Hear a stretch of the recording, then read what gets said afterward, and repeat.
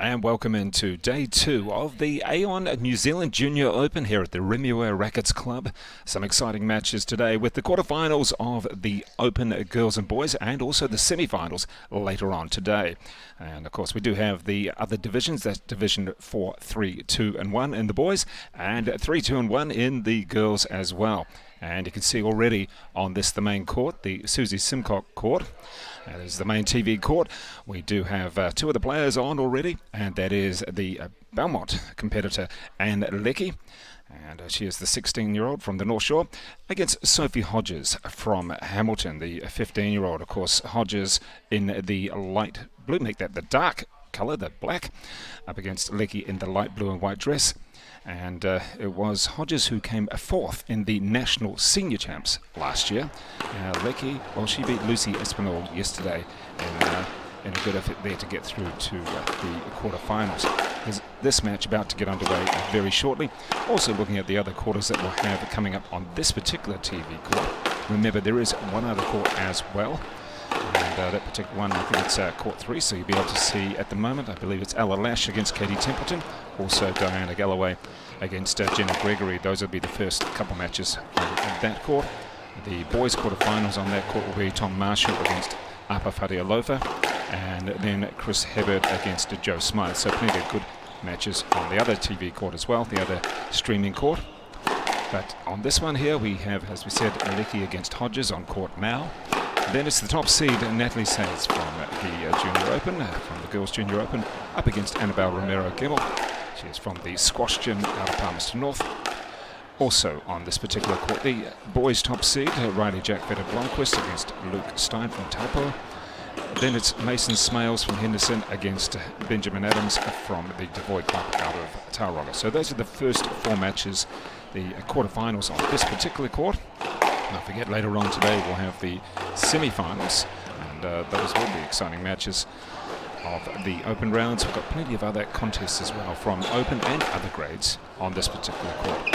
So let's get ready for this match to go underway between Sophie Hodgers and Anne Lecky. Just doing the warm-up now. You can see there's Joanne Williams, the coach of former international and the coach of Sophie Hodgers, just looking in front of the camera, smiling away. Beautiful day in Auckland. It's going to be quite warm, albeit that we're very early, 9 AM, but it will certainly be quite warm on the courts as we get into the day. As we progress, no rain at this stage outside, whereas yesterday afternoon, boy did it pout down. Didn't seem to affect anybody on the court, but it was warm during the day and the ball was moving about a little bit differently. So let's get underway with Sophie Hodgers and Lecky just about 60 seconds away from the first ball.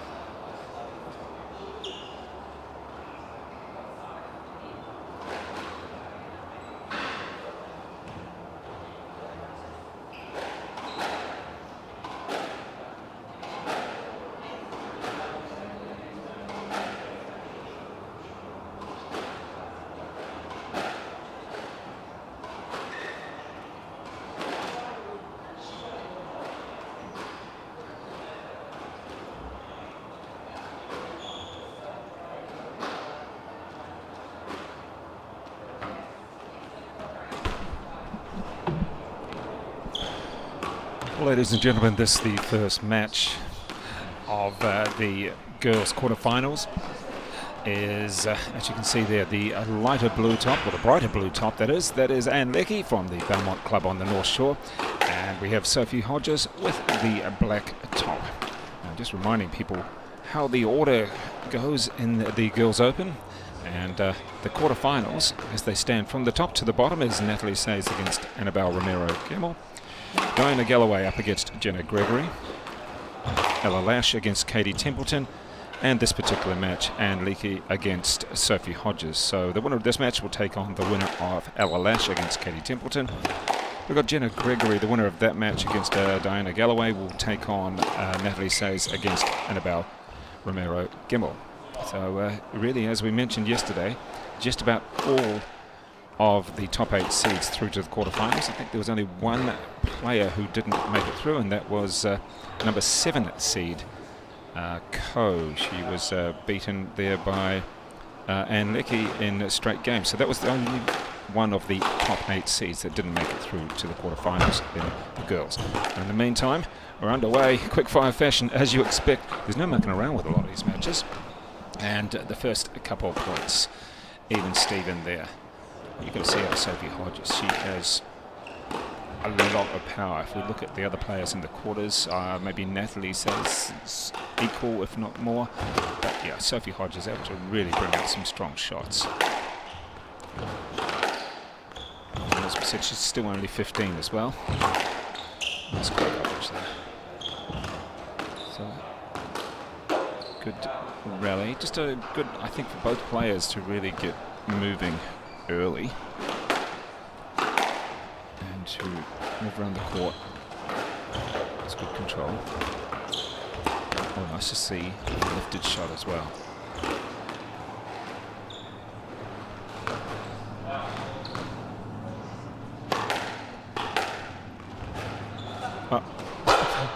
Well, that ball hit the join and didn't want to bounce back up. Very difficult no bounce at all from that one, and Sophie Hodgers knowing it was just one of those bad luck shots that she could not recover from. And certainly Manu Yam was very impressed with one of his charges here, Anne Lecky out of the Belmont Club. He said she moves very well.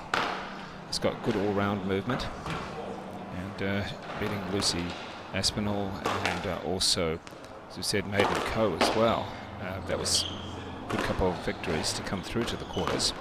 She's 16, and Sophie Hodgers 15. There's a little bit of depth coming through. The good thing about Lecky is she doesn't mind taking the pace off the ball. It's not all bash and crash. But in the meantime, Hodgers just a bit too strong at the present game.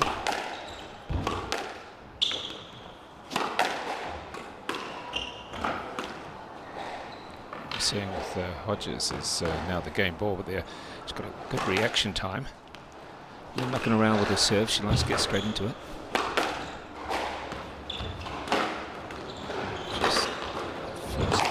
There we go, the straight drive and away to take the first game. Quick fire fashion. Gets the ball sitting up nicely on that forehand. I don't think it would have mattered where her opponent was. She was able to drive straight through it. You can see that was Manu Yam just walking past the camera there as Sophie Hodgers, quick fire fashion, takes the first game, 11-4 in this, the first of the Girls Open quarterfinals.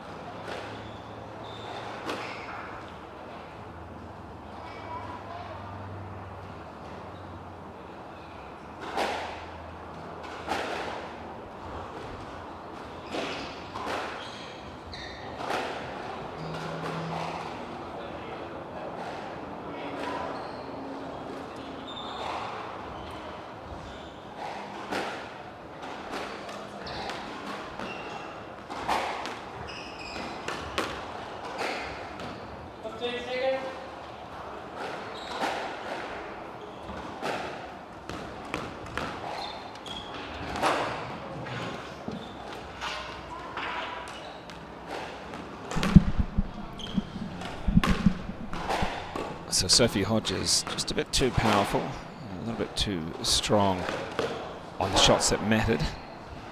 Checking up there with the official referees, a little bit of a giggle, that's nice. The quarterfinals, you can still laugh and smile.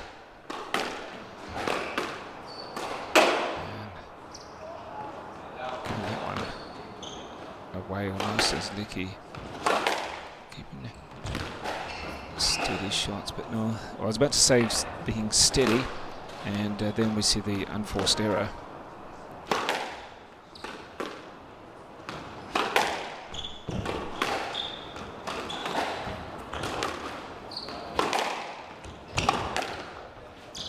Oh, another one keeping real low there. Just a bit of a shrug of the shoulders from Hodgers. It's like, oh well, we'll come back and get the next one. First couple of points so far to Lecky, make that 1 point. So Lecky, first 2 to Hodgers. Okay, what we're seeing here is quite a few balls just going dead. Obviously hasn't quite warmed up. We are only about 9:15 a.m. So it's not exactly had the opportunity to warm up. It is warm outside. And obviously inside these players, a little bit of a struggle as well.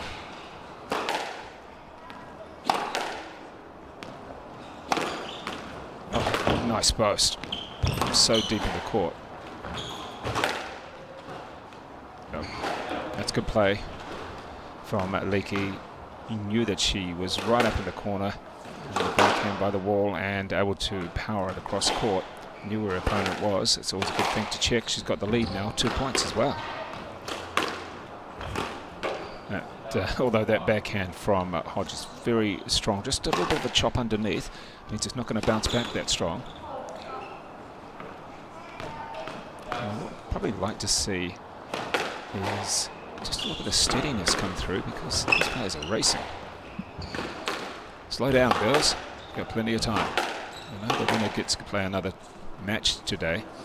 And there we go. There's the ball not coming back off the wall.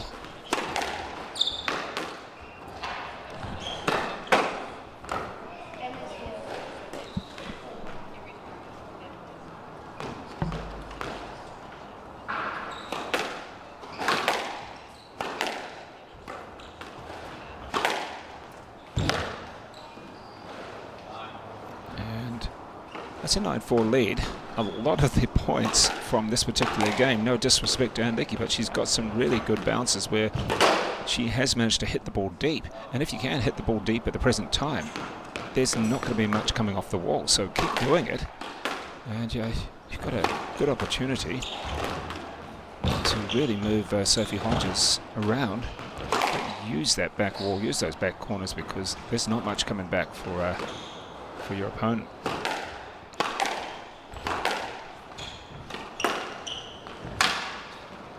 And there we go again, trapping her right in the corner. Nice work by the 16-year-old from the Belmont Club. Just keeping it nice and deep. Players really having a little bit of a struggle to so much get to it, but to actually use the ball off the wall.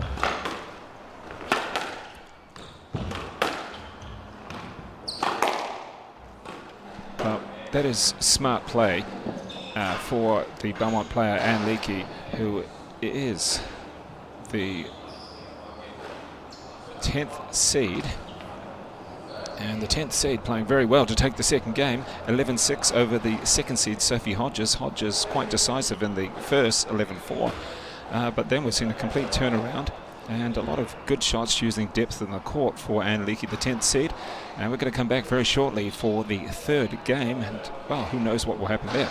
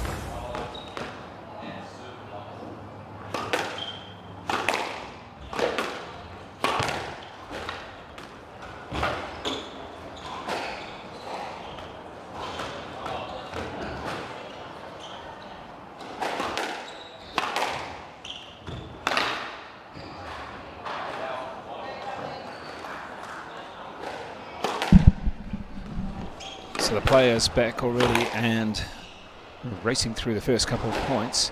It's going to be really interesting to see the tactics that each player uses here. Lecky really, back of the court was used so well. There's Victor Romero Gemmell sitting down there. And let's see if she can do it again. Puts a little bit of pressure on Hodgers.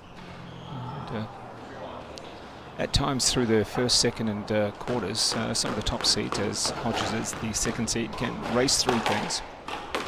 In some ways it's almost good for them to drop a game. They really have to reassess and check for tactics A, B and C. But so far in this, the third game, quite well, there's the error from Lecky, giving a nice easy lead, 5-1 lead.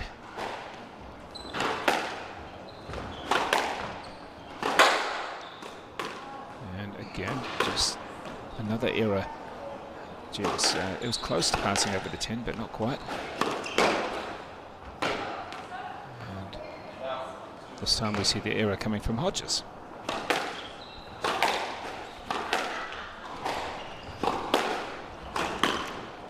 One comment I made to Manu Yam yesterday was that Lecky does have a tendency to hold her racket down very low to the ground during the rally when she's not actually hitting. His explanation to that was, well, she's such a good mover, she can actually get to every ball, and if she gets to every ball, she can just flick it and do whatever she needs to do with it. It's a nice volley. So a couple of points back already. Well, we thought we had a rhythm to this game, and we haven't. It really is anybody's. All that drop shot wasn't enough of a drop. And somehow Lecky recovered, and again she's having to scramble with this one. That's a good play from Hodgers, basically standing and deliver, say, well, I'm not going to move from this spot, shouldn't have to. And she goes up 7-5. And well, you're going to have to do a little bit better than that. You knew that was an easy shot to miss there, Sophie. You can see it in her face. She's like, oh no, why did I do that?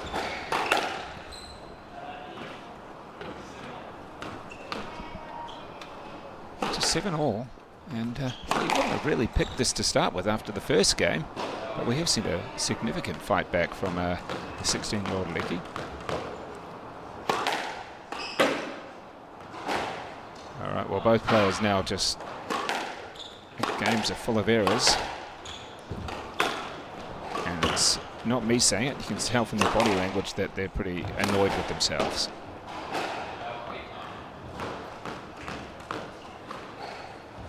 We've had a good quality first game and second game. The third, I don't think either player will be overly happy. And now game ball. Let's finish it with a good point by both players into the corner there. And okay, that didn't quite happen the way that Sophie Hodgers wanted there. She had the opportunity, instead tried for a little bit too much.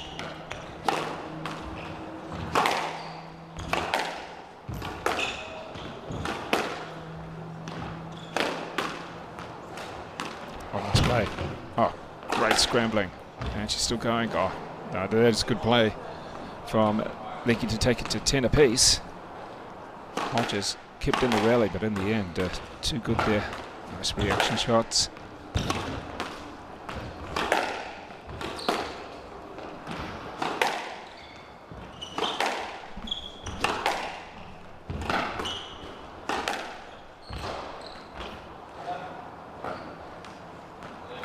Yeah. It's now game ball to Lecky after a nice comeback. She's had Hodgers scrambling a lot, and well, there's the ball right in the corner, and not able to recover from that one. We're at 11 apiece.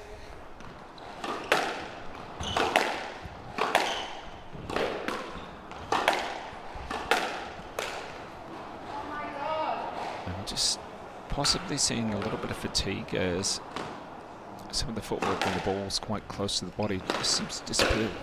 Oh, there we go. Well, she did have a game ball, did Lecky, but Sophie Hodgers coming through in at the end. That score should be 13-11.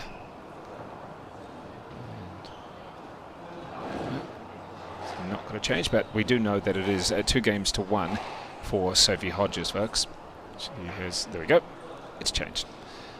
And nice play, a little bit of a scrappy third game between the two players, but you know, in the end it doesn't matter how scrappy you are or what your play is, as long as you get the win on the board. So coming back for the fourth game very shortly.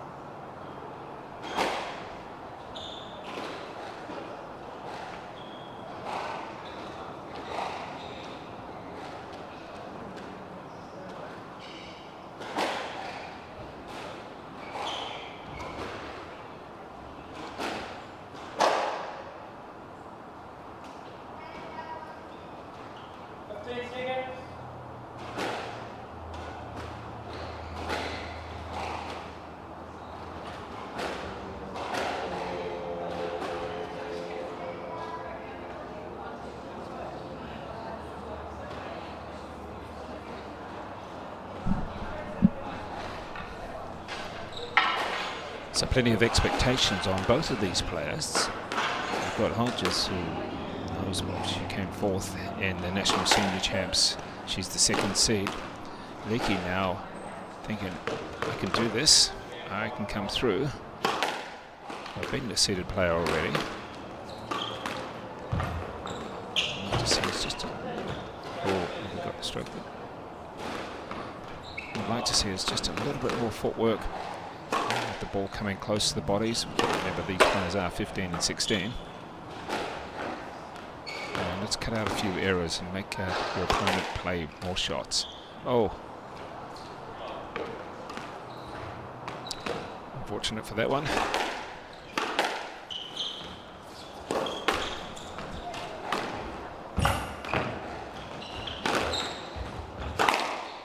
Change of direction. And the powerful shot there from Hodgers. Even the speed of Lecky couldn't actually help on that one.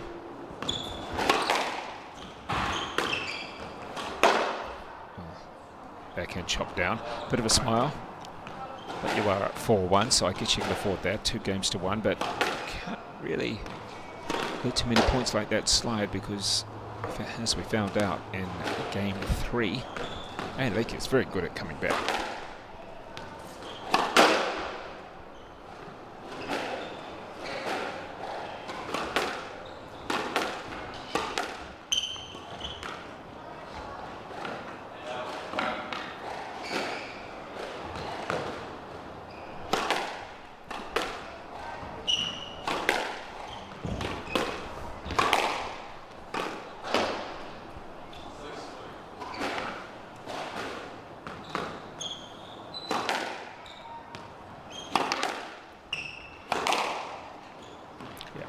Nice point. Held the ball long, held his shot, and able to change the pace as well from Sophie Hodgers. And again, taking the ball on the full, using the angle very well. So the last couple of points very impressive by the second seed.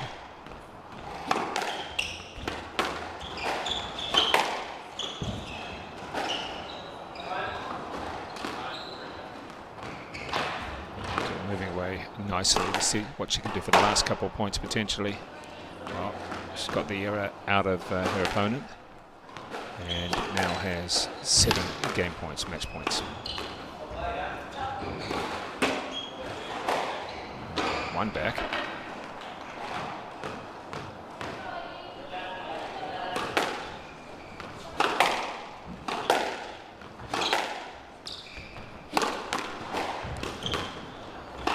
The winner of this match will take on Lash or Katie Templeton. Oh, gee, the ball stayed low. So, saving a couple of points now is Lecky.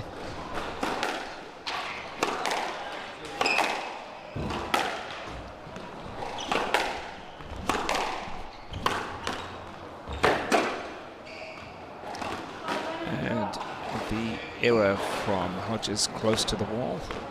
That's 3 back now for Lecky. Make that 4. Well, you don't want to give her too many more there, Sophie Hodgers, because then she's really going to challenge your score.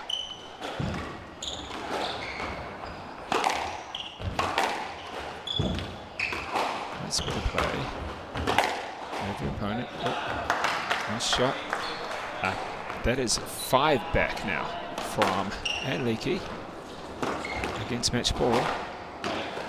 But that's it though. A good shot from Sophie Hodgers, the backhand.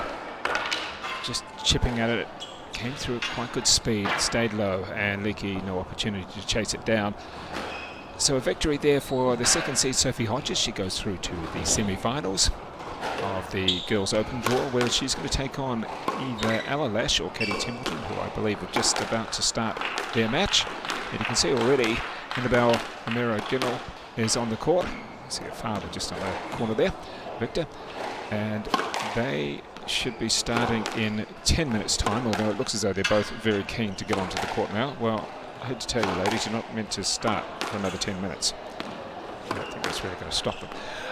We shall see. We'll be back very shortly.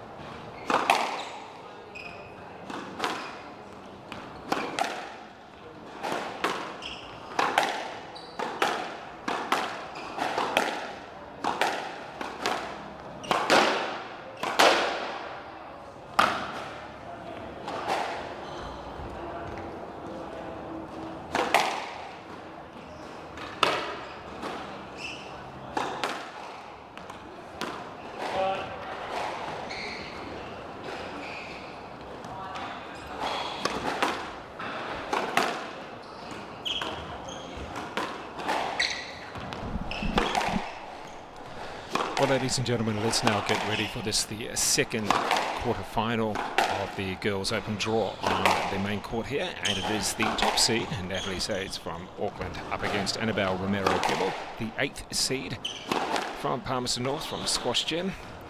Just let you know of the completed results so far in the Girls Open. We did have Sophie Hodgers in 4 over Lecky. Also on one of the outside courts, well, Sophie Hodgers is going to take on Lash, who won in straight games over Katie Templeton. That will be the semi-final at 3 p.m. today. So, to Lash in straight games over Katie Templeton, the 3rd seed. So it's 2nd seed Hodgers against a 3rd seed Lash at the bottom half of the draw. And on this court, about to get underway, the first point very shortly, the top seed Natalie says. She's a 16-year-old. Remember that she won the under-19 title in November last year in Christchurch. She won that title. And Annabelle Romero, the 8th seed. Just about to take off the sweater, I think. About to get underway. I think we should be ready. A couple minutes earlier than scheduled. These players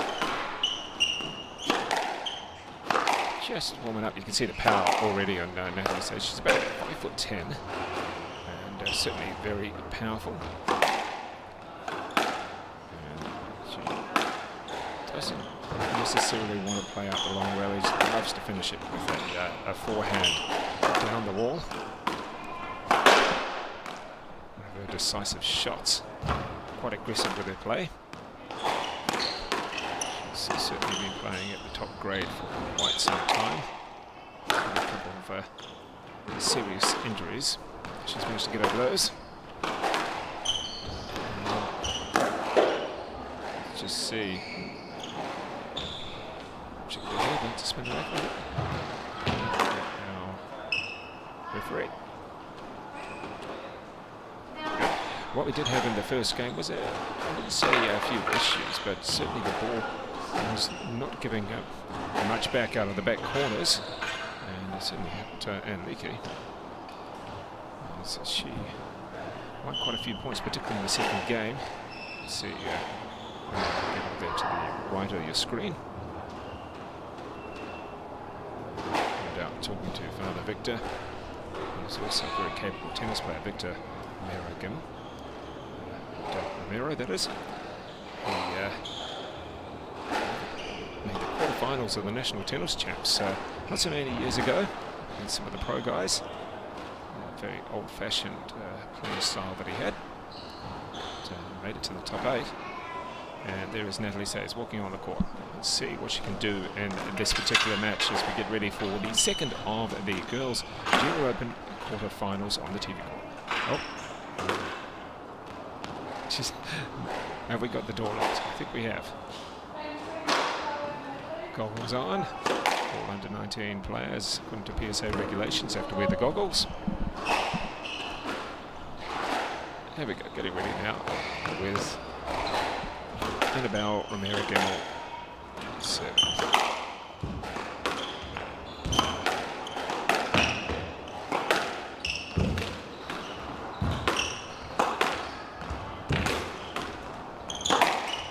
Oh, nice play.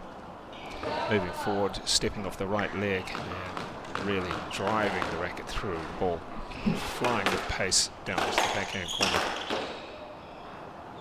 I have to see if Romero Gemmell will be able to move Sayers to the back of the court a bit more. If Sayers is able to dominate the tee, well then she will win the match. Looking for a let there.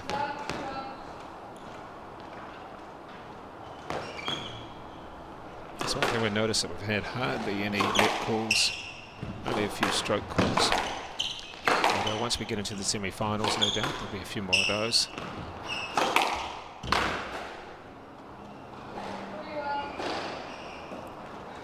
And what Romero Gemmell has to do is keep the errors to a minimum. Every player wants to do that. But just keep Sayers out on the court as much as possible. Keep it playing. Frustrate her in that way. Use the back corners. toes.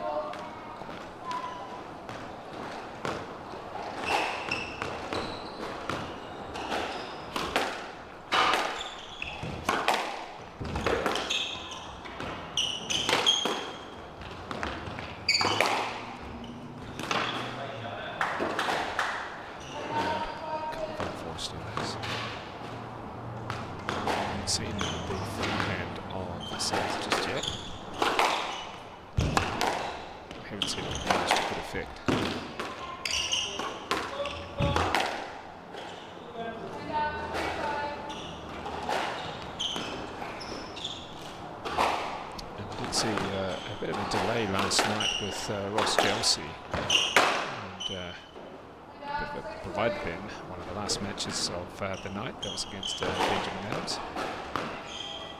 Adams from Tauranga. So remembering that if a player does injure themselves and does have blood on their body, they need to take some time to fix it, or at least bandage themselves.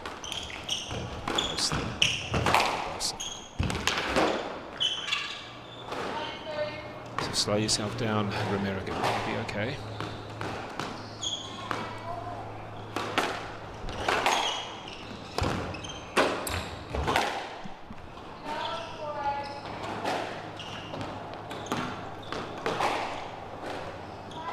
Just leaning against the wall. Pushing yourself off, ready to serve. It's tight against the wall.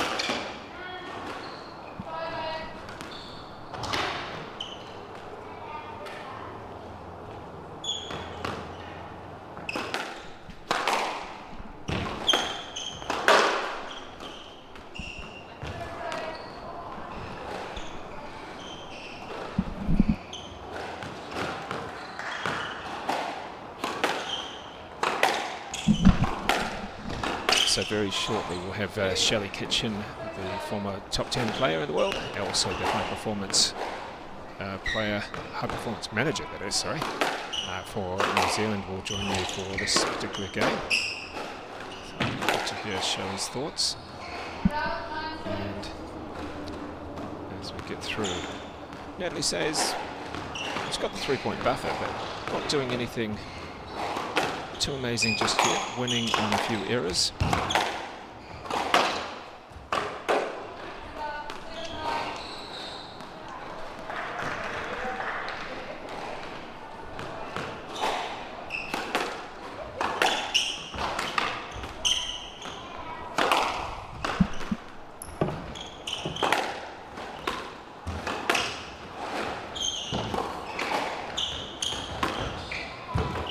See Natalie say just hardly even moving from the tee in that whole point. Very strong and just taking her time. There she goes. Let's better back into the court.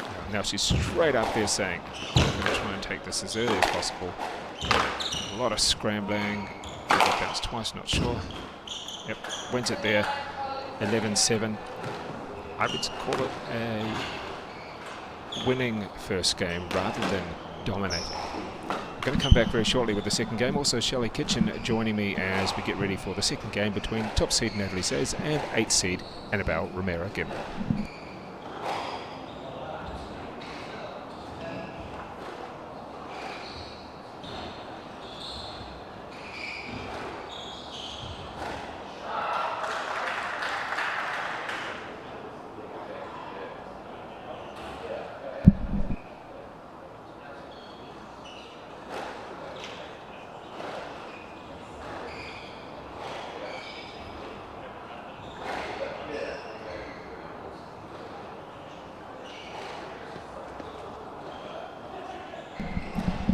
Well, Shelley Kitchen should be able to hear me all right there. It's good to have you on.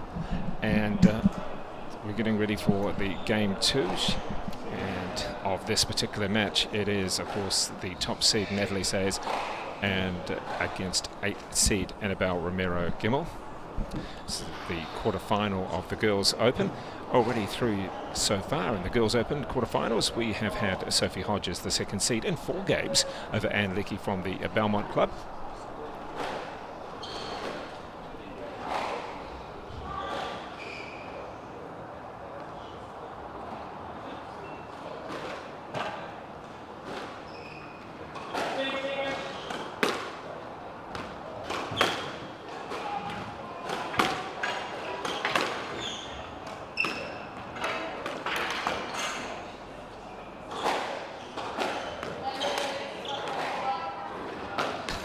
Natalie says, and we've got some volume, folks, with little technical hitches here, so good news.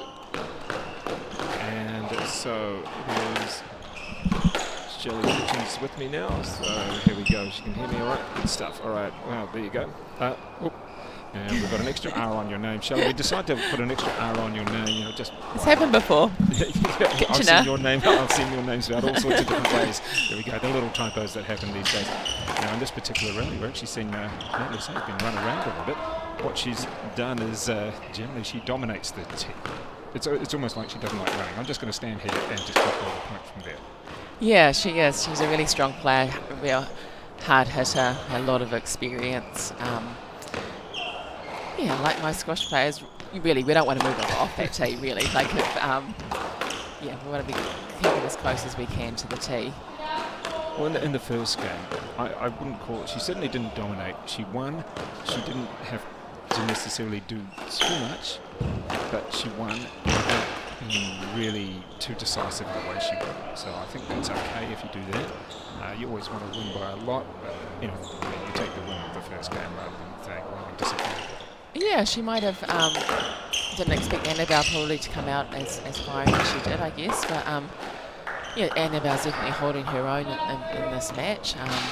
Definitely in the first game, Annabelle's just going out there enjoying it and doing it as much as she can to gain a lot of experience from this match. So, as the high performance person, you've got to be pretty pleased that 7 of the top 8 seeds made it through the quarterfinals. We only had 1 seed that missed out, and that was Megan Coe. She was the 7th seed who lost out to Lecky in the second round. And Lecky's a fairly, I haven't seen her too much, but she's a good player. Had to take Sophie Hodgers to 4 in her quarterfinal.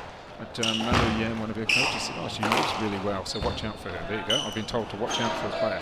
There's a 16-year-old from the Belmont Club, but she gave Sophie Hodgers a little bit of a battle there for a while, so that was good to see. Yeah, and she's definitely a relaxed player. I played her earlier in the year at the Henderson Rochelle Hobbs tournament. She gets a lot of balls back. A really nice player, and movement in the women's game is really important. You're sort of 90% there as a player in the women's game if you can move well. So she sort of glides around the court, doesn't really seem phased by much when she's playing. So good win yesterday for her against Lee. He's actually just coming through the ranks. Maiden's still quite young. So good competition. So just looking back on this particular game, we've got a decent lead there from Natalie. Natalie doesn't necessarily give too much away. I mean, you can see her win a point and she wouldn't look happy. And the nicest possible, I think she'd agree with that herself, actually. But, although the error coming through on that one. Let's see what we can do from Annabelle Romero. She pushes herself off the wall. Which she said it's really interesting. I have to speak to her father about that one. Yeah, I love Annabelle's attitude to this match. She's just going out there and, she's running for every ball. She's making Natalie play everything. And rallies are... She's got one back on that. But that's like the thing you've got to do. Sort of attitude to this game is fantastic, and definitely what we want to see from the young players coming through. They might not have actually played each other before. So Annabelle's just absolutely loving it. I love it how she's just chasing every ball. And she's making Natalie play every shot. She's not really giving Natalie anything. So Natalie would have been this player herself about sort of 4 or 5 years ago. So Natalie hasn't moved from the tee. Yeah, it's amazing. Annabelle can probably straighten up a little bit, I think. Well, she did well there, Annabelle, coming back on that particular point because she chased everything down and eventually got herself in a position where she was able to hit the winner. Yeah, I think Natalie's snatching it a little bit. She needs to give herself a little bit more time, put the ball in the corners a little bit more around the middle of the court. So, great shot there. Loose one from there. Natalie, sort of going cross. With most of Natalie's winning shots are actually straight ball. This occasion, that's interesting because she. Maybe it's the power that she has. She does like to play straight. There's not a huge amount of angles or little shots over it because she knows she can overpower most people in this draw. Sophie Hodgers is getting closer when it comes to power and certain shots, but generally Natalie is dominant. Yeah, she plays a really Both. nice straight game. She's got a good kill, good sort of all-round game, and really she good did a deft bows. little shot there. Yeah, so she uses the bows really well from the back of the court, and then hunts for the volley. So, fantastic shot. Right, that was a good shot to finish with as well. She chopped at the ball enough so then when it did come back, it was not going to bounce at all. It was going to give her opponent no opportunity there. So 2 games to love for Natalie says, and let's just remember that she will take on the winner of the other quarterfinal. Just looking across the draw, which will be Diana Galloway and Jenna Gregory. Already down the bottom half of the draw, Lash, and it will be Sophie Hodgers in the semi-final. I think that one's from 3 o'clock later on today. All right, we'll come back with the third game of this girls quarterfinal.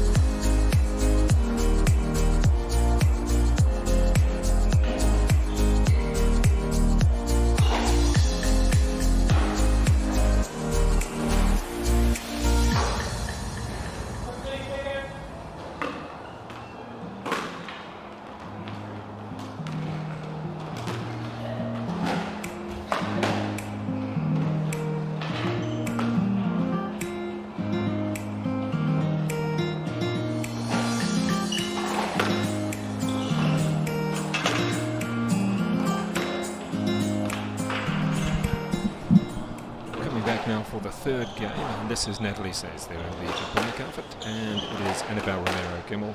She is in the purple, just in the ball now. Both players got to put on the goggles. Under 19 or juniors have to wear according to PSA regulations. You can see some of them playing PSA tournaments, but they still have to wear the goggles. It's across New Zealand regulations too. It is. At national events. Like that Shelley Kitchen, it's... Oh, that's a quick point. I missed that one. There's been a few. I can tell you what, some of the matches so far this tournament just raced through. And there's no bouncing the ball beforehand. Let's just go for it. So there's a few. I mean, Riley Jack Villabonquist takes a couple of bounces. That's great. He steadies himself. But some of the other players are like, before the last one to finish, they're playing the nets. Yeah, I noticed it yesterday when I was watching some matches.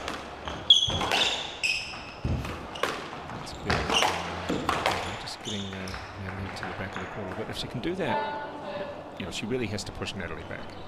Yeah, I was surprised by that cross from Natalie as well, because it was right behind her and she just flicked it across, and I think that Annabelle was quite surprised there with that shot. But yeah, you can't put Natalie in that middle of the court at all. She's very dangerous. It's got to be really front or back, and mostly straight.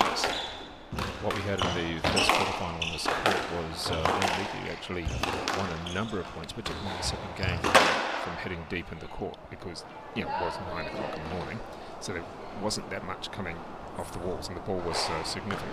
Yeah, and Anne likes it. She sort of doesn't hit it very hard, so I can imagine at 9 o'clock it would have just been really dying. Sophie had about 4 points in a row, which were in the back of the court, where she struggled to get back. I think she lost about 4 in a row from that. We're a little bit later into the day now, about an hour or so later. It's pretty warm, quite humid. So there's probably more people in the courts as well. And it is quite a nice day here in Auckland, so which is good. We're not sure about the footwork, almost. We're not sure about the footwork. I was a bit surprised she took that one off the back wall there. I thought it was, it was quite takeable around the middle of the court. From the previous shot was one leg up in the air, sort of. She wasn't quite ready for it.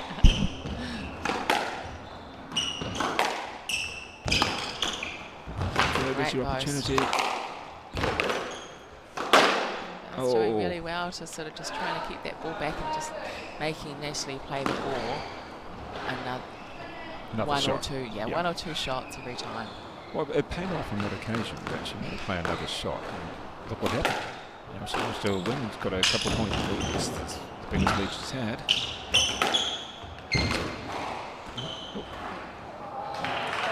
So that was a good shot by Annabelle. Managed to go tight to the wall, and so he wasn't got in the best position to actually play it back. Almost hit. Yeah, I think Natalie's drop a couple of shots before that got her into trouble. That's a great shot. Yeah. Nice kill there from Natalie. So that was a Dodged that very early. Yeah, and the drop was 2 leads from Annabelle. 3-point buffer there is now back to 2. But still good to have that lead. Stroke. Yeah, I think it was a stroke. It came back right back to Natalie. There was no way really for Annabelle to get to the ball. Yeah, I mean, she would have had to do a long No, when you're on there, you kind of think it's a different story. But oh, middle of the court. What are we looking at there? Looking at a lead on That was a one. lead. Yeah. Yeah. But that's it's been good performance so far, particularly in this third game from Annabelle. She's really stepped up a little bit. Yeah, unfortunate serve by Annabelle. You can't just do that with Natalie's standard. Got to keep your serve down. I think that's the other thing, that you've got a bit of strength from Natalie. She doesn't mind taking the ball on the volley on her backhand. Some other younger players struggle. They just don't quite have the strength to actually do that. And that's where you see someone like Emma Miller, New Zealand champion, doing the lob serves to younger opponents' backhands, which must be so annoying, but it's a smart move. Back to 7 apiece. Well, the 3-point buffer that which Annabelle had has been chipped away. Just keep yourself down. Don't try and get into the bashing game against Natalie, because it won't come off.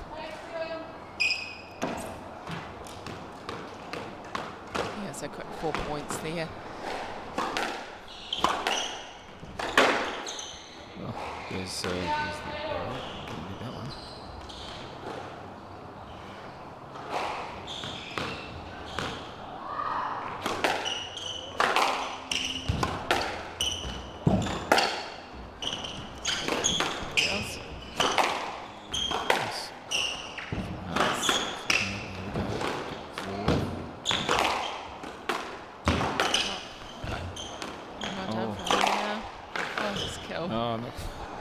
Well, she looked as though she was in range, but the ball had too much pace and just zipped past her racket, didn't it?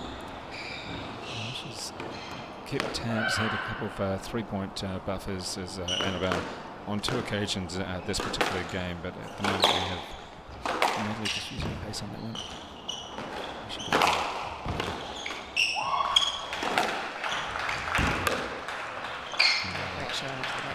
I think she's a little bit frustrated there, just giving a match point. Was in a better position to do something. Not coming off. Natalie's kept it out of the tin for the past 3 rallies, which is really helpful. Sort of making Annabelle play a couple of shots more.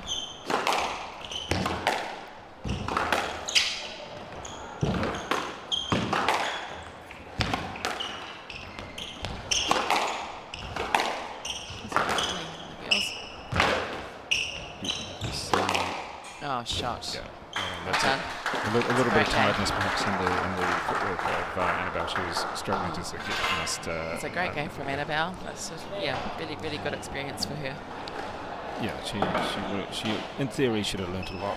She had those 3-point leads in the third, which is something now she's got to think, what should I do? All of a sudden it went quite quick after that. So. Yeah, exactly. So there we go. That was the second of the girls' quarterfinals. Thank you very much to Shelley Kitchen, and we'll let you go off and watch some of the players and talk to some of the coaches and do your high performance role. So thank you very much there, Shelley. Appreciate that. Coming up very shortly is the first of the junior boys quarterfinals. That is Riley Jack Feder-Blomqvist, the top seed, up against the 8th seed Luke Stein, and then we have Mason Smails up against Benjamin Adams. So a couple of good ones coming up on this TV court very shortly. Also, we can tell you on the other court, we do have, let's have a look, Diana Galloway against Jenna Gregory. Well, that one's going to go the full distance, it looks. We're in the 4th game right now, and it is Gregory up by 2-1, and over Galloway. Looks as though Galloway's got a game point for the fourth, so it could be going to 5. We haven't had too many 5-setters in the open grades at this stage, but you never know what will happen very shortly. So we'll come back very shortly with the first of the boys junior open quarterfinals.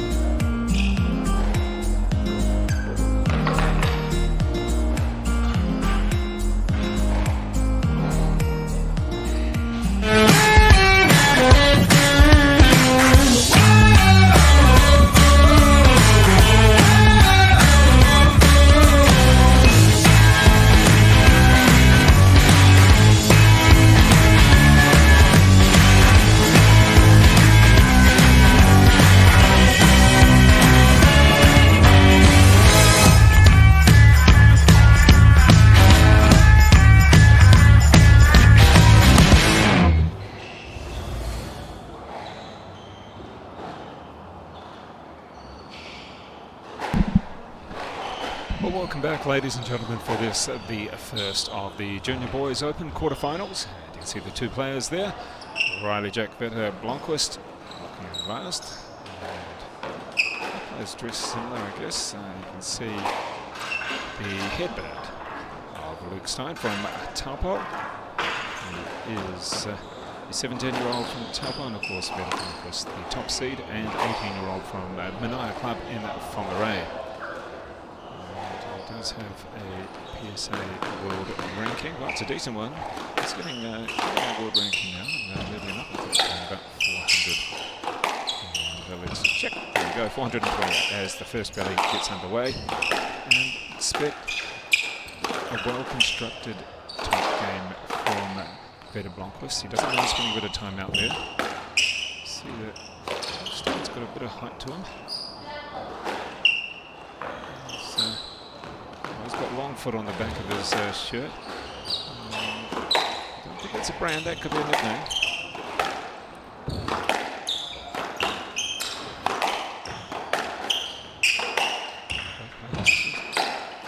Quite good time and try and work their way back into the tee. Oh, that's close. Off there.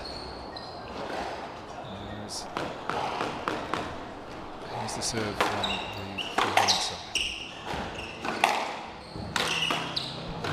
Quite a lengthy contact when it comes to nice change of direction, quick off the back wall.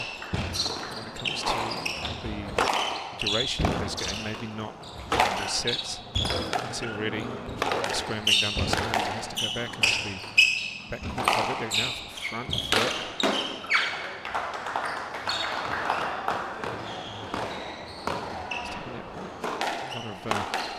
Scrambling and then eventually getting up to a better position to control the point.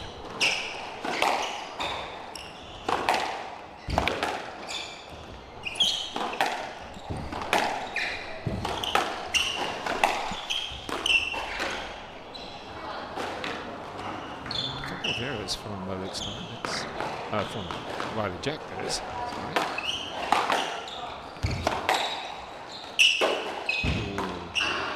I did that one enough, didn't get enough lift to take it over the 10.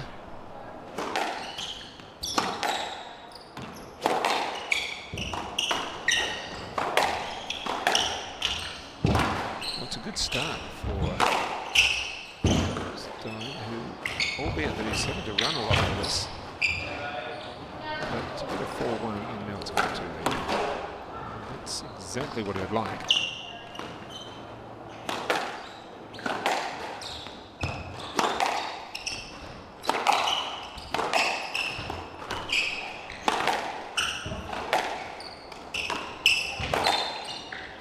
These players are going to need a fair whack of patience. And certainly a big part of the game of Riley Jack. He's generally very patient in his rallies.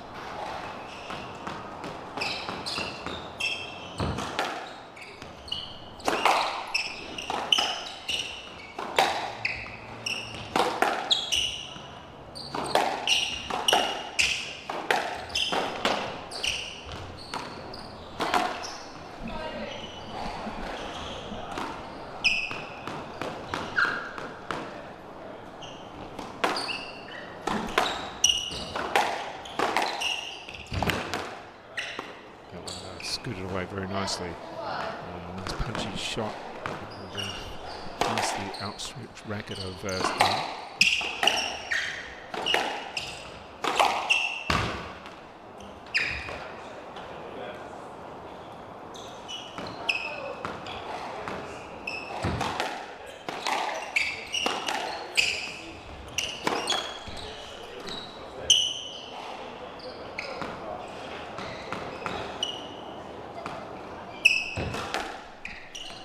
He's fought his way back from 1-4 down to now 5 each. It's the top seed in action. Looking at how the draw will pan out for these particular players. It's going to be quite interesting.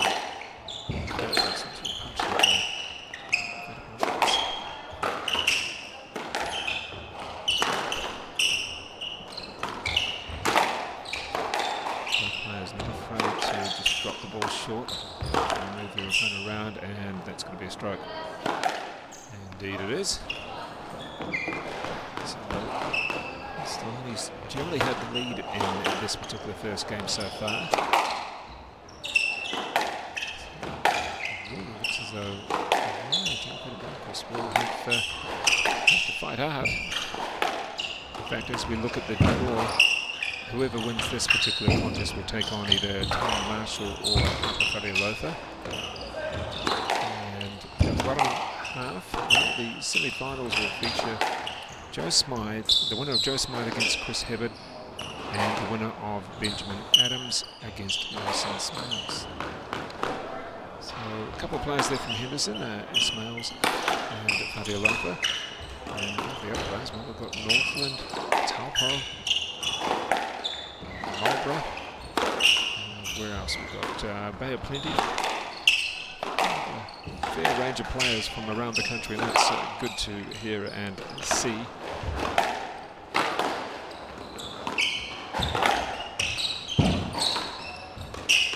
A good group of players coming through at the moment. And this 16, 17, 18 age group.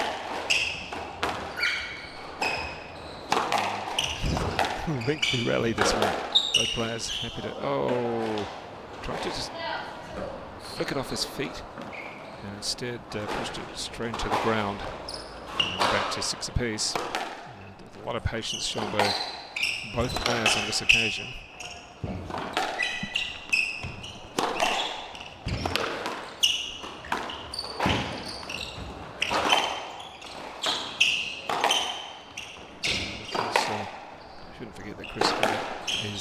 Quarterfinals as well. He's from Marlborough, Tom Marshall. So we do have a good spread of the country. A couple from the South Island, a couple from Auckland, and from Northland, Bay of Plenty. It's good to see that spread. Riley Jack finally in the lead. And just as we say that, pops the shot.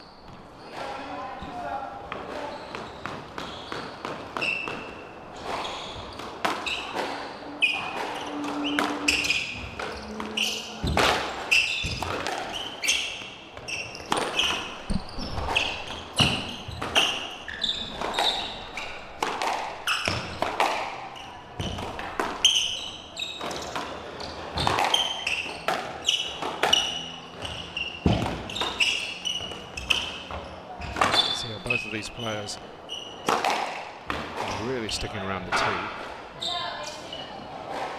Unusual most so far in this match that we've seen play towards the back wall. On that occasion just there. And you do have a fair bit of height. And you've got that from Stein. Great control.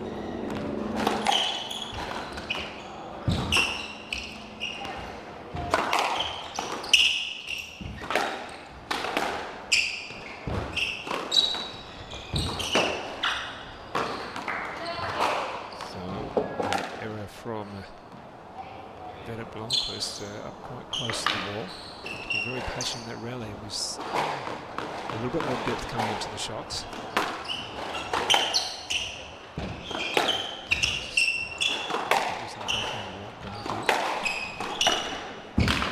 Oh, that one just stayed close to the wall and it did not bounce up at all.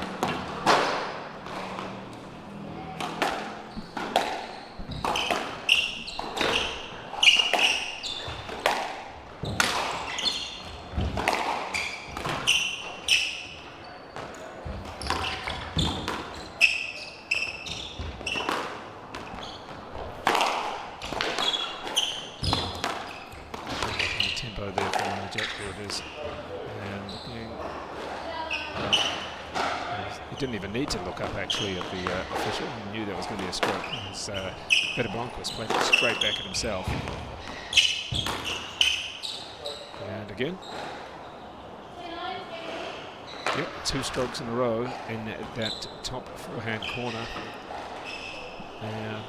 You really don't want to give away a stroke at all, let alone 2 in a row, which gives the game point to your opponent. So basically, just put himself in a walk position, did Riley Jack Fataoa, and you can see that Luke Stein not happy with himself either. Both players, when it comes to the vital points, just giving it away. What are we looking for there? We're looking up to the official. The player on it.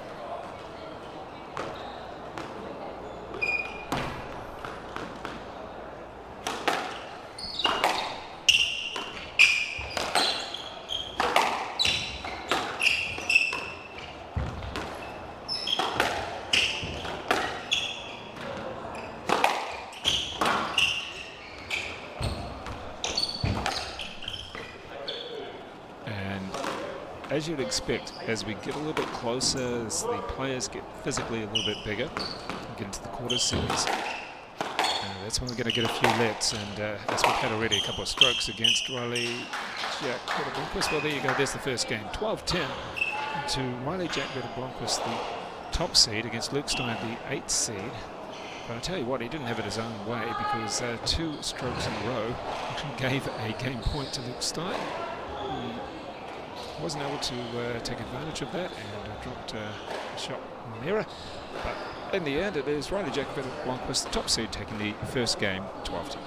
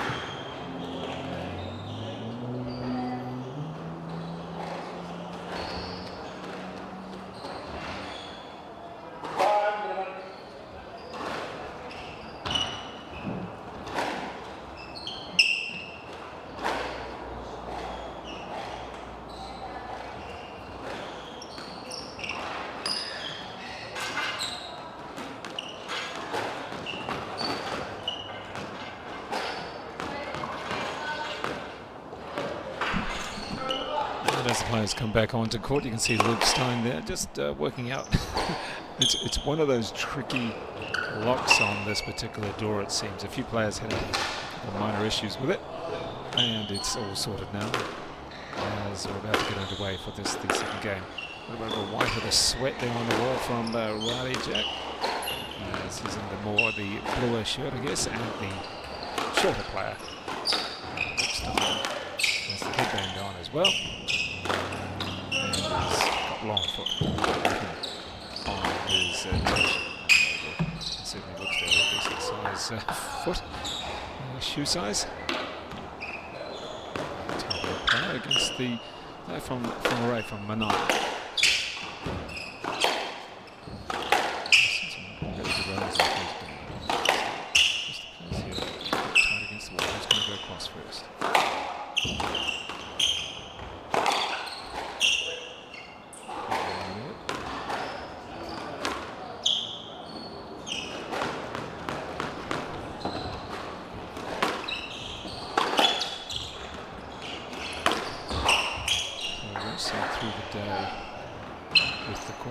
This is the first boys open quarterfinal in this court, that is. Quarterfinals, girls and boys very shortly.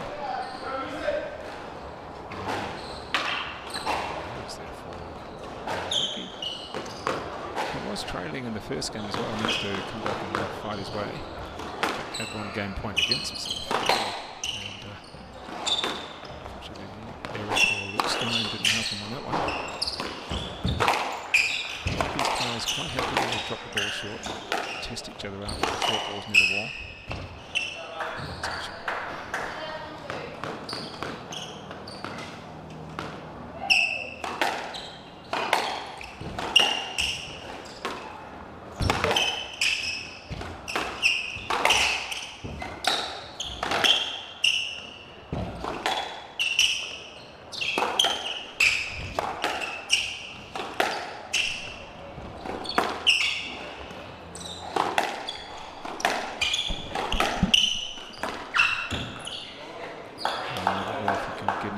that one. And no, it doesn't. It was a bit of a hopeful look up at the official. In the end, the point goes to Stein.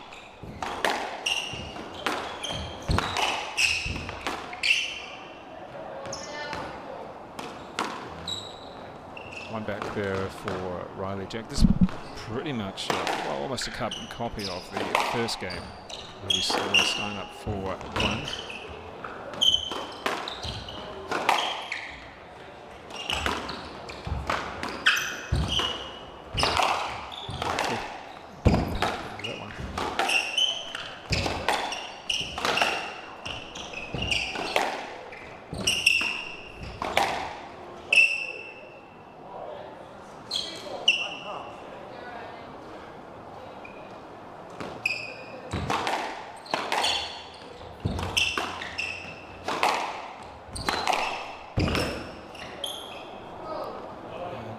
Fight back. This is it really is very similar to the first game. The 4-1 lead is chipped away to become 4-all,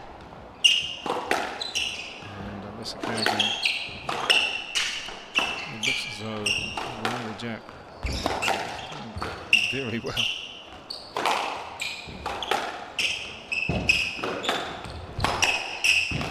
Control the point again.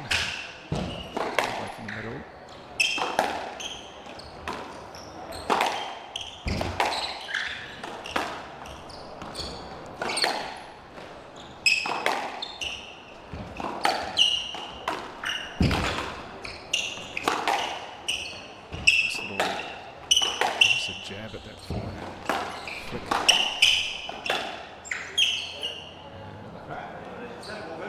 Straight away, it's almost as if the official cannot give any other answer than what Riley Jack wants.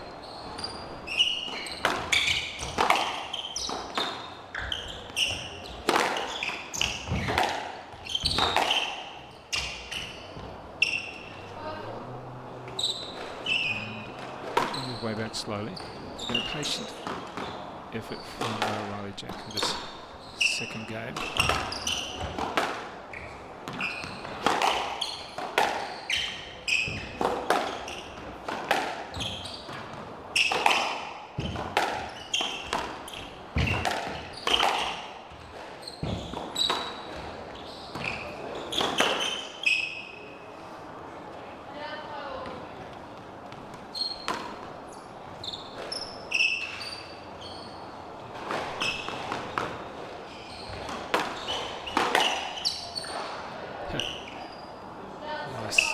Nice shot, straight off the serve, and using a good backhand stroke with a bit of angle down with the point.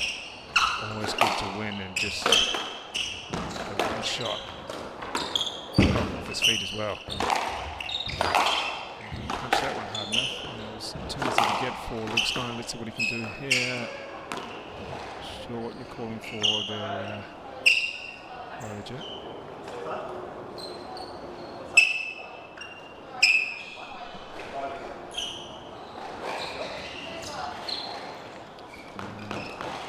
What you're seeing is a bit more physical play. We're obviously two of the bigger players.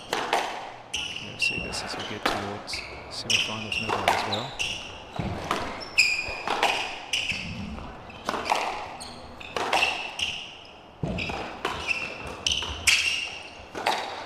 And the contest on the other court between Upper Fataoa and Lash. That is at one game apiece at the present time. First game, 15, third hand. It's just nice to go with chess and move that way and counter move. Certainly a lengthy contest between these two.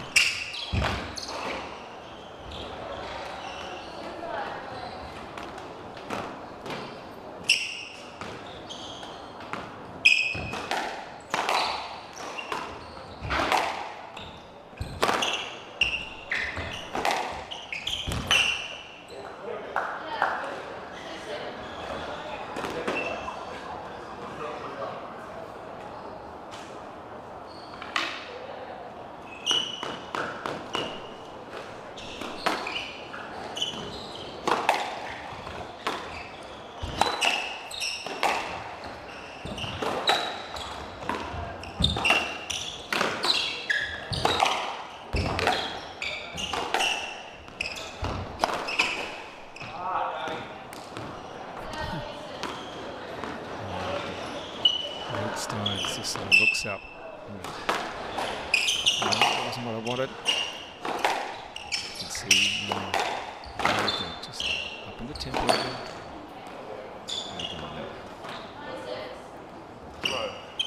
And wanting to carry on. Stein wants to slow down.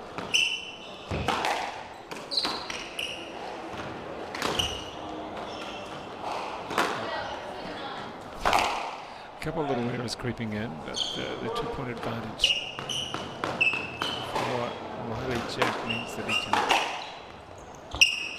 control a bit more. Jack is saying that the ball's just going too high.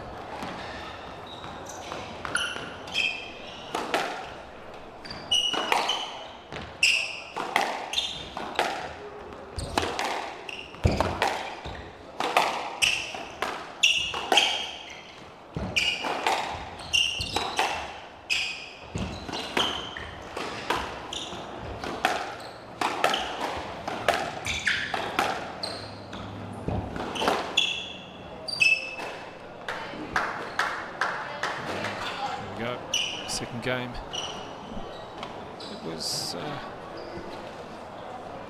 almost a replay of the first, where we had Riley Jack get down and then working his way back slowly. And in the end, a 2-game advantage for Riley Jack, the top seed. Riley Jack Fataoa against Luke Stein, the 8th seed.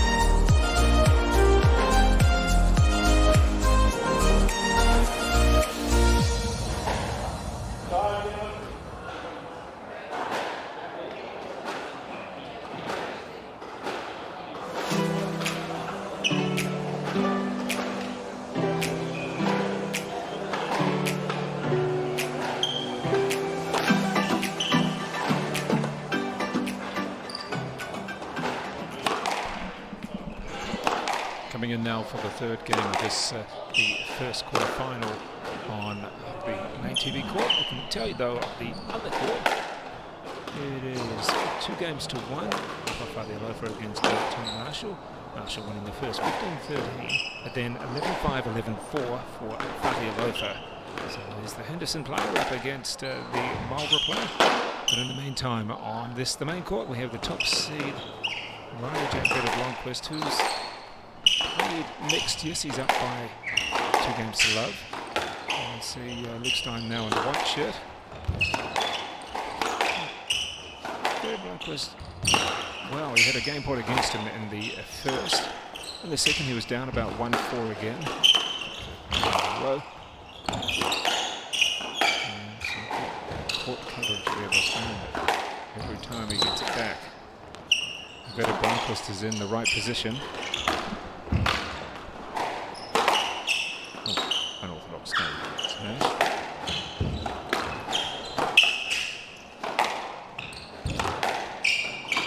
That's good play, nice work. Scrambling there by better Longquest, keeps himself in the rally.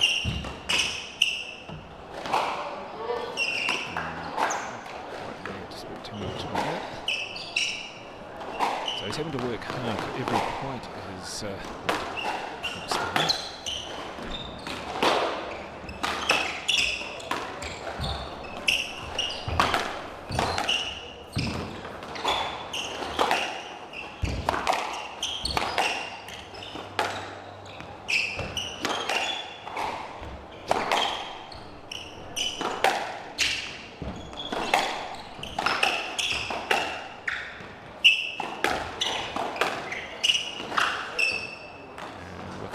open.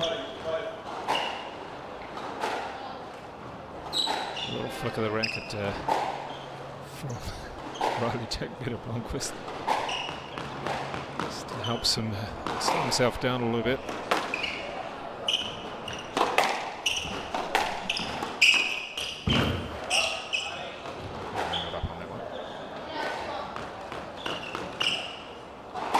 Players having to work hard for their points. There's not too many freebies at the present time. Most rallies going around about 6 to 8 shots minimum. Play with his body going forward with the backhand. It's also a defensive shot which can be turned around to be offensive.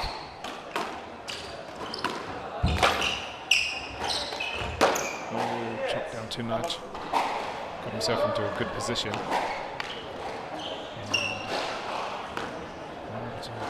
With it.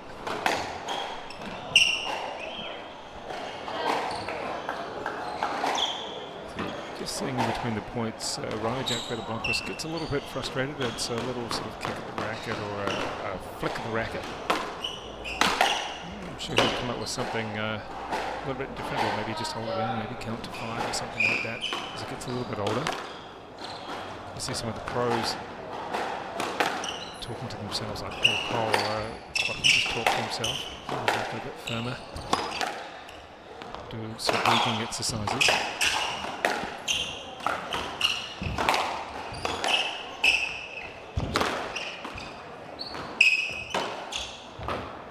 Tries to punch it off his body again with the backhand, not effective this time.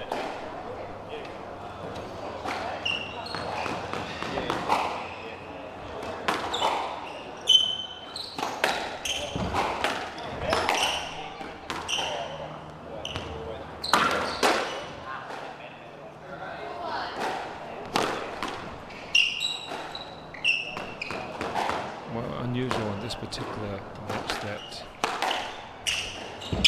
we've seen Riley Jack take the lead. The first 2 games it was the other way round. It was Roxton who had a 4-1 lead on both occasions, which was chipped away. This time we've seen a lead from Riley Jack. So stay away from errors.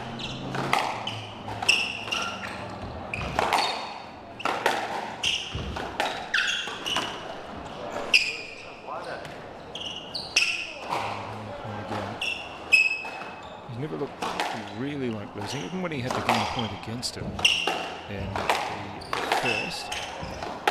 Still looked pretty solid. Riley Jack was the top seed. And that's the responsibility that comes with being top seed. Punch down the wall, we've got there. So at 4-8 down and 2 games down, we change rackets. Back on fairly quickly.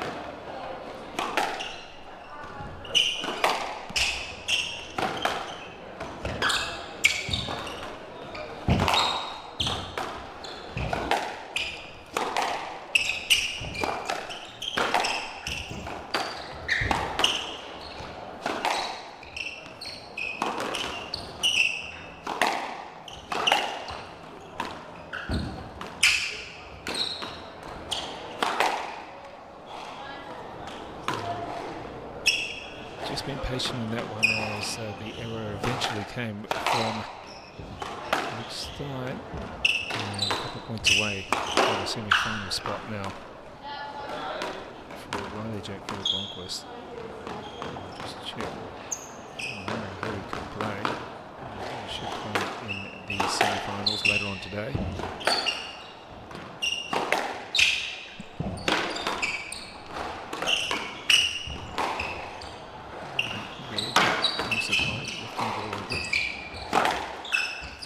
Anticipation from Riley Jack is really good. He's able to work a lot of the time where Stein is going to put the ball. Work that out. And the winner of this match will take on Marshall against Upper Fataoa. And that particular match is still going, but it is 7-4 in the fourth with Fataoa up by 2 games to 1.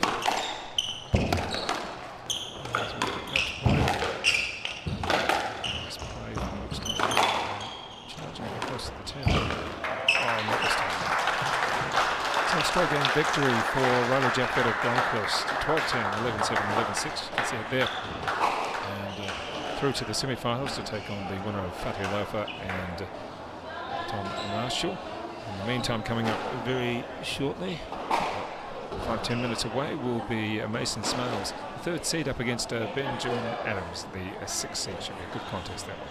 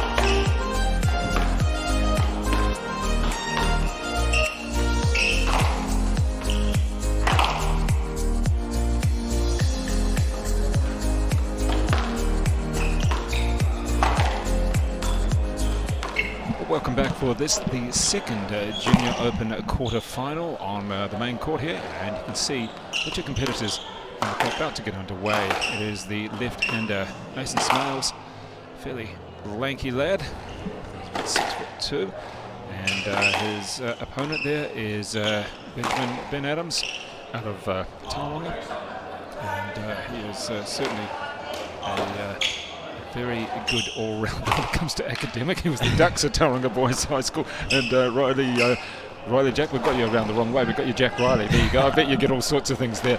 Might have been on here, has he? I bet you get a lot, mate.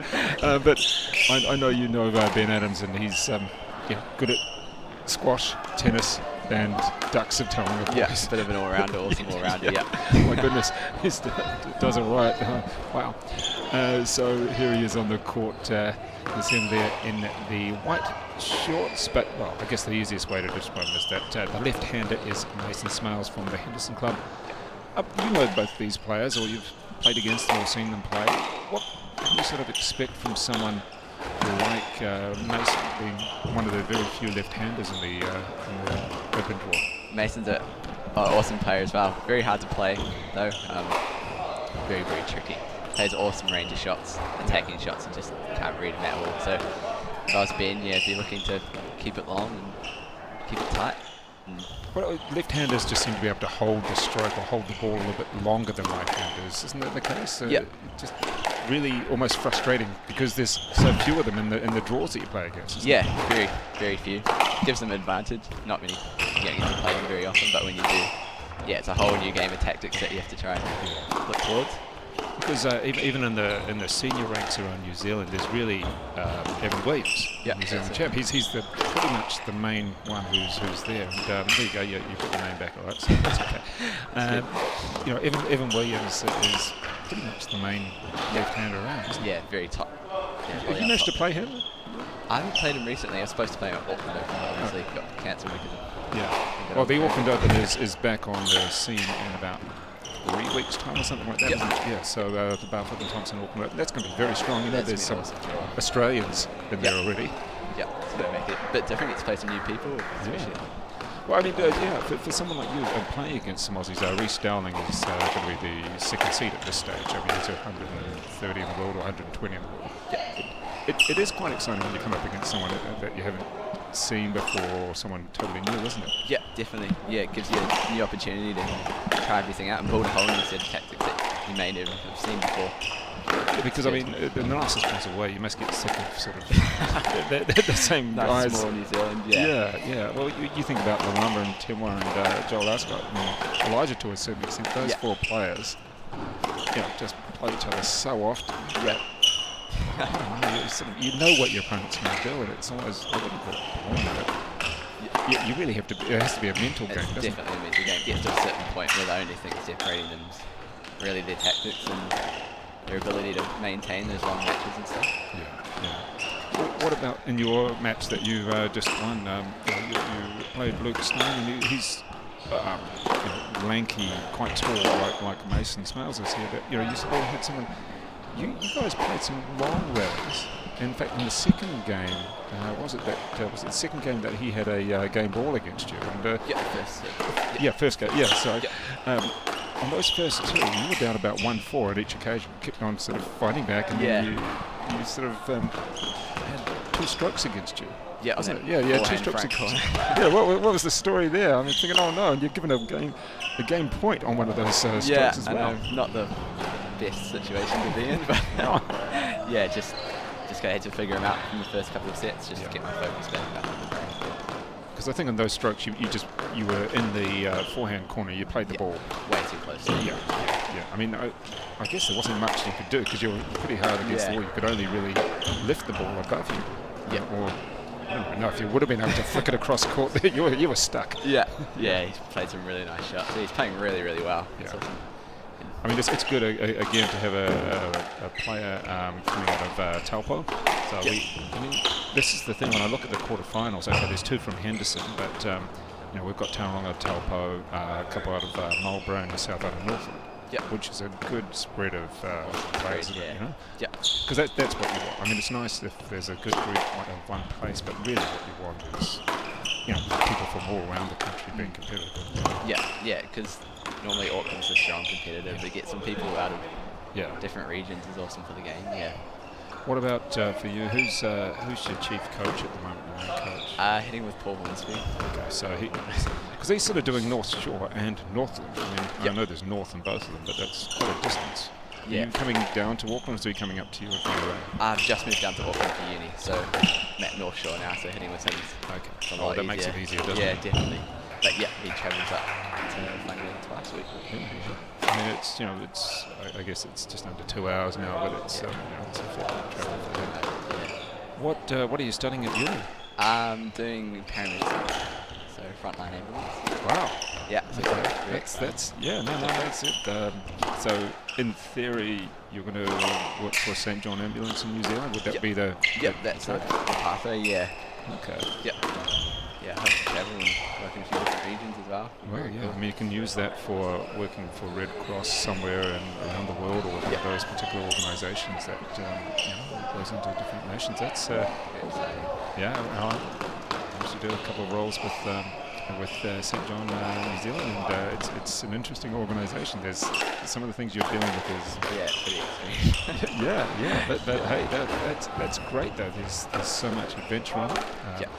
One thing I can tell you, one particular St. John ambulance person, they had to introduce them to a lot of school kids. So what's the worst thing you've had to deal with? I was thinking about injuries and things like that, but I said, no, I rolled the ambulance on Albert Street in the centre city. I won't say her name, but she said that was the worst thing I've had to deal with. I rolled the ambulance in front of a whole lot of people coming around the corner too much. And, exactly. What's the worst injury? But no. There's all sorts of things you have to deal with there. Yeah. Looking at this particular first game here,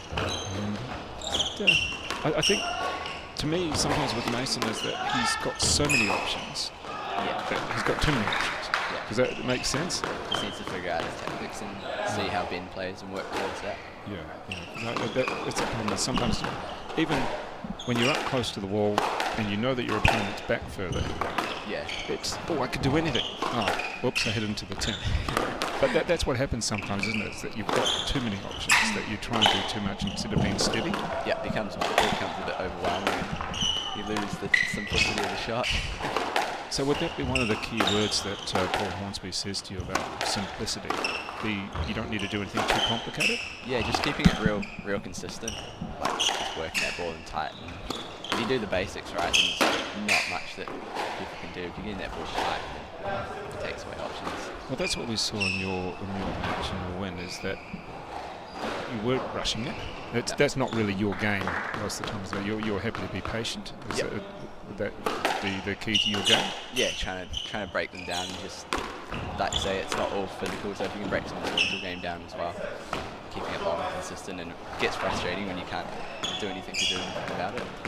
Just having to make mistakes, which is especially at this level, Well, you can see that there's no disrespect to the previous player, but there is a step up once you get to the quarterfinals of this tournament. There is a bit of a step up to the pressure, the physicalness as well. There was a few times you guys, connected bodies as well. And working through it.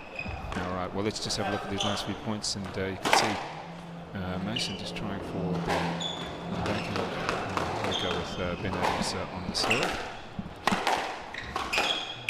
Really lucky on that backhand. I don't know whether it's the left hand or just Mason's style. Just to really whip it and flick at the ball. And there we go. The first game point. Let's have a look.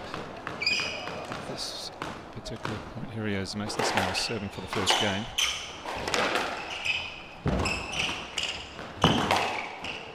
Bounce, he's been really forced into the corner as Ben Adams takes that one better. Let's see. I think it was, I don't know if it was the absolute intention, but you always want to hit a great shot, but I'm not sure if that was what he was playing with.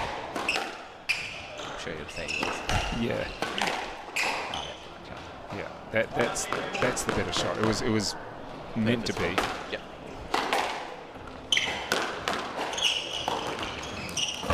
you could just see where. What's he looking for there? You're going to get a level. We can't hear the actual call ourselves.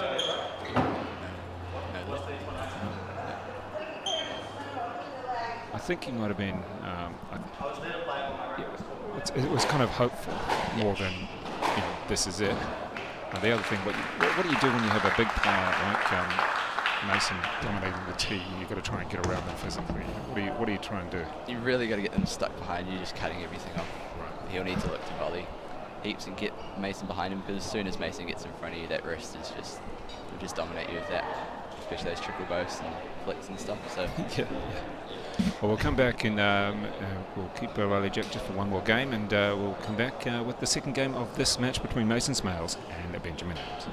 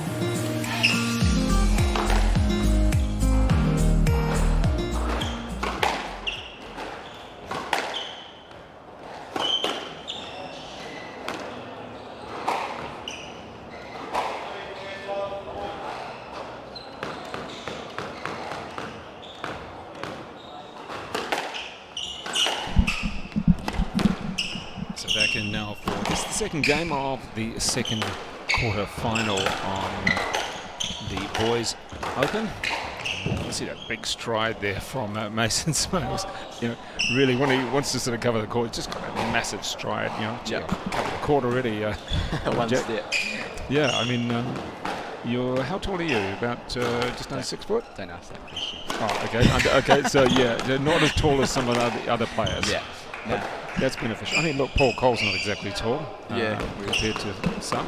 We were talking about that before. Like me, Joey, and Ben are probably the shortest, and then you have a look at all these massive boys coming through. Yeah. It's kind of interesting. Although when you look at the Egyptians who are dominating the top 10, top 20. I think this is the thing, though, that whether Ben Adams thinks that he's got a correct call or not correct call, that he's just got to let it go. They're not going to, They're not going to change. No, don't let it weigh on you too much. Yeah. Because you had the last point of the first game, and now is it the third game. Looks like still. Questions. I can't quite hear what he's saying. I'm not doing anything deliberately. And whatever it is, as long as you know where to serve, you're up 2-1. I mean, if you let that dwell, it's going to affect you, isn't it? You just got to work through it. Yeah, just have the moment and then move past after that. That's one of the really good things about playing at international. You see them and they just have the ability just to switch off as soon as up. Got to refocus. It's maybe a Sal or something like that against Paul Cole. That's maybe a little bit different. I'm sure Paul never wants to play him again. Yeah. Not in Egypt anyway. The 2 occasions that we've had where we know that the officials are straight up, but at times you're sort of looking and go, hang on. One of the players, former junior champ, must have a Sal. There we go, another question. So just about every point now he's needs to move to the ball a bit more. Because Mason's going to do that. You just got to move.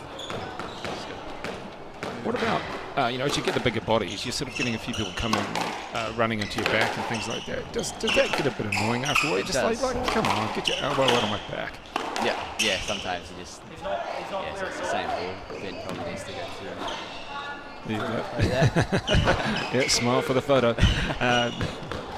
Because I mean, this is point number 4 or 5 that Ben's actually been talking to the officials. You notice, and the good thing for Mason is that he doesn't actually say much on court. I don't think I've really seen him say much on court, full stop, at any stage. Yeah, a little bit, but yeah, it does. I do understand the point of view that Ben's coming from. Yeah. It is a difficult player to play, especially to get around. Yeah. Because He's just sort of arms and legs, isn't he? Yeah. You know? Yeah. He's probably about 6'2", 188, I think, but he's just arms and legs. And the trouble is, if some players do take big steps, which means their legs or their feet are way out, Yep. and to get around that, end up standing on feet. yeah. Come through. Well, the other thing is some people take smaller strides, and Yeah. so they can get there. Whereas he's like a big stride, and you really do have to step over that leg, which is difficult from the opponent. Yep.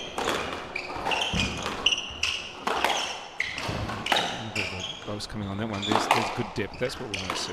Very interesting to see once the game goes on what the contact becomes like. If it increases or they begin to work around it. Yeah, it's interesting to see that in the PSA draws as well. As soon as you get to semi-finals, you're just like, oh, this match is going to go for a while because we've had so many lets, and it gets a little frustrating after a while, whether it's to watch or commentate or it's hard to say for the player if they want to win no matter what. But you can see a little bit of a come on, a bit of a fist pump from Ben Adams when he won that point. And we'll go see again, after every point he loses, he's checking. But he was pointing to over in the backhand corner. Sure.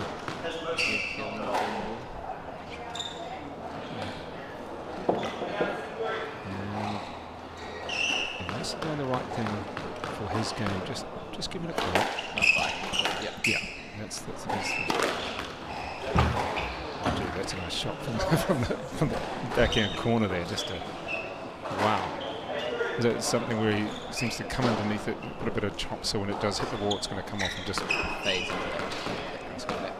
How have you found the courts? Because for their first girls' quarterfinal today, it was 9 o'clock in the morning. But the ball was hitting the back walls and just, Sophie Hodgers was just missing it. About 3 or 4 in a row. I mean, it was nice shots by her opponent, but it just wasn't much coming off. Have you found it okay? Yeah, last night was crazy, just picking all over the place. Really? But this morning was quite nice actually. Just the ball was warm, but you could still get depth on it.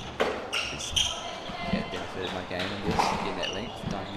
Well, how would you describe your game? Is it counter punch? Is it attacking? Is there anything in particular that is a real strength to you? Yeah, just trying to be really consistent, just keeping the ball nice and tight and working into the areas when you get the chance. Yeah, just been working on that at the moment, getting the ball nice and tight. Is there any particular professional players that you like to watch more than others, or do you not actually watch too much? I don't do a whole lot of watching, but just specific areas, like that Nick Matthew volley and stuff. Definitely the best at that. So yeah, just working certain components of professional players' games. Well, that's interesting. He was one of the players who really brought volleying to the forefront. What is it? A lot of the Egyptians are quite happy to keep it going for, let's say, hours from the back, but they don't mind it from the back. No. Whereas he was one of the players, Nick Matthew, who in front. So if it's there, I'll take it. Really. I mean, in theory, that should be good. Yep. In theory, shouldn't it? Sometimes. Yeah. All right, so let's have a look now with Mason Smail. To come back here. Every now and then he will fade away, Mason Smail. He's got the game point here.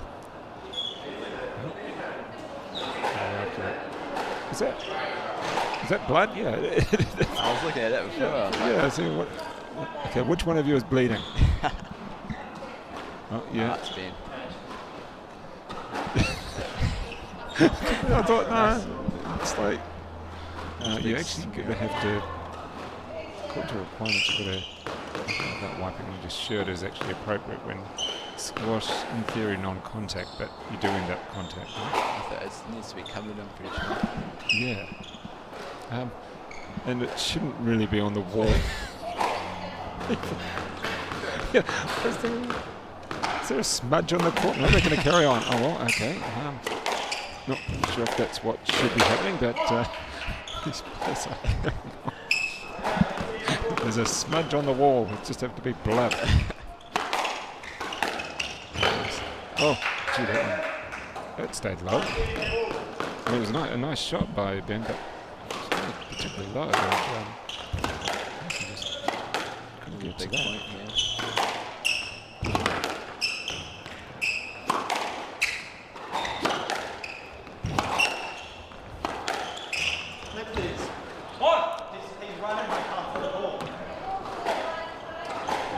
So that should be game. Call, I'm seeing blue. Yes. I'm not sure what he's calling for interference there. Been nice and consistent with the calls. Yeah, which is fine. That's all you can ask for, isn't Yeah, it? That, definitely. Consistency. Well, now someone better get out there and actually wipe the blood off the wall. It sounds like we've got gladiators out there looking at a sword each, you know. Yep, there we go. No, Shelley was going to do it. No, she's not. I'm not doing that. Not touching that. Yeah, exactly. You've got to get your own blood off. Well, I mean, you know, what we could do is the odd sword and things like that, and we would have a real gladiator sport. But Much more interesting. just about.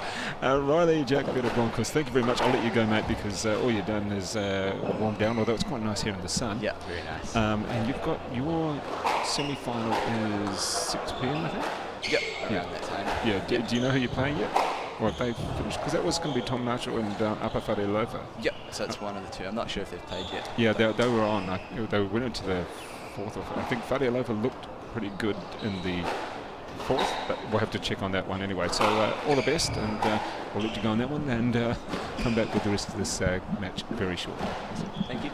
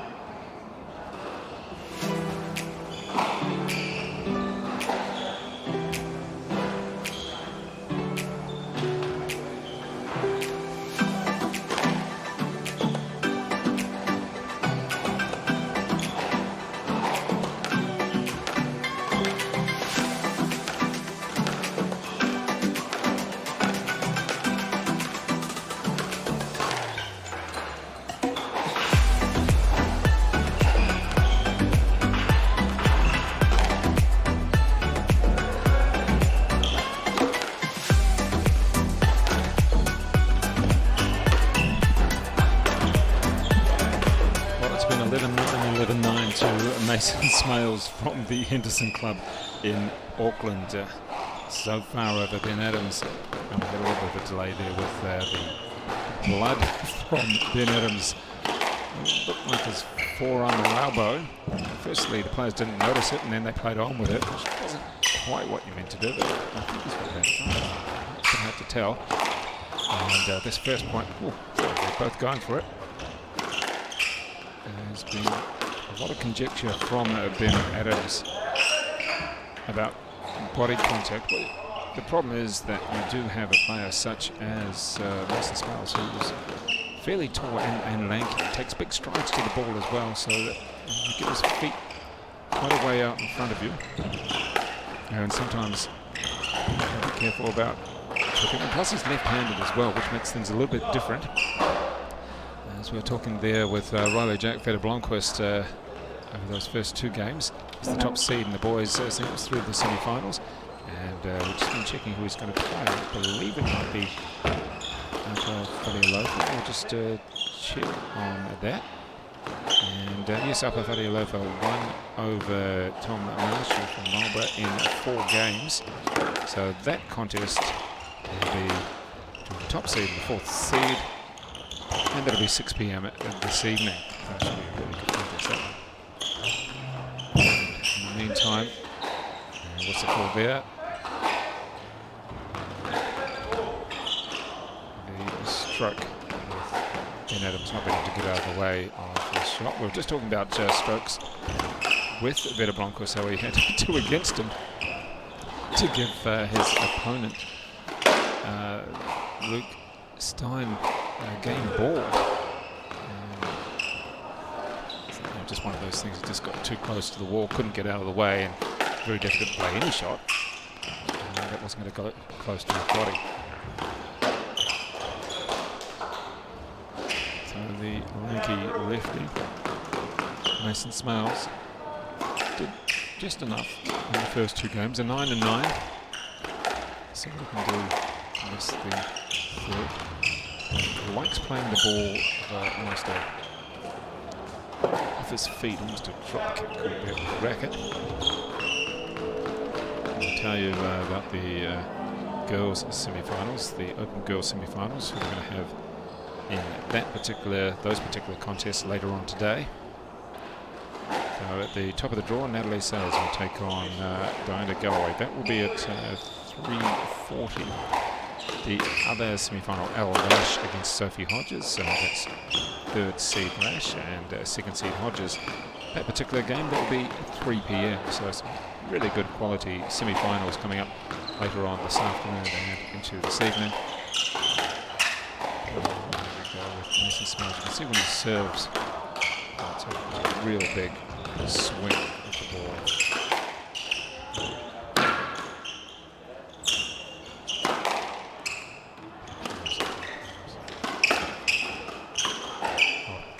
Pace off.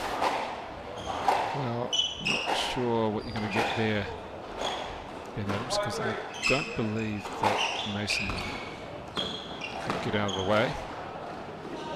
He did his shot, he stepped away enough. It was actually a really good shot in the air. Took the pace off, that was the key to it. Oh. And it looked like Ben Adams completely missed the ball, which was sitting there for his forehand, and then had to try and recover it from behind. Which was just a complete missed time. As Jack mentioned, he's an all-rounder. Squash and tennis. He was at Ducks of his high school. He's a big high school too, so he's a real good all-rounder.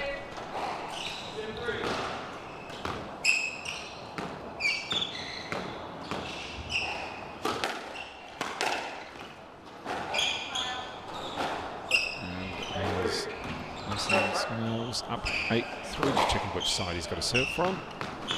Let's see the big swing on this one. I'm going to go flick on it.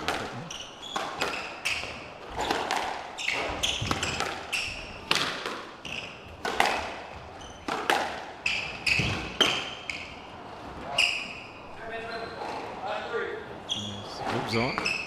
It's a 9-3 now, so it's been a bit more comprehensive in this match. Or this particular set is. Oh, look at that. So the triple bow, so it's certainly from way back on the court. Takes him to match point.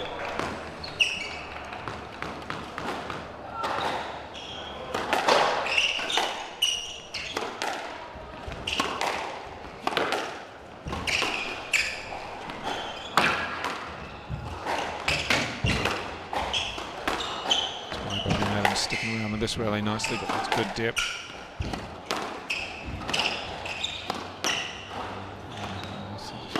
Being patient. Oh. There we go. There it comes in the end. And at 9-9-3, it is Mason Smail's through. And he's into the semi-finals of the Open Boys competition. Congratulations there to the youngster from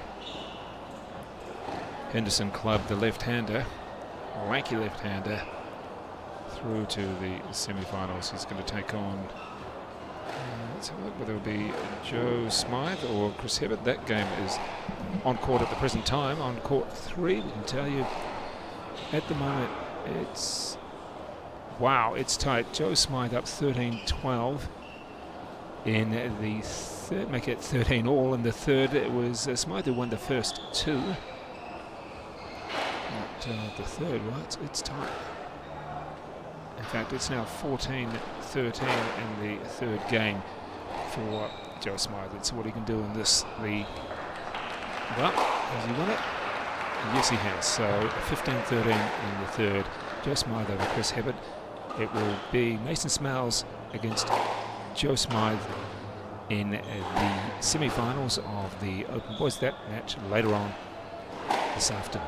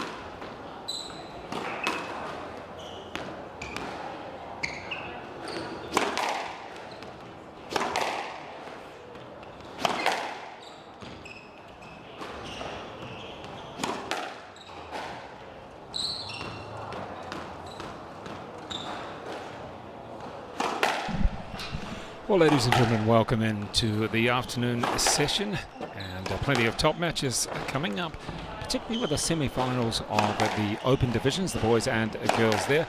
But in the meantime, this is a semi-final of the girls division 1. Now we have Kiera Thompson, and she is the top seed from Havelock North, 15-year-old, and her opponent is the 4th seed, Sarah Yukani, who is a 14-year-old from the North Shore Club in Auckland.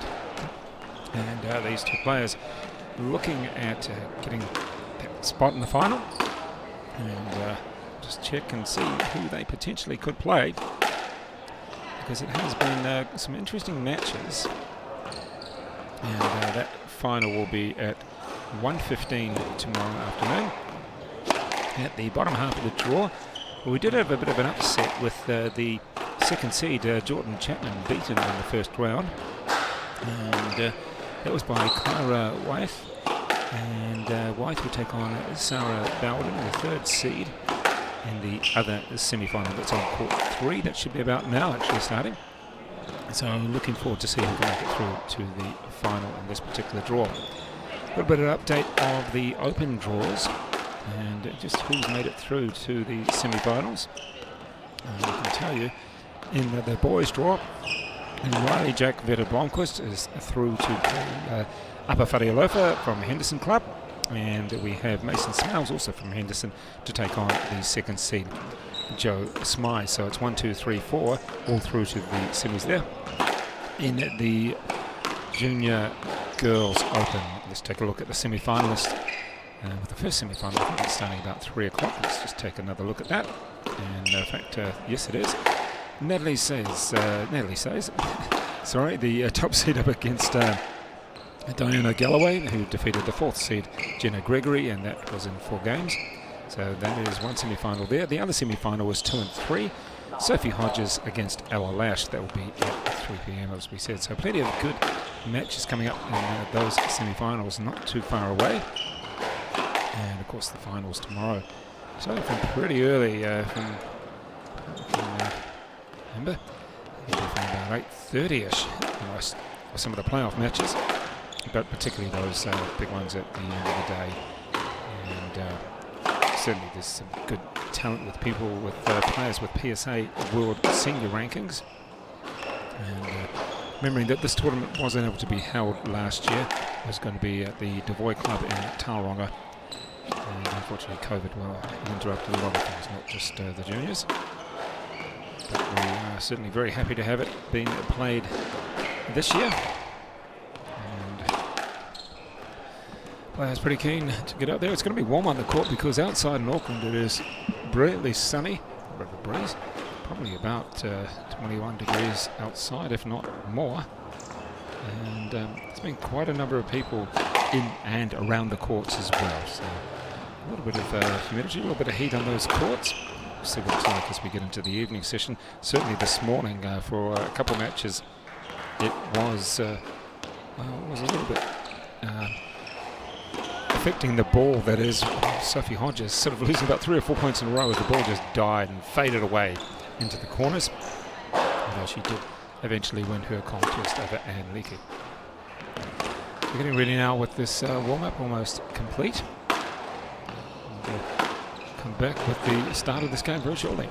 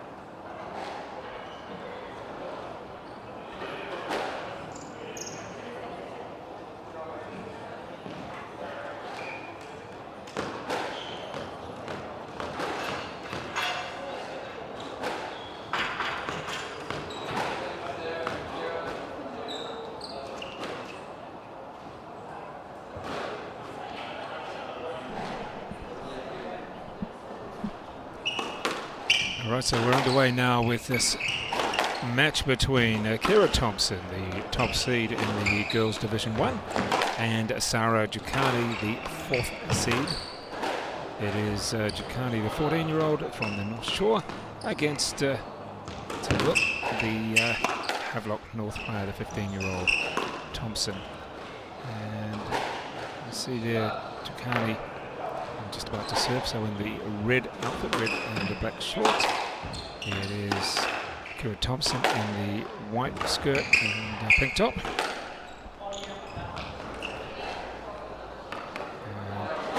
This particular match will show that if you can use the back wall, hit anything deep, you should have the advantage as much as possible.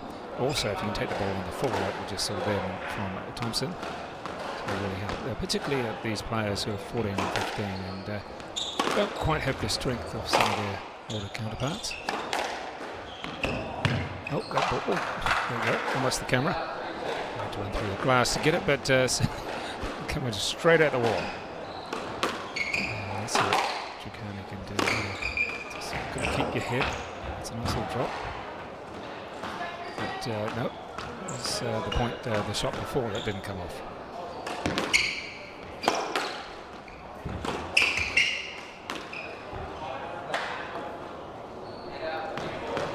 Alright, so let's see what her backhand serve is like. Yeah, nice and slow.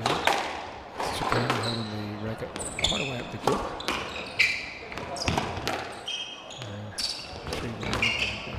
Let's see whether we get a drop. Oh, there's the boast. Quite come off. We're looking for a let or stroke. Should be a stroke. Not getting out of the way quick enough on that one was Ducati. And these two, as we see a lot from the younger players, just need to take their time, set up the point. Don't really go for a winner straight away, although it always feels nice if you can.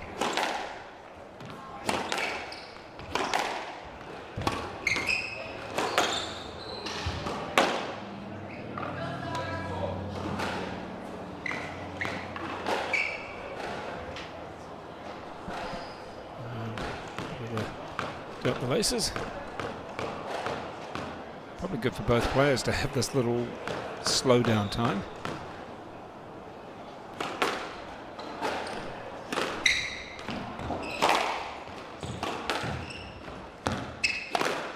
Very busy with a nice post and very busy style of Thompson that you see.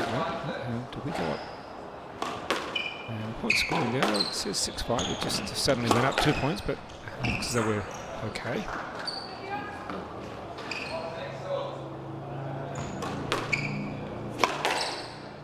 Quite a busy style for Thompson. It's almost like she's in perpetual motion. Nothing wrong with that. But she's got the energy. Whereas Ducati appears to be a little bit more relaxed. To have these players through to the semi-finals of the Girls Division 1.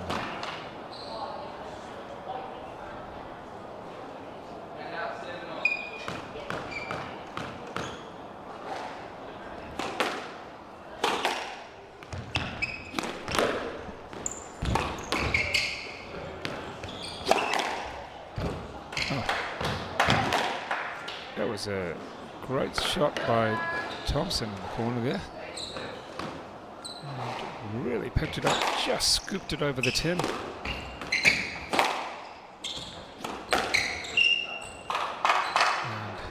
nice change of direction from Ducati to put her in a bit of a spin. Didn't quite come off.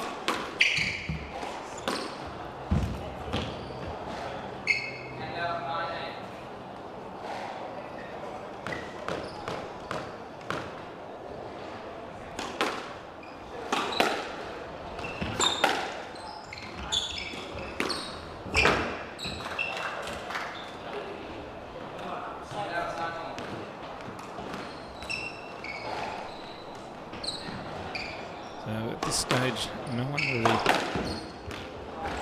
getting a decent lead. Let's see a bit of variation. Let's see a bit of height here.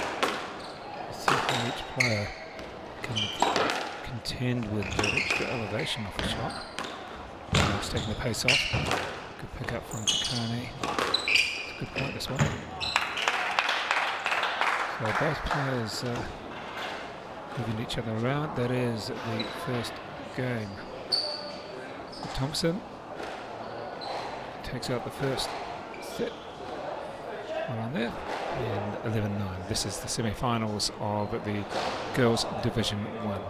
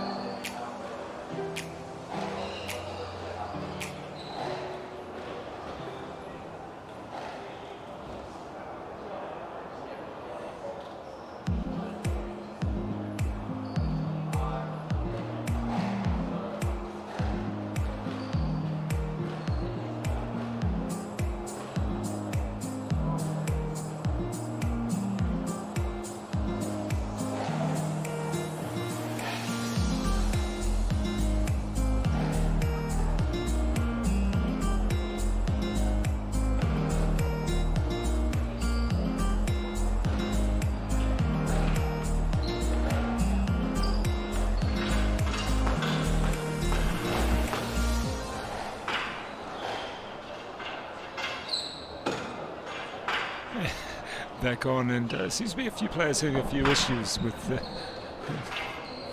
the door lock here. Yep, we're ready. Okay, the door is closed. Let's now go with game number 2. This is the girls' semi-final, Division 1. Kiera Thompson in the pink and white. No, I'm going to get that colour wrong, but it looks pink to me. Kani is in the black shorts and the purple top. 1-0.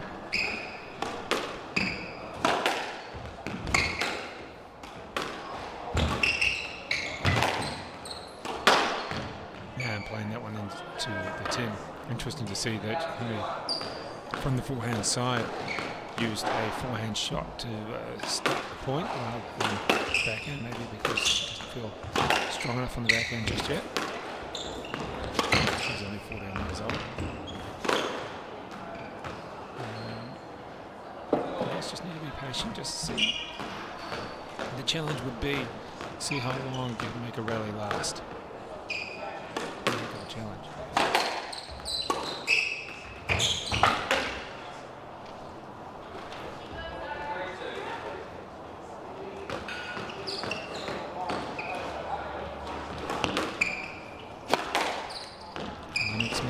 On this court, before we start getting into the grade matches again, will be Nathan Smith and Josh Lang. That'll be the Division 2 semi-final. And Takani running out to a little bit of a lead here, 4-2. Let's see what she can do.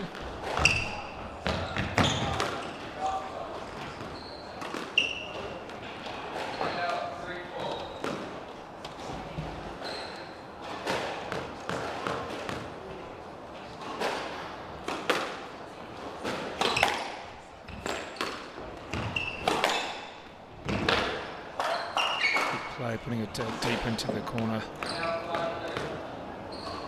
Just it's a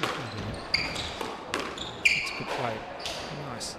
That's what you want to see from a junior player is find the position by the tee and be able to play the point from there. Oh, gee, that was decisive. Very assertive. 4-point advantage.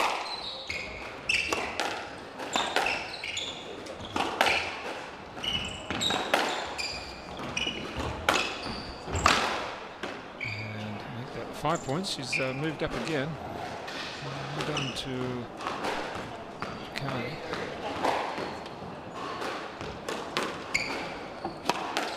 Nice couple of points that she's managed to combine together. Generally by keeping Yourself on the tee.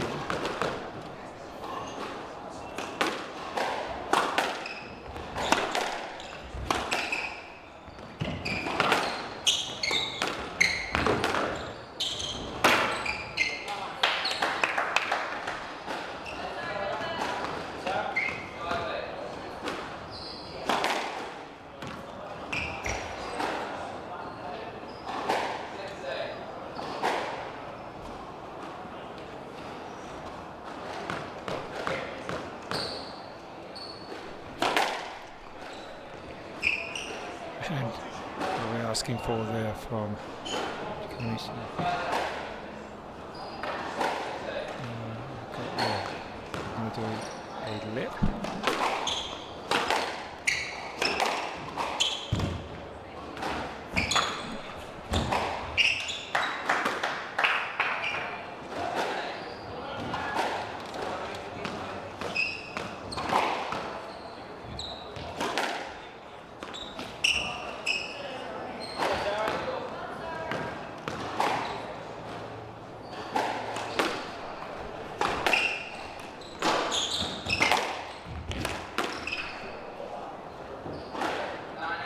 Nice little comeback for Kiera Thompson, because we have a 4 to 5 point advantage for Sarah Giucani in this second game. Oh, it's a big swing.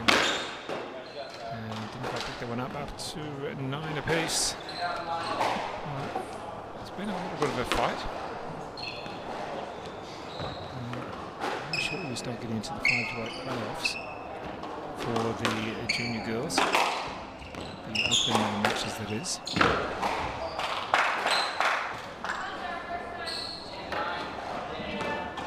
the meantime, Giucani has the game ball. She's had the advantage throughout the second game. She takes some big smart net as Kiera Thompson.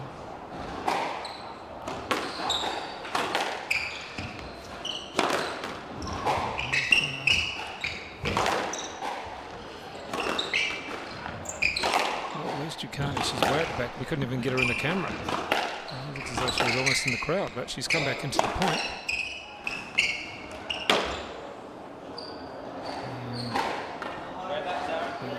The error on that one gives the game point to Thompson.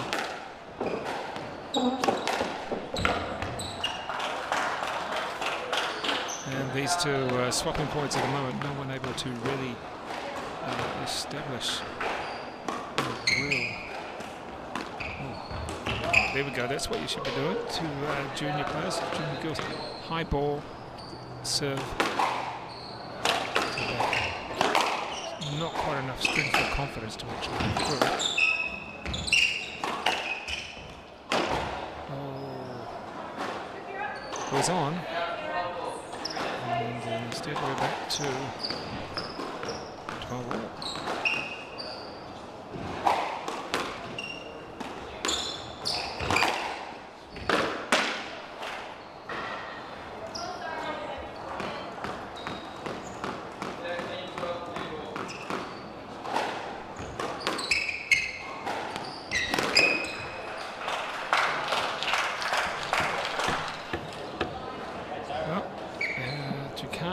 Finally takes it, 14-12. It hasn't been easy for either player. In fact, it was an advantage to Thompson. It was previously an advantage to Giucani, but then in the end, Giucani managed to take it 14-12. So we're 1 game all in this, the semi-final of the Girls Division 1.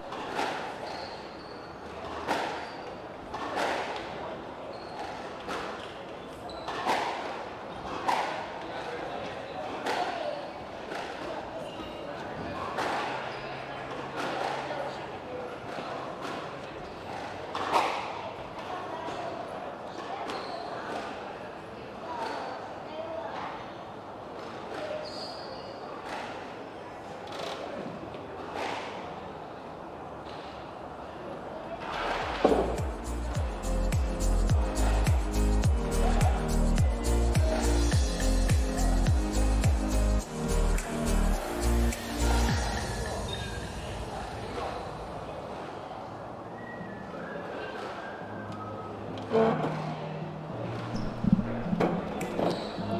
get a reading now for game 3. You can see Sarah Chikani out there, the purple top, winning the second game. 14-12 we go with Kiera Thompson. Let's see if we can shut the door without any issues.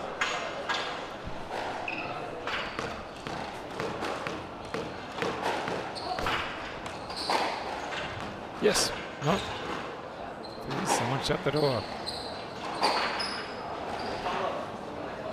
Okay, we've got it now. Stuck in the door, but we're going to get there. So one go more. We have Ducati to serve using a forehand shot from the forehand side.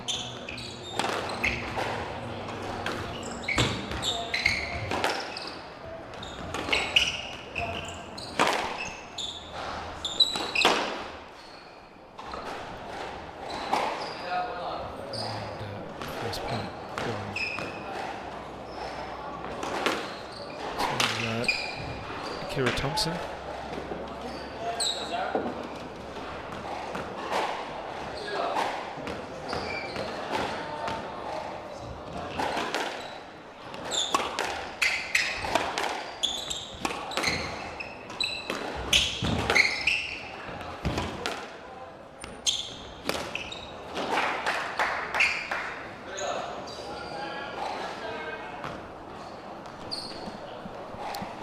Quickly picking up 3 points. What we do here, just really expand it to Thompson's got a fourth player.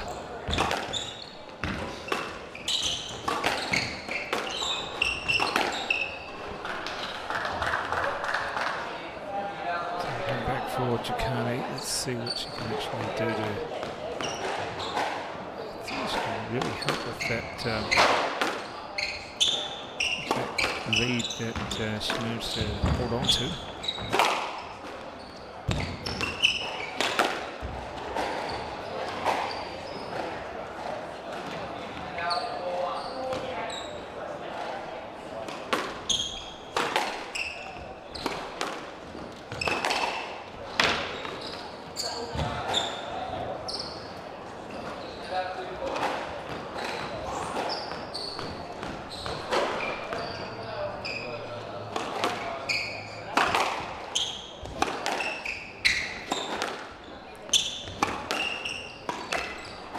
That's a good decisive shot.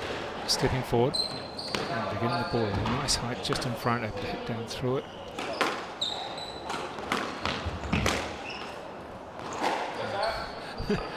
Ducati managing to hit that ball so low that Thompson couldn't get to it. And, comes back a little bit, one more shot in.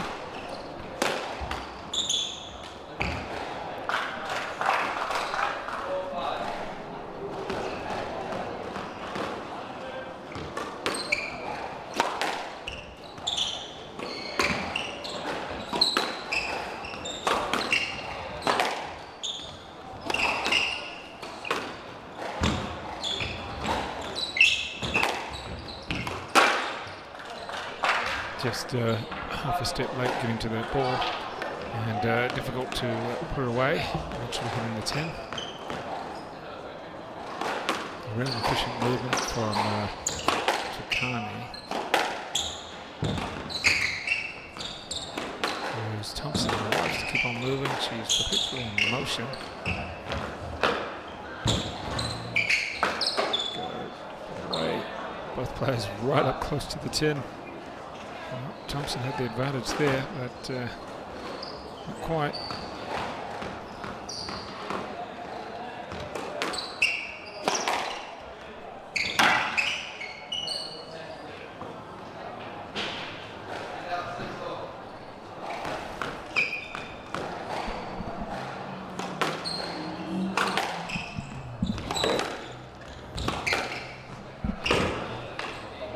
Oh, the splits. Didn't help, because Ducati's now up 7-6.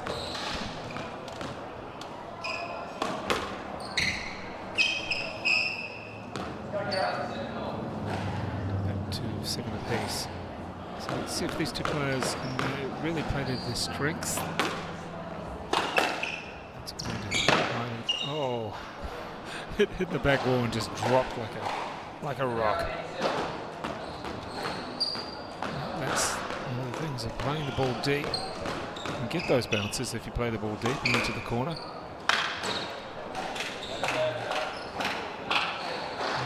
7.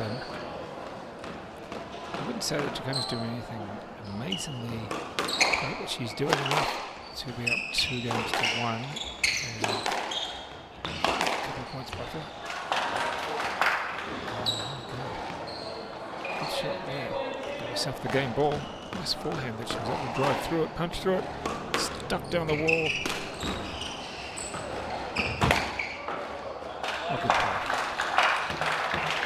So Jacona going forward there, the 14-year-old from North Shore, and playing a nice straight backhand down the wall. And that takes her to 2 games to 1 up.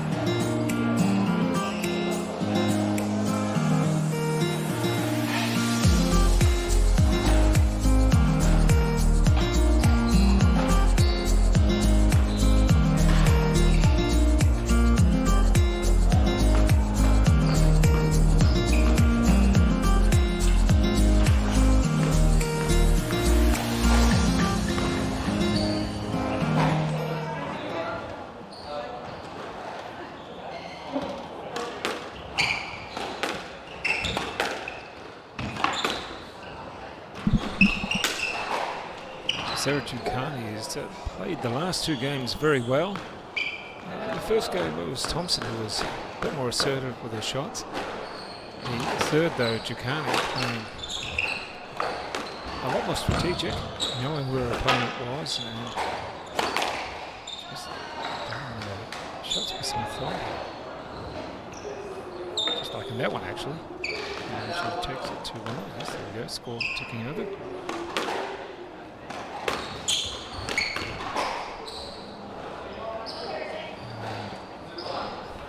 See here is 2-1.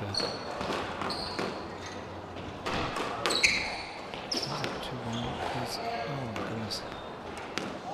Kiera Thompson might be happy with that one, that's for sure. Just a complete miss-hit. It's doubtful she even hit the ball. So you can see there a couple of really unforced errors from both players.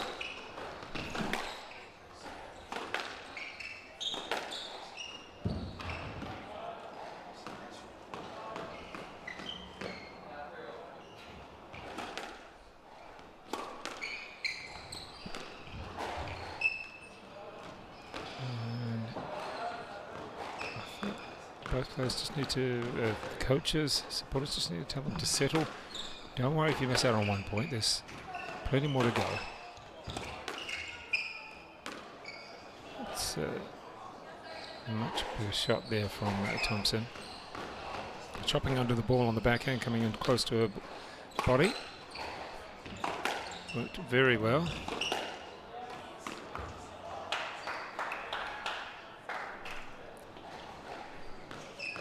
And going out to a nice 3-point lead.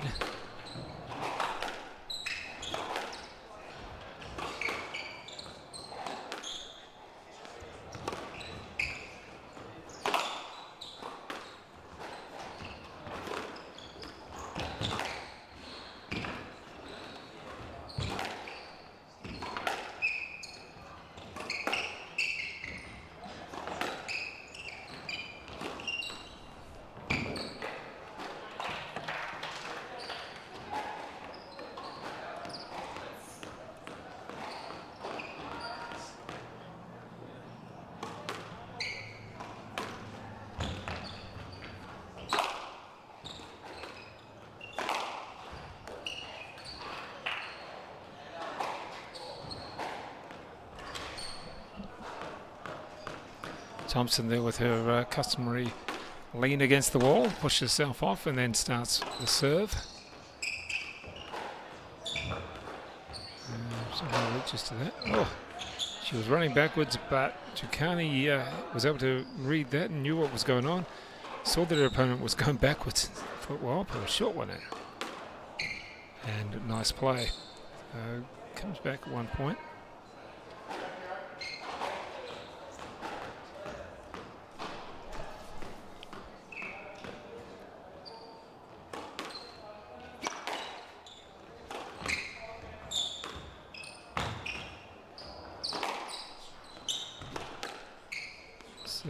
Come back nicely so far as such a casual shot, so close to the wall, and it just had no bounce back on it.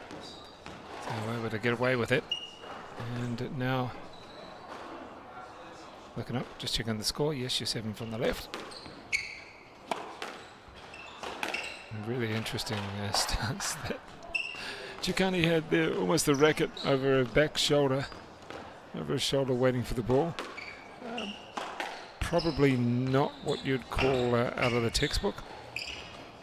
But one of those things.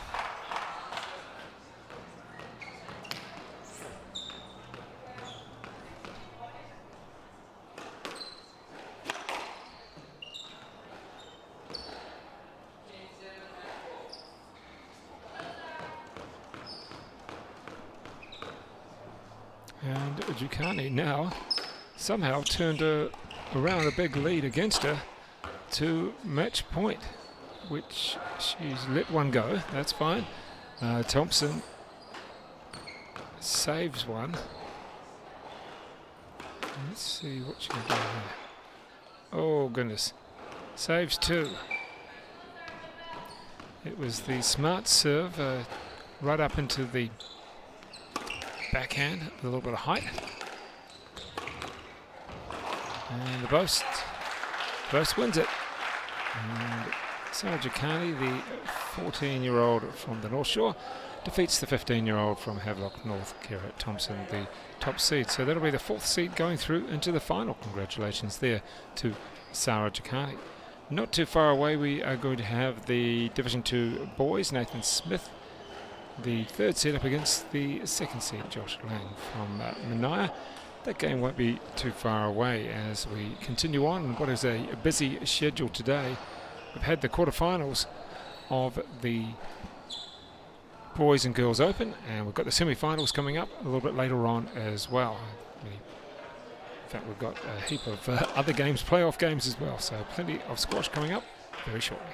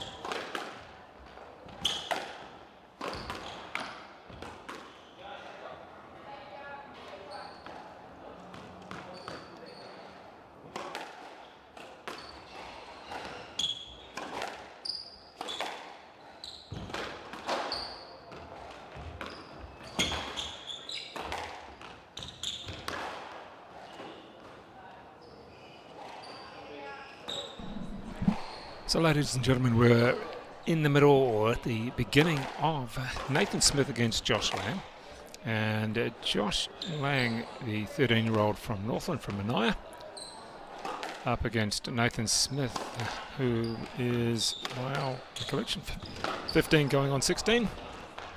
And I know someone will probably tell me different. And we just had a quick check through. A little bit of a late entry that he was. But great to have him in this tournament. And let's see now, we've got Josh serving. So he's got the light blue shorts, I guess you could say, darker shirt. And he is the second seed, whereas Nathan Smith the third seed.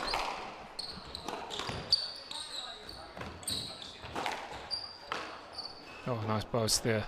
Coming off the front wall, then hitting the forehand wall, and away we go.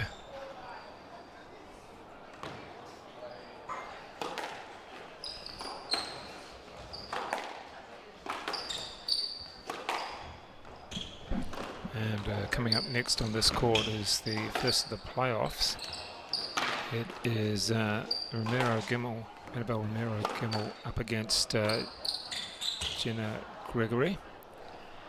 That'll be followed by the first of the women's, the girls' open semi-finals. Lash against Sophie Hodgers. That's third seed against second seed. Really getting into the nitty-gritty as such.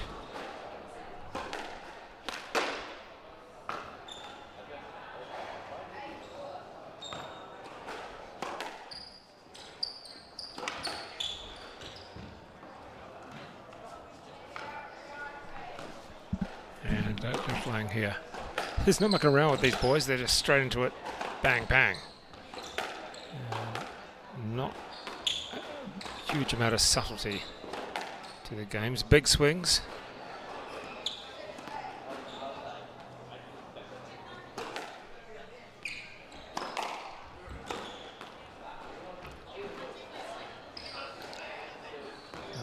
Brings one back. There's Nathan Smith.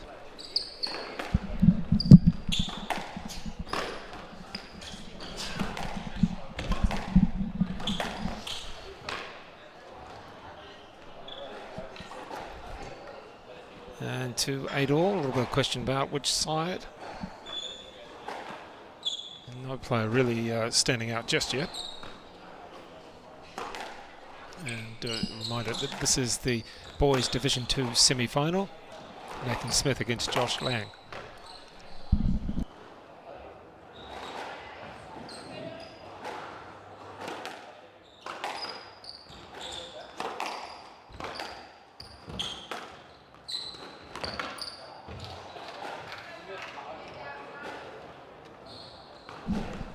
Apologies there for a slight delay.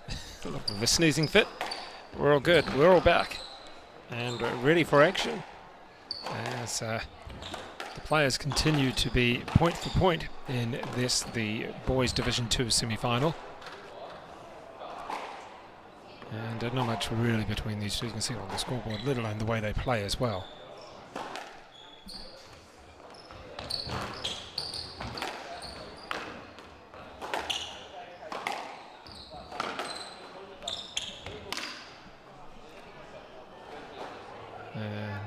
As soon as one player wins one, well, the other comes back. More of a mental game than just about anything else. Looking for the, well, he's looking for a stroke, but I don't think he's going to get that. Maybe a let. Yes, that's what we've got. And tough work to the two previous players, Kiera Thompson and Sarah Giucani. Well, they're back on it. They're not on the court, but they're adjudicating this match. And just a question about the ball.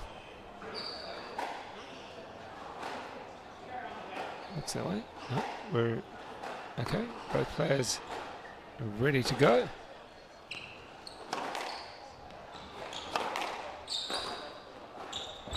Chop.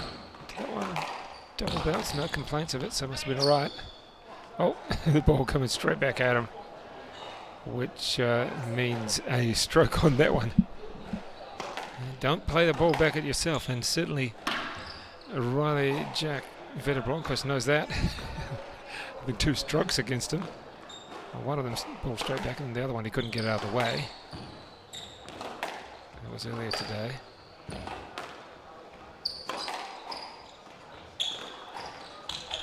Big swings by both of these players. Possibly don't need to swing quite as big. Oh, is he going to get the stroke for that? I think so. There we go. That is first game, boys. That is the game. No, it's not. No, we've got to change on the score there. Okay, 12 each.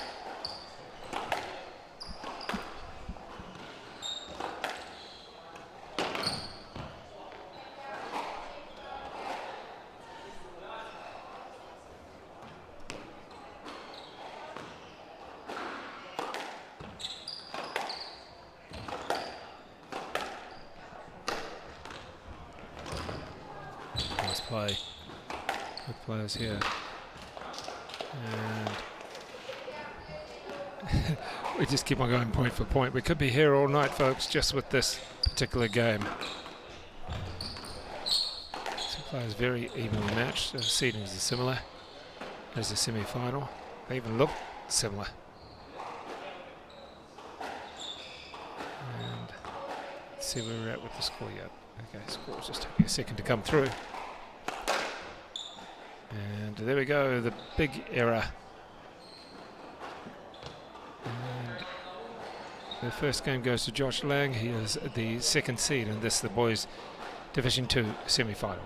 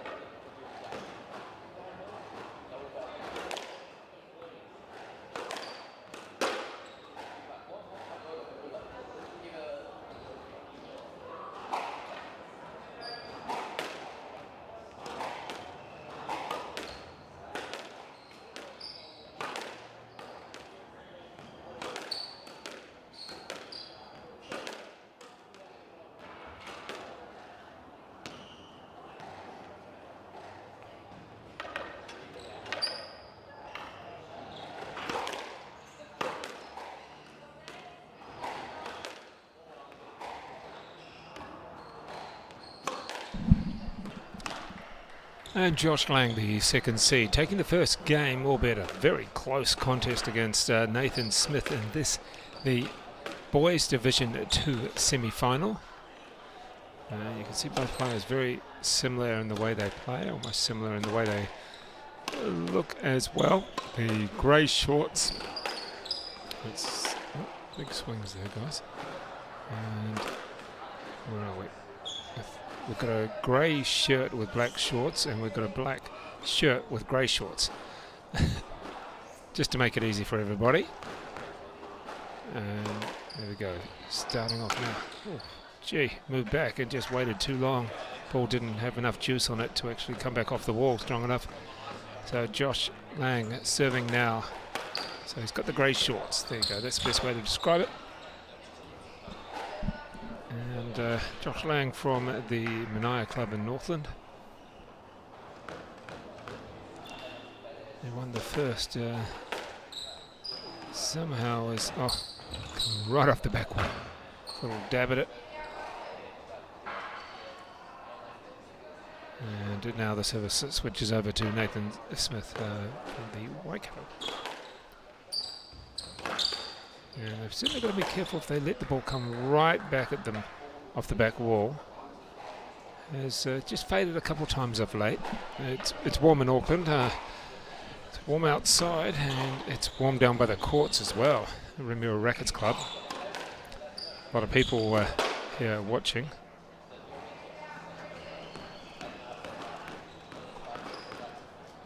And Josh Lang with the serve now. Oh, what was that? It was not out of textbook coaching manual. It was a bit of a slap at it.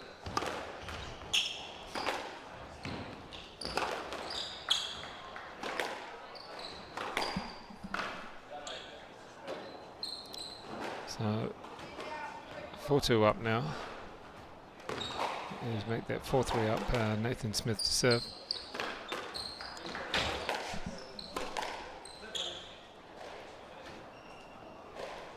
And both players looking up, going, just give me a stroke or that. So Smith again on the through the leg shot did not come off. Would have been spectacular if it had. Would have been the highlights package. Well, it's not going to quite make that, I think. Well, we'll just got the connection between the wall and the floor and went off on a crazy angle. Well, nice idea if you're going to hit the ball on the full there, but you're going to have to go forward to it, Nathan Smith, not just wait for it. Almost caught him off guard as well.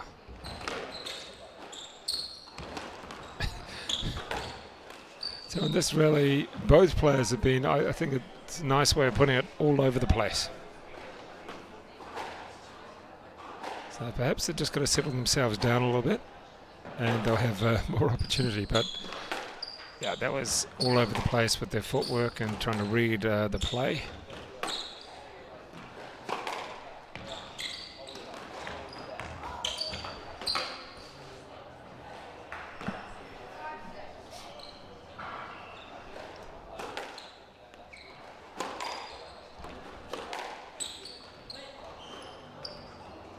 I'm not sure what he's asking for there is Josh. I don't know if you can. Oh, he's got this right.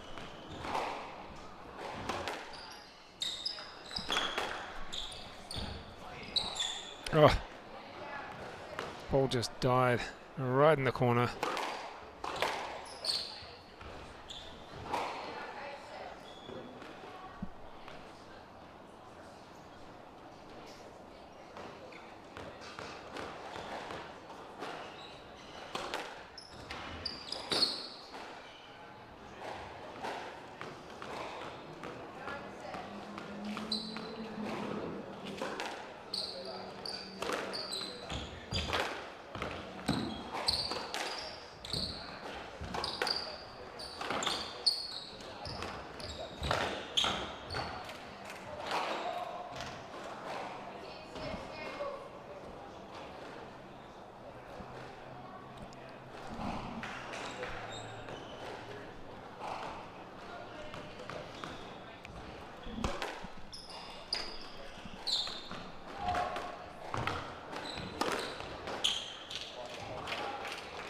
And no good there from Nathan Smith. So game 2 to Josh Lang, the second seed. A little bit more straightforward than the first, that's for sure. After this match is completed, we will have Junior Girls Open playoff, 5 to 8. So 5 to 8 playoff. That'll be Annabelle, Romero, Gemmell up against Jenna, Gregory. And then we're straight into the semi-finals of the Open Girls. Lash against Sophie Hodgers, followed by Natalie Says against Diana Galloway.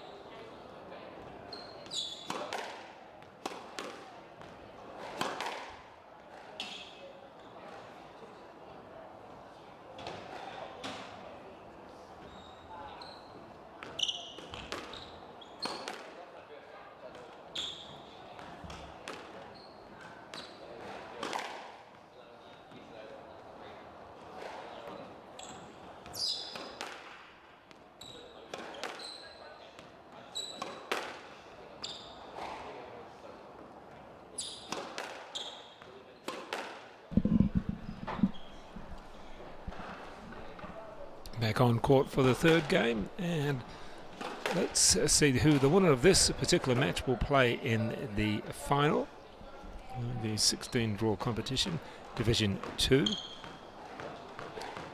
and they will take on either Brad Hopkins or Kyle Stein. So that is the other semi-final in the boys Division 2, Brad Hopkins or Kyle Stein. And so far it's looking like Josh Lang will go through unless Nathan Smith can put in a bit of a comeback, because he's down by 2 sets to love.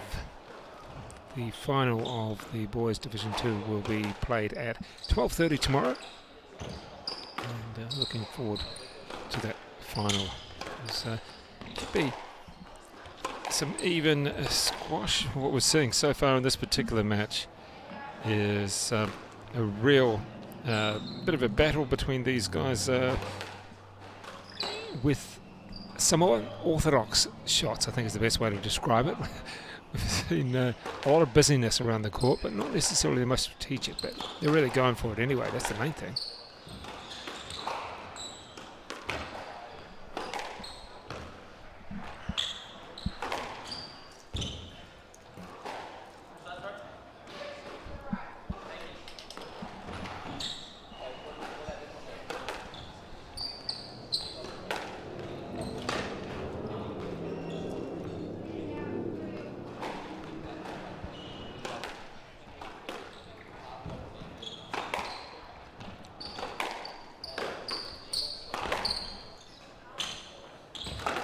Pick up there from Josh Lang, continuing the point. Oh, what's he after then?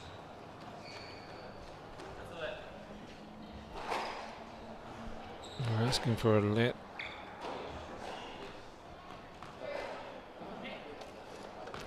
Okay, let from the side, from the forehand side.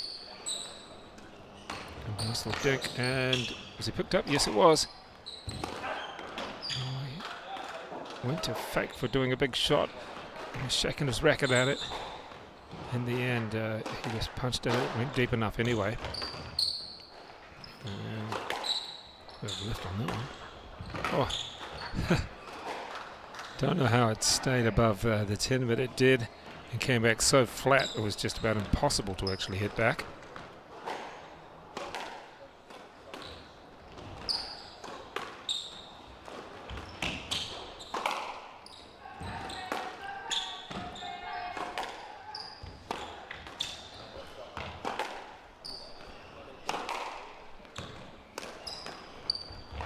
He's trying a real... Oh, nice play, I think. I think he won it twice. We can't give you 2 points, but well done. He's got a real variation of shots as Josh Lang at the moment.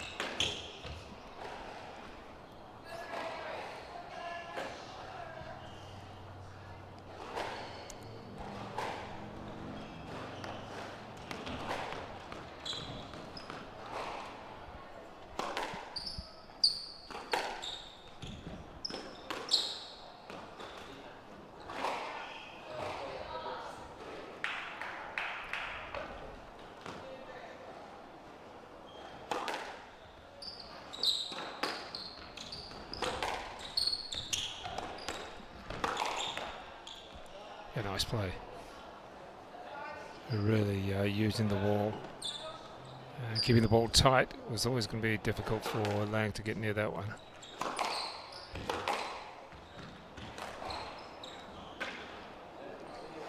Oh, a couple of points dropped by Lang, giving a bit of an opportunity for his opponent Smith to come back at him.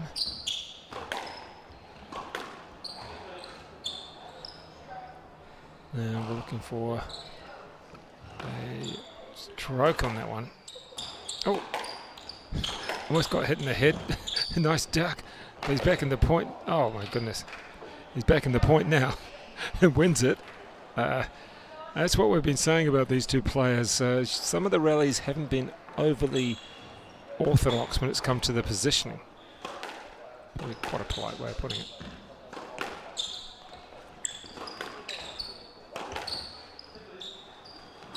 And are we going to have a stroke on that? Yes, we are. And there's the stroke.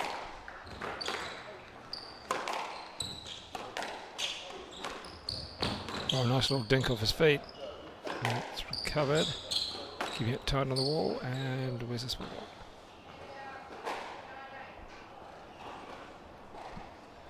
And 9-8. Josh Lang trying to take this out and straight, albeit that the first was all over the place.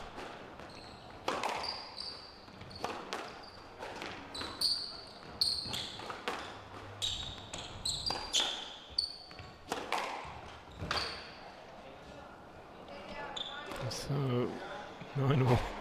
We just can't quite get away from each other, can we? Are we going to 4 or 5, or is Josh Lang able to wrap this up in straight? Just a little dummy at the ball, has advantage, and oh my goodness. What's that? Too many options? Yep, so if you've got too many options, well, putting it into the wall, into the tin is not the option you want.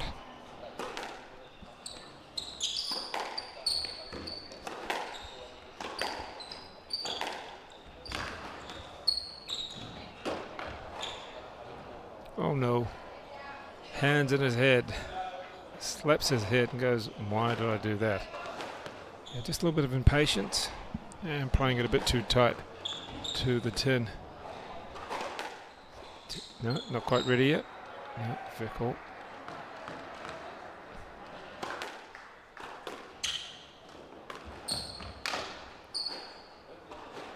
Well, we're seeing quite a few errors, unforced errors come in now as the match ball comes up.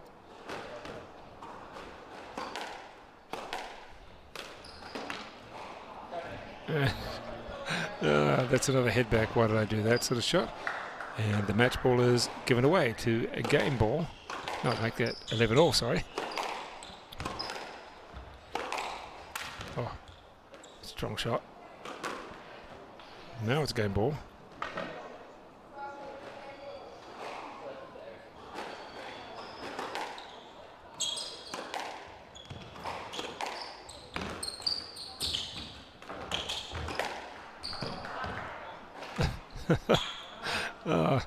There we go. We're going 4 with these two, and if you're looking for orthodox play, you probably come to the wrong place. These two guys, they're giving it an awesome go, and they're almost smiling about going, I don't know how I got away with that. So we're going 4, and this the boys' second division semi-final.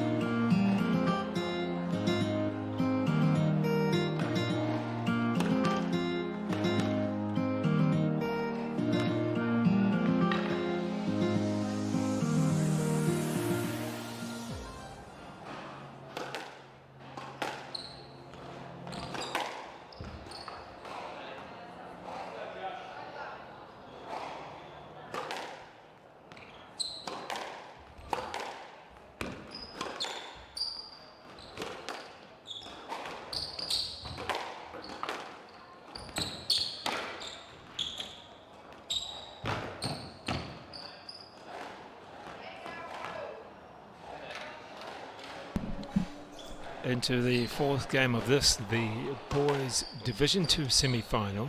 Nathan Smith, the third seed, against the second seed, Josh Lang serving there at the grey shorts.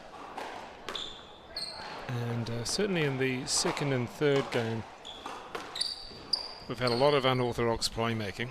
I think that's the way of putting it, because the shots haven't been structured. There's nothing wrong with that, if you're winning in particular. But at times it was quite almost amusing. So score back to 3-all there. And that's just the way these guys play, and good on them for that. They're in the semi-finals of their division.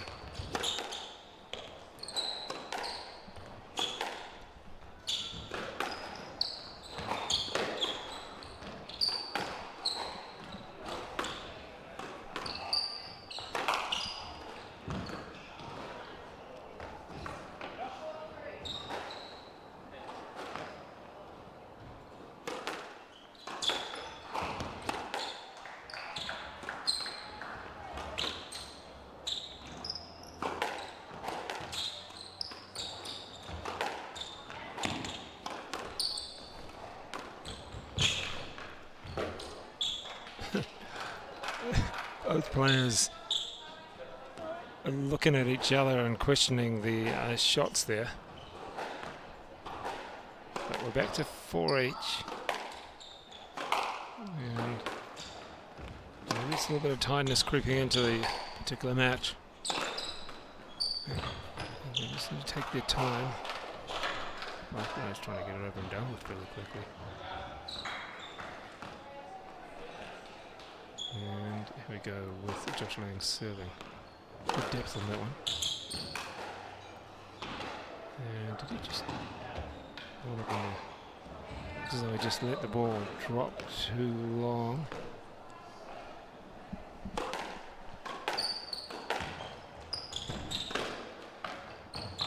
And I'd like to see both of these boys actually go forward to the ball a bit more rather than waiting for it, because as you see there, just having to pinch it off the ground. It's good work. And boy, Nathan Smith having to go all over the place. If he can win this point, he's got to be pretty happy. He's covered a lot of ground. Oh, yeah. It's going to be, what have we got? We're waiting for it. It is the point, a stroke to Nathan Smith. Well done there. After all that coverage, particularly well. And back to 6 apiece.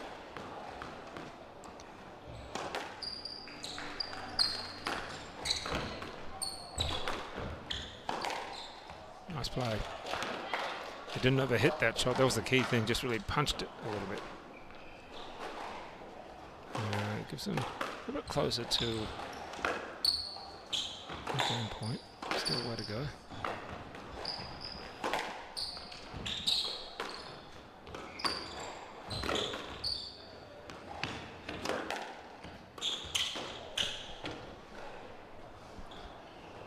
And there's a lot of expressions from these players when the frustration's showing. It's hand slap on the head, it's bending down, you name it. And just checking to see his opponents ready. Is Josh Lang, Nathan Smith ready? Really going back on the ball. It'd be good to see them go forward as much as possible. Even take nice. And both there. Just looking down at the court going, what happened there?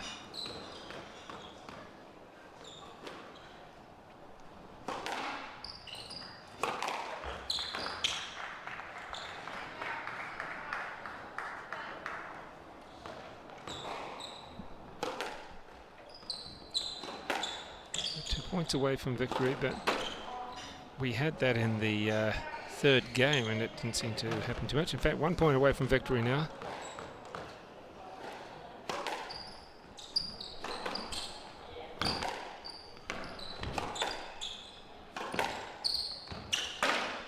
Oh, there we go. That is it, through the final. Congratulations there. Josh Lang defeating Nathan Smith in 4 games in the boys Division 2 semi-final. So that is Josh Lang through. Look at that, you've got the next game. They're ready to get on already. Come on, hurry up, boys, get off. That's amazing. That is our next players on, Jenna, Gregory and Annabelle, Romero, Gemmell, saying, boys, you've had it long enough. We're ready for our 5th to 8th playoff. Can you give us a new ball? And we're ready. There's no mucking around with a lot of these draws, folks. And as you can see, the girls are just like, all right, hurry up and finish.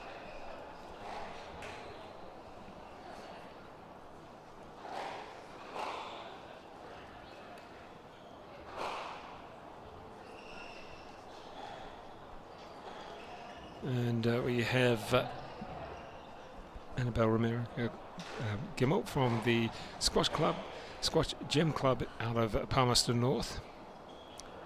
And we have Jenna Gregory.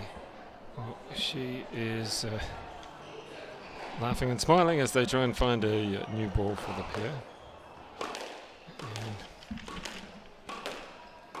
it should be quite an interesting game, actually. You've got quite a bit of power out of Gregory. She will certainly try and outpower Annabelle, Romero, Gemmell, who's very good at retrieving. Had quite a good contest earlier today as well, actually. She had a good match against Natalie says, albeit that it was 7-6-8, but at times she was really pushing her around. So this match should be a real good one. So Gregory out of Havelock North, and she is 17. And a little bit younger there is Mary Gemmell, but she's good at moving around, so this will be a good contest between these two players.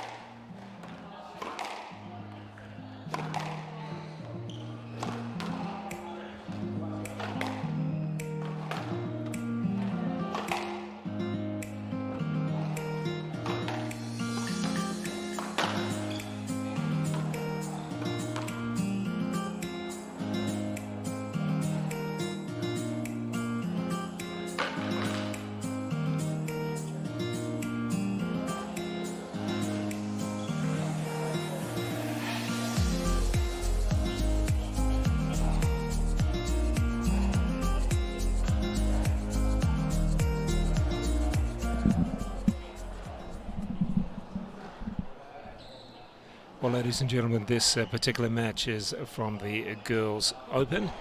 It is a playoff match from 5th to 8th.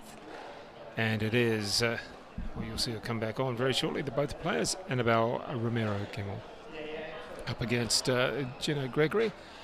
Gregory was the 4th seed, beaten by Galloway in her quarterfinals. And Annabelle Romero was beaten in straight games, albeit tough games, in her quarterfinal by Natalie Sachs. And you can see there is Romero Gimmel in the purple, whereas Jenna Gregory from Havelock North is the white top. And we're going to have Annabelle serving first.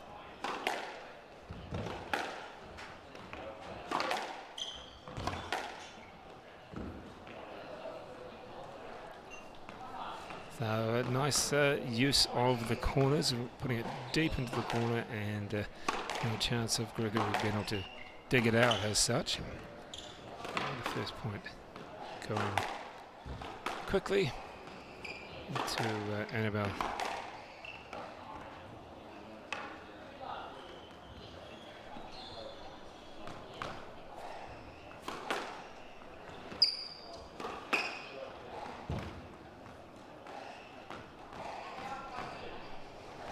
Just looking back on some history on Romero Gimmel. It's 2017 she won the 11 girls final, the age group final. Quite interesting that winning that. 2011. There were some interesting people winning the titles as well. When you look back in the under-19 finals back in 2017, Matt Lucente beating Gabe Yam in the final. The under-19s, Caitlin Watts beating Nadia Hubbard. Yeah. Few interesting players that have got onto all sorts of different things there. Under 15 boys final, Leo Fataoa defeated Elijah Thomas. And the 13s final, this is an interesting one. Sophie Hodgers beat Ella Lash. They're actually going to clash in the semi-finals here a little bit later on this afternoon. A really interesting thing. Those players competing, and particularly Sophie and Ella. And then we look at the 17th final was Glenn Templeton beat Wills Donnelly. Anika Jackson beat Winona Joyce. A few interesting players, but that we had Annabelle Romero Gimmel beating Hayley Rhodes in straight games in the 11 girls final. Quite interesting to look back at some of these junior champs age groups or open. And so far in this game, no one really just grabbing it yet. There's the traditional lean on the wall for a second and then push yourself off for the serve from Annabelle. That was a big forehand.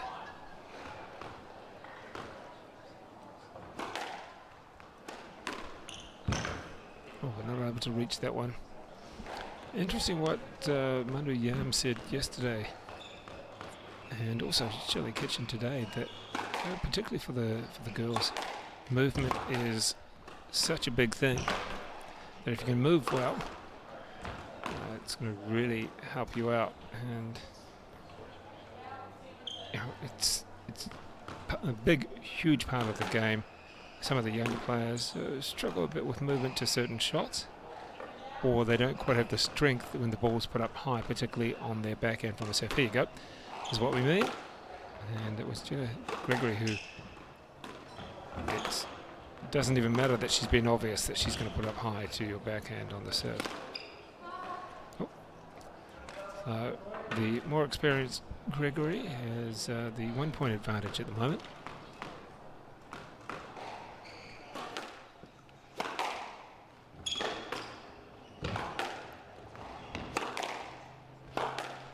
That one hit every joint in the court, it seems, and decided to almost roll. Let's see. Here we go. Watch for the lift, and there it is. But I thought it was pretty much onto that. No mucking around from there. So gains one back. Yep, there we go. There's the touch of the wall.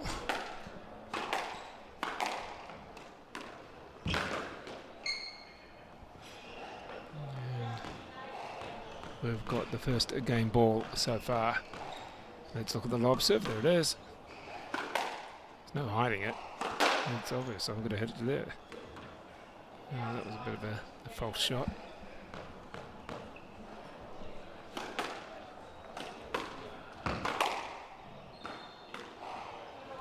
And coming back already. Like to see Gregory really, take the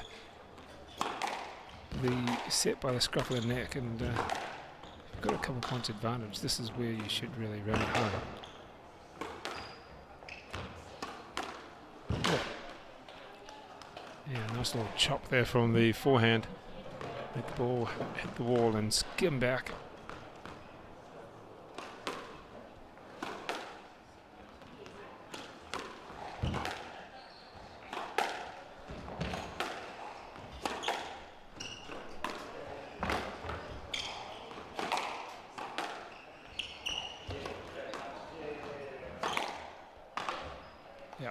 Nice shot, and took charge of that backhand, hit it and kept it low. So first game to Jenna Gregory of this, the 5 to 8 playoff match in the Junior Open Girls.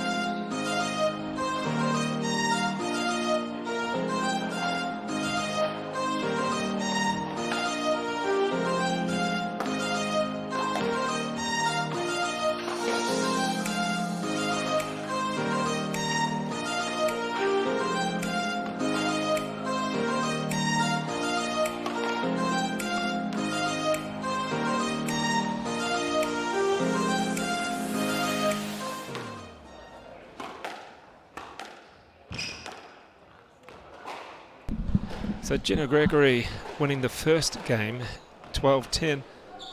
It wasn't decisive. She played to her plan, particularly serving a lob ball or a little bit of height from the forehand side. And Annabelle, well, she was running around a little bit. I wouldn't say she was slow in a couple of shots, but perhaps didn't anticipate quite as well as she would have liked. Oh, the chop under that one, hitting the top of the tin. You can see it go flying up in the air. The slightly more experienced, a little bit older Gregory. Look at that. And the lift. And guiding that one.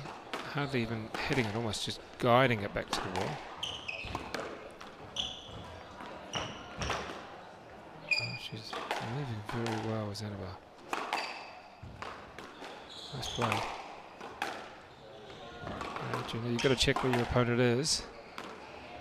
She's getting in front of you. Oh, that one stayed low and managed to get that 3-1 lead.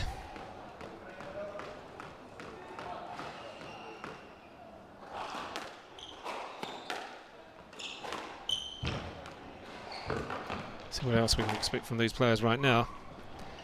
And that ball, Annabelle put herself in a brilliant position to hit it anywhere, and it was successful.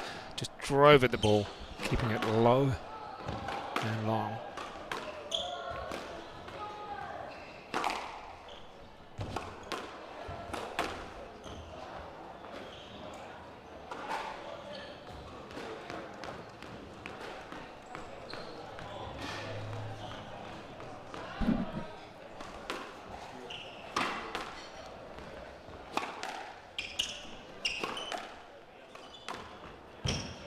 Yeah, good play. Well compiled point, moving your opponent around a lot, and a good position to play the ball low, and as Annabelle came running back, she just couldn't get to the one.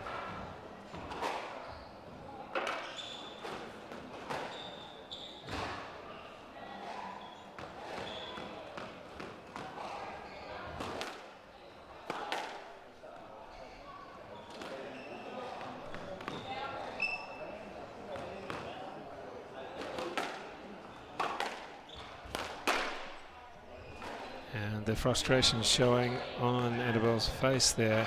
Also the shoulders dropping, and I'm sure Father Victor would be saying, no, keep your shoulders up, keep your head up, even if you lost a point.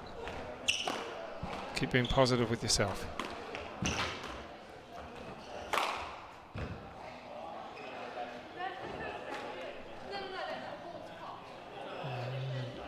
Just checking. What we got there?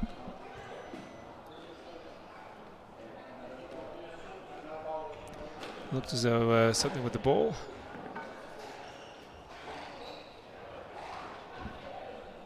And just waiting for that ball to come back. The player's just wandering, trying to keep himself busy, keep himself focused. See, Jenna's just walked to every corner of the court almost. And Annabelle taking a little bit of a breather. Just an issue there with the ball. So waiting for a new one to come on out. Okay, they're going to have to warm up the ball for a second as well. And both players taking a little bit of a hit with that. The last thing you want is the ball to be not too cold.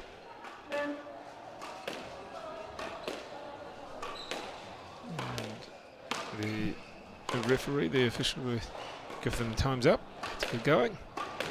Not quite there yet.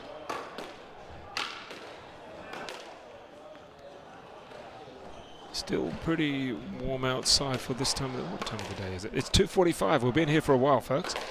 It is at 2:45, and the court's fairly hot and heavy. And there we go, folks. The ball should be just about ready now. And we're about to get back underway after a delay featuring an issue with the ball.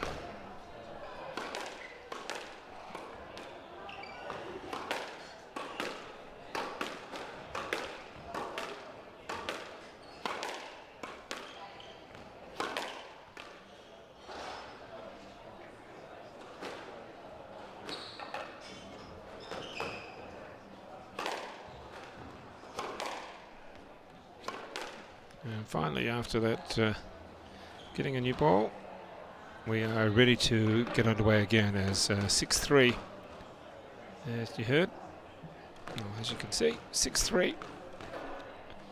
Gregory, and this the Girls Open playoff matches. Forget the semi-finals coming up after this.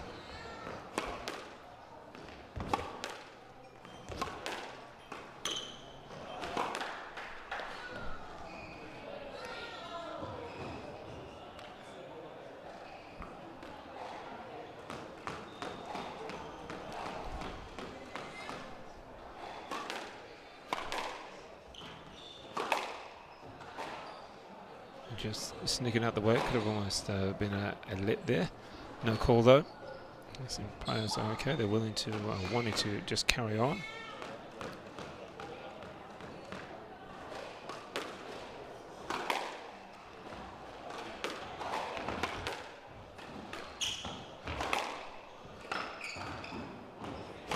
That good positioning from Annabelle, but Gregory. Jenna Gregory gets herself back into it really well.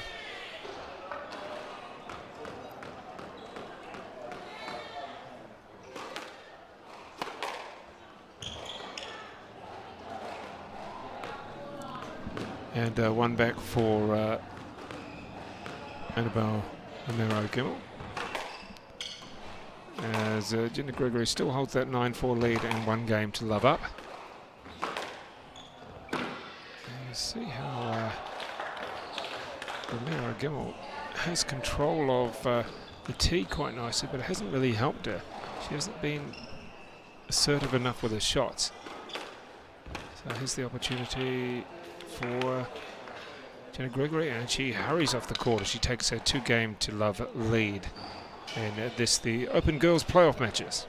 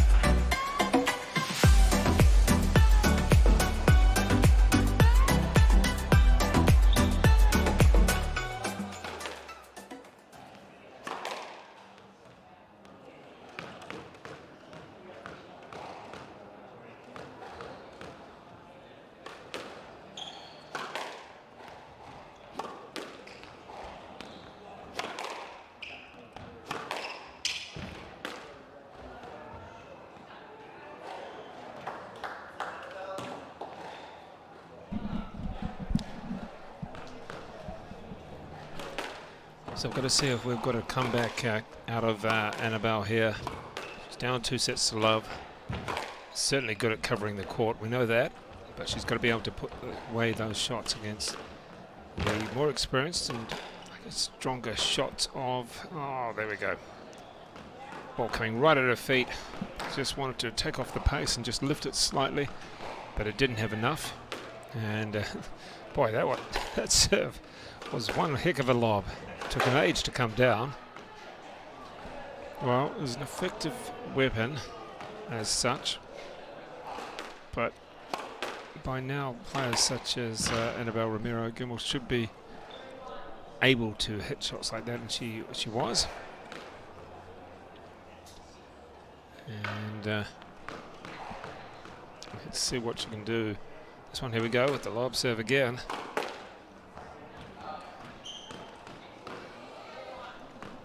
And 4-1 lead is getting handy. She's not doing too much, just waiting for the errors to come at the moment.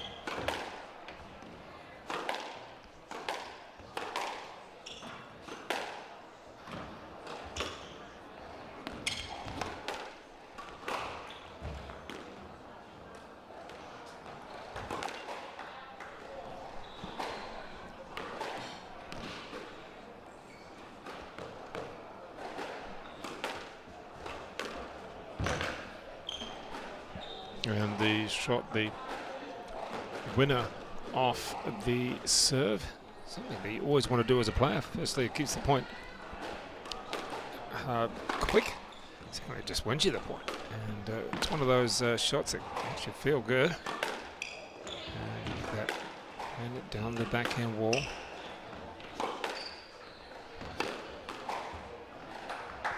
And once again, Jenna Gregory just able to come up with the winner that from the left-hand side.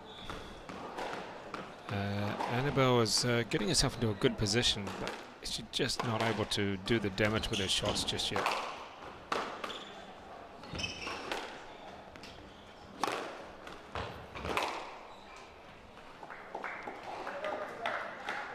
Well, finally she managed to get to the clean winner there. There's the lean off the wall. Stepping forward. Nice shot. And don't forget we do have from 3 o'clock, that's not too far away, we do have the first of the semi-finals. And be a good contest between the number 2 and number 3 seeds. That's Sophie Hodgers against Ella Lash, left-handed Ella Lash, and she is from Auckland against Sophie Hodgers from the Waikato. Should really be a very entertaining contest actually. The Belmont club is Ella Lash, 15.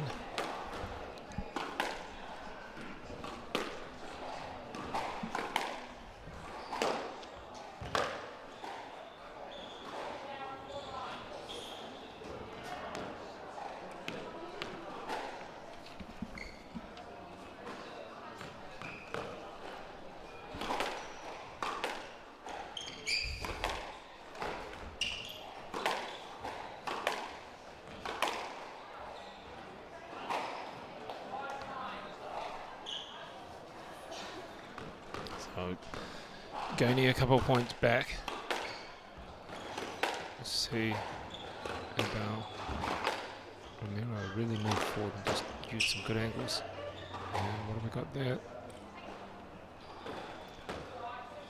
One more point back. That's 3 in a row that she's managed to claw back. Is Romero again on. And with the serve here, the backhand.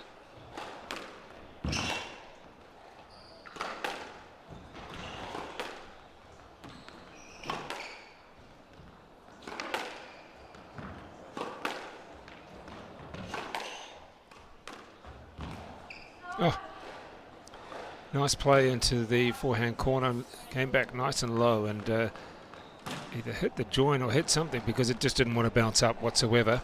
And now that gives the first match point. Can she take it here? Jenna Gregory plays it through, and yes, nice little punch at the ball. Ball stayed low, and she's now through to the next round of the playoffs. So looking at playoff for 5th and 6th. Coming up very shortly, we will have the first of the girls' Open semi-finals. That'll be Ella Lash against Sophie Hodgers.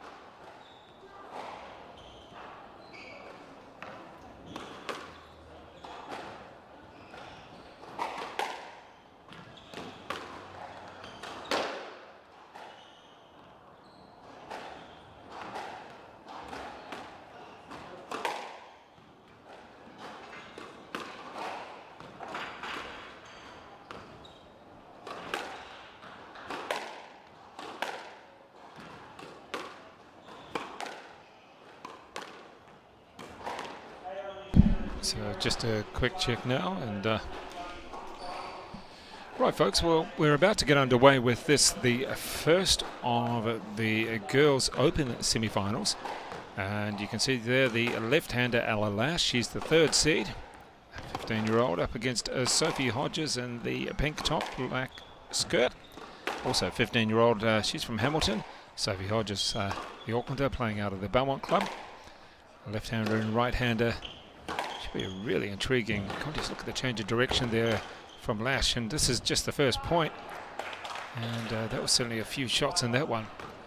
And don't forget the second semi-final. Well, that is it's going to be a good one as well as we move through the draw.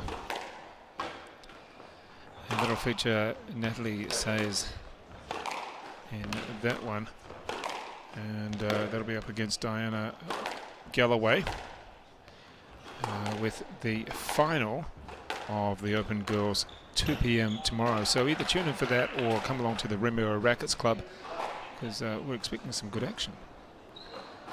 And earlier today we had, or earlier in the tournament, Lash defeated Zoe Lepper in the second round. Then in the quarterfinals it was Katie Templeton, and for Sophie Hodgers it was a win over Justine Porch, and then over Anne Lecky. That was 4 games though, so she's had the well, she had to fight hard in that one. Actually, it was an entertaining contest.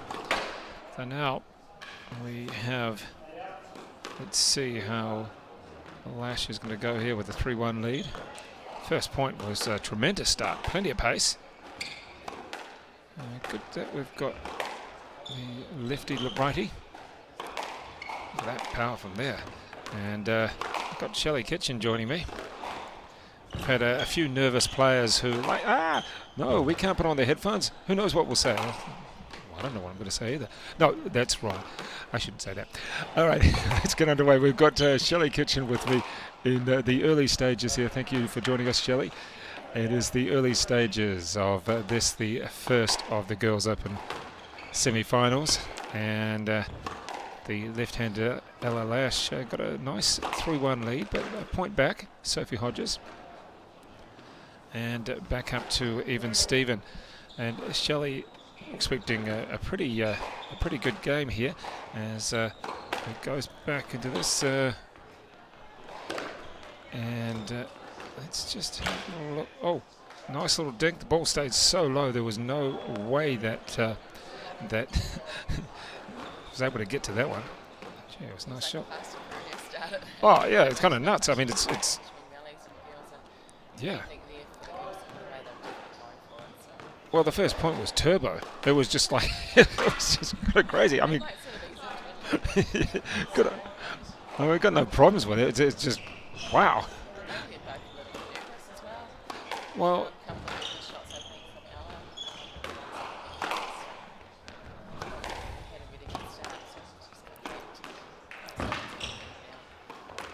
I think what we've got is also two girls who are quite strong in the sense that you've got Ella Lash is really shot up in height, and she's got built a bit more strength than probably in the last year. Sophie's always had that powerful forehand, which she's loved to really just let go on it, and it's been her winning shot. It helped her get to the semi-finals of the national champs, senior nationals last year. So, we've got some good shots, and having the lefty righty is always great as well. Yeah, I like that. Sophie's just really going for it. Actually, she's getting some really good length. She's trying to dominate the tee, and just Ella's probably just got to stop, I think, and just sort of Sophie's just sort of powering ahead a little bit. I think Ella just sort of likes to take her time a little bit, move the ball around the court, and Sophie's not letting her really do that at the moment. Maybe a little bit of nerve. So, but that's a good rally. That's how Ella likes to play. She likes long rallies. She likes to move the ball around the court and forcing her opponent to make a mistake. So that was probably quite a good rally for Ella, just to sort of settle into her nerves a little bit. What you described there was almost a differing of opponents, whereas Ella, possibly more the longer points, Sophie generally more the shorter points. So we do have the different styles against each other, let alone the left and right, but it's the different styles and different personalities. I want to finish this. I'm Yeah, happy like to take anything time. around the middle from Sophie, she is going to go for it. Anything loose that Ella puts onto her racket, it looks like Sophie's just going to probably put it in short, mostly with a straight kill. And the ball coming right off the body there. It's a high shot that Ella Lash had to play right off the body there and went high on the wall, but that was okay. Came back right into the back of the court. Yeah, I think this is always going to be a really competitive game. With these girls, they've both been playing quite a lot of squash this year. Yeah. They Already. both played the PSA Summer Series tournaments. Well, we're only in late April, and there's already been quite a number of tournaments, so it's good to see. Yeah, and Sophie was at the New Zealand doubles a couple of weeks. She did really well there with her partner Joel Arscott. Did they make the final, I think, or certainly semis or finals anyway? Or someone will let us know, no doubt. But I mean, that's playing doubles as well with more experienced player like Joel Arscott up against some other really experienced players. I mean, you had Lance Penos, you had Zach Miller, you had all those sort of players in it, and that's where she's going to pick up a few things. Sure, it's doubles, different to singles, but she's going to pick up a few little things. there as Yeah, well. definitely. Just sort of having, playing with an experienced doubles partner, especially Sophie hadn't actually played much doubles herself before. So I think there's a bit of reassurance and calmness on the court when she was playing with Joel, which was good. So We had a little bit of a miss-hit. There's sort of a hand up, sorry, but hey, take it. That is the first game. You can see the two coaches, Manu Yam and Joanne Williams, just walking past. First game there to Sophie Hodgers in this, the Girls Open semi-final.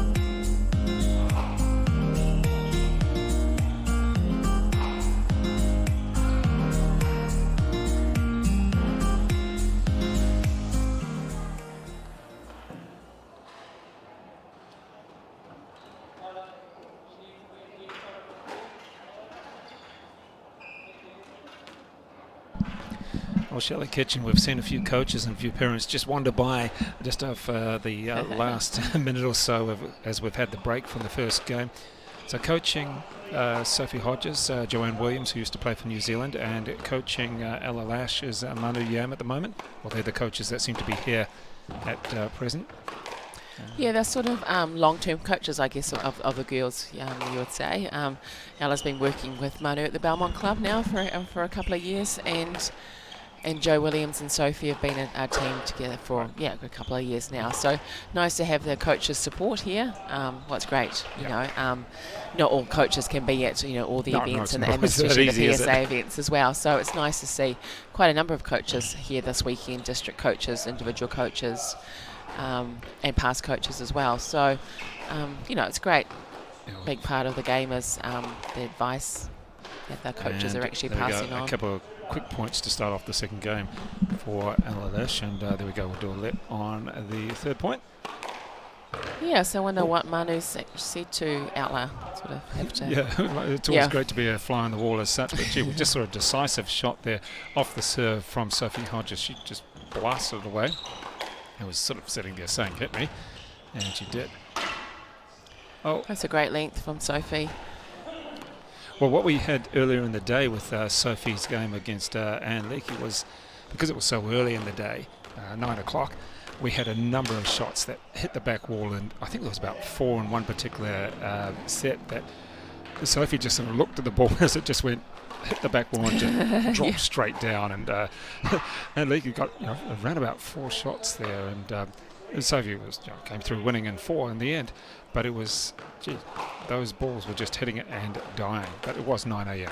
so Yeah, a little bit later in the day. Yeah, I think by the time everyone arrives and heats up a little bit, like now it's really warm day here, and the ball is flying around. It's very fast. That's what I've noticed about the courts this weekend.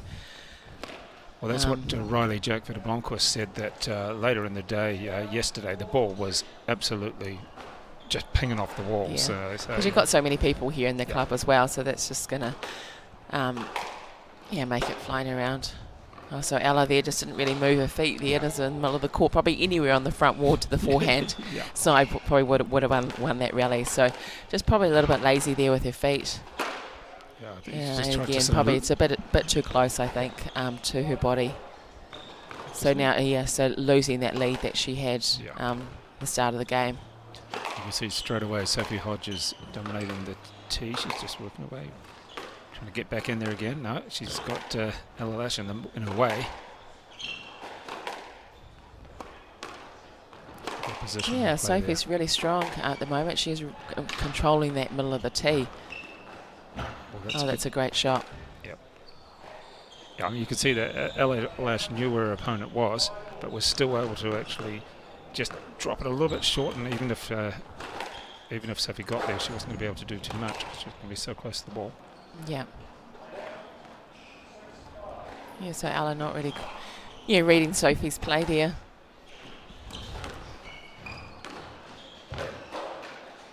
And gave nothing back. Ball just hit the front wall, and wasn't much of a bounce back. Let's see, straight away she's in the middle of the tee.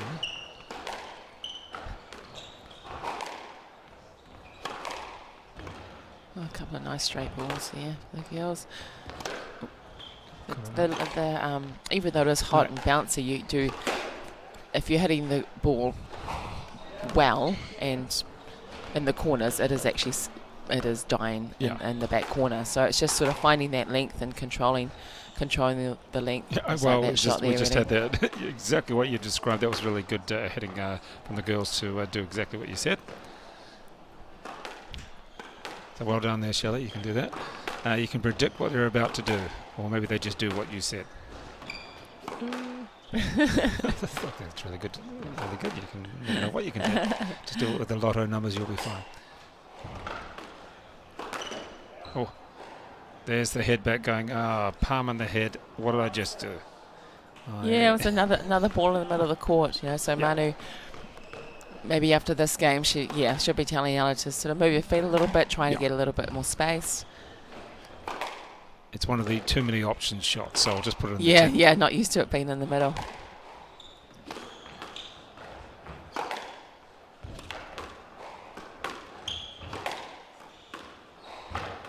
Oh, well done. I think just a little question of there, was it a not up? Where? I think it was fine from Ella. I think she sort of just spun off her racket at a sort of different speed, but I think, made the front wall.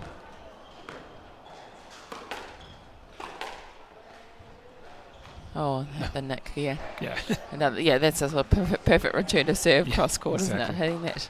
So what we all aim for. Doesn't really hit that spot often, but. So Sophie's got 3 game balls. That was a quick turn there. Yeah, so there we go. And the game. Sophie's leading 2-love. Yeah, just the last couple of points, just race through fairly quickly, and that's what you need to do. It doesn't matter about the first points. The last couple, if you can grab those quickly, well, that's even better. Joanne Williams just about to speak to Sophie Hodgers, as Sophie Hodgers up 2 games to love in the Girls Open semi-final.